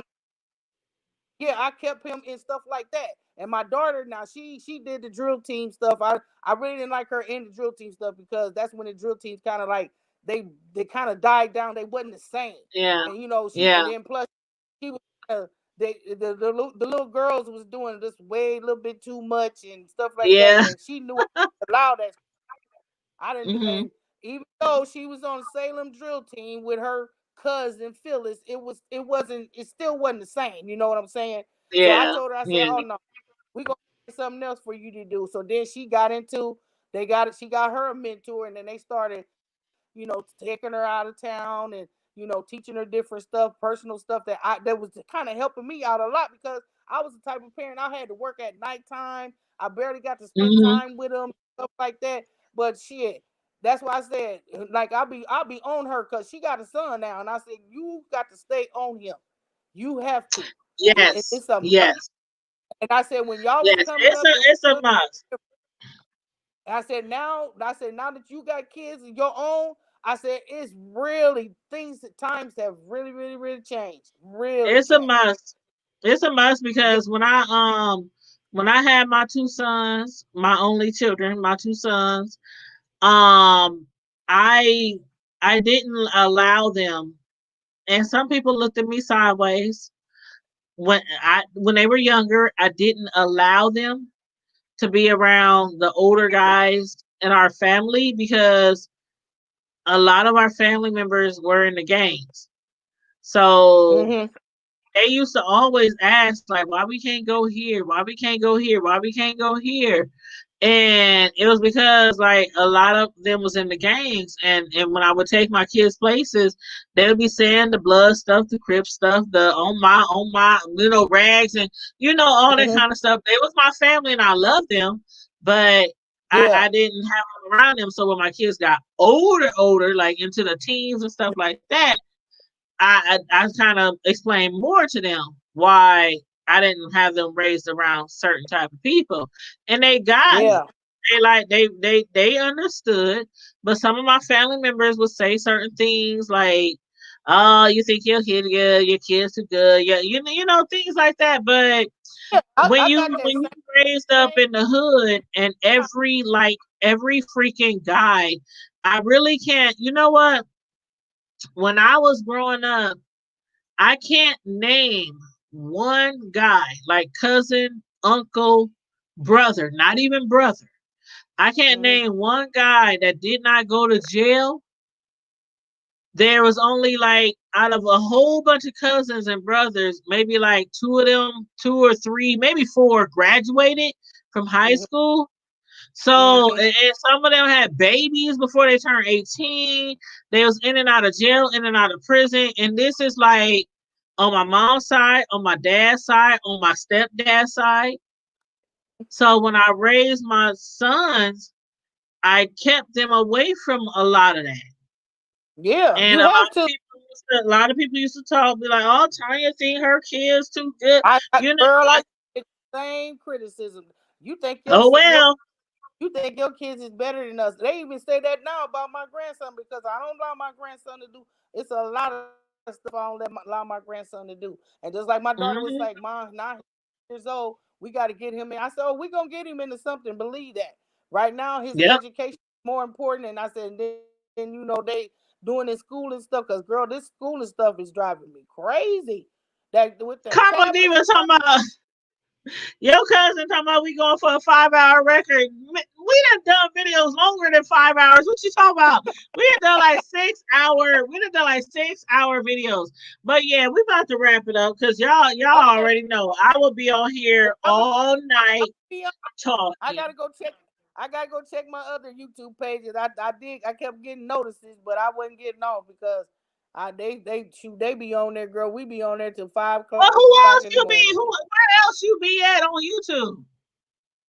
I be on I got like 3 or 4 different YouTube groups that I'm on. Okay. And one, Is they the like Boski just different hit me YouTube up. channels? Yeah. Okay. You gonna have to hit me up and let me know because I'm always venturing out to different YouTubers and it don't matter if they in the beef section, if they entertaining, if they Mine's entertaining, they get like my click and view.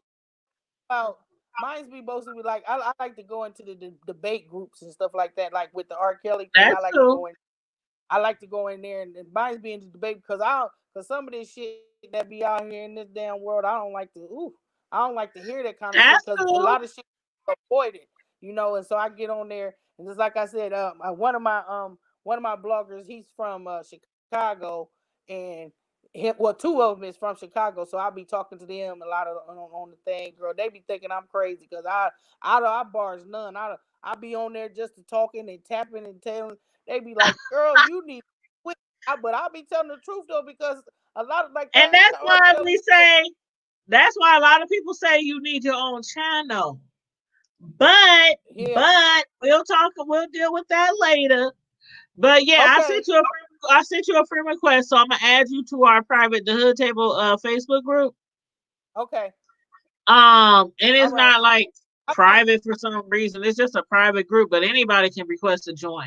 But yeah, so I will holler at you later and I will find out what other groups that you in because I definitely want to get into those R. Kelly chats. Okay. All right, All honey. right. All right. All Good right, night. good night. All right, everybody, we've been on here for the Griznip. Karma Diva trying to call us out to myself. Y'all going for a 5-hour record. We didn't have videos longer than 5 hours, and not like we intentionally try to go that long, but when you have a good conversation and you just want to chop it up and it is what it is. And thus that is the Hood Table. We just talk about everything and anything from the Hood Table from the hood to the White House and beyond. So that's how it is on Friday Night Live. But anywho, please make sure you guys like and share the video. Also, make sure you subscribe to the Hood Table if you're not already subscribed. And look at my little shoulder. I'm giving you a little shoulder tease, But and make sure you follow us on Facebook, IG, Twitter, and also we have our own website, thehoodtable.com. If you go to thehoodtable.com, you'll find some blogs that I like hand type. I do like some written blogs on certain trending news or, TV reviews and things like that. You'll also find a link to our store because we do have a lot of merchandise on Teespring. You also have a link to our monthly newsletters because we do send out monthly newsletters to those who are subscribed to our newsletters on our thehoodtable.com on our website. And also, if you follow us on Twitter, IG, and Facebook, that would be much appreciated, especially our Facebook, because our Facebook is a private group. We have a page. You know how a lot of people have a business page where you can just click the like button and you just kind of follow them. But we also have a private page where we have a private Facebook group, and you can request to join. We add you, and we talk about different subjects throughout the week. And some of those subjects end up being the topics on our Friday Night Live. So, yeah, make sure you follow us everywhere. We are everywhere, from the hood to the White House, IG, FB, Twitter, our website, thehoodtable.com, and Facebook. And Edward said, hit me up. Hit me up. What am I going to hit you up? Is you going to send me like some information? You going to send me like your phone number? You going to hit me up in my inbox? You going to hit me up on IG? You got to hit me up, Edward, so I can hit you up. Especially if you're trying to be like on our show or something, or want to talk about something specific on the show, hit me up. Most people know they can find me on Facebook. I'm not hidden. I'm not hidden. Hit me up on Facebook, IG, The Hood Table at hotmail.com, or on our The Hood Table website. If you want to holler at me or suggest a topic or want to come on the show, or for business purposes, if you want us to advertise your business or anything like that. So yeah, hit me up. But anywho, y'all, everybody, make sure you again like, share, and subscribe this video. Like, share, subscribe if you want to become a part of the Hood Table Squad or the Hood Table Nation. All you gotta do is hit the join button, which is right next to the subscribe button, or in the description box, you can hit the link in the description box of almost every one of our videos, and that will take you to the join, and you become a membership of the Hood Table Squad or the Hood Table Nation. And once you hit the link, the Hood Table YouTube or Google will take you from there to get all information so that you can join the Hood Table membership squad. Edward. Oh, Edward. Oh, you better inbox me that. Don't put your number in the chat. Oh, don't. Ooh. Don't put your number in the chat. You don't want everybody knowing your phone number now. Let me unhighlight this. Let me unhighlight. Yeah, let me hold up, Edward. Hold up. See, you gonna make me delete your phone number. I'm gonna remove your phone number, Edward. I'm gonna remove it because YouTube is not the place where you want to put out your address or your phone number. I'm just saying, I've been on here long enough. YouTube is not the place where you want to put your phone number and your address. So let me take this off the screen. I might actually have to edit this video and remove that off of there. But hit me up, thehoodtable@hotmail.com, or you can inbox me. I have a Facebook page called The Hood Table. So you can inbox me on there, or you can join the Hood Table Facebook group. Hit me on IG, Hood Table. We're everywhere. But yeah. So yeah, send me your number. Send me your number through one of those sources. But anyway, I'm about to get up off of here. It's like a 1:38 in the morning, Central Standard Time, and I have to get up early in the morning because I have a cake order to do tomorrow, and the cake order is due by 3 o'clock, and it is a tiered cake. Last week I also had a cake order for a tiered cake and also cupcakes to go with the tiered cake, but this week is just a tiered cake for a girl's birthday party. Some of y'all might not know, but I am a personal custom cake decorator. You can follow me on YouTube, IG, or Facebook at Tanya's Delights Slice by Slice if you want to see any of my cake art. But yeah, so it's 1:39 in the morning. I'm gonna have to get up at like 5 a.m. to get started on this cake order because the party is at a hotel. It's kind of like a hotel pool party, some type of thingy, and it starts at 3. So I'm gonna have to get up at like 5 a.m. so that I can have this cake order done by then. He said, as long as you got it, that's cool. And send me your email. Okay, I will. I will. Absolutely. I will. No problem at all. No problem at all. And again, everybody like and share the video, subscribe to the channel, and click the join button if you want to become a part of the Hood Table, the Hood Table Nation, the Hood Table membership. And I'm out. Deuces. O&E, one love.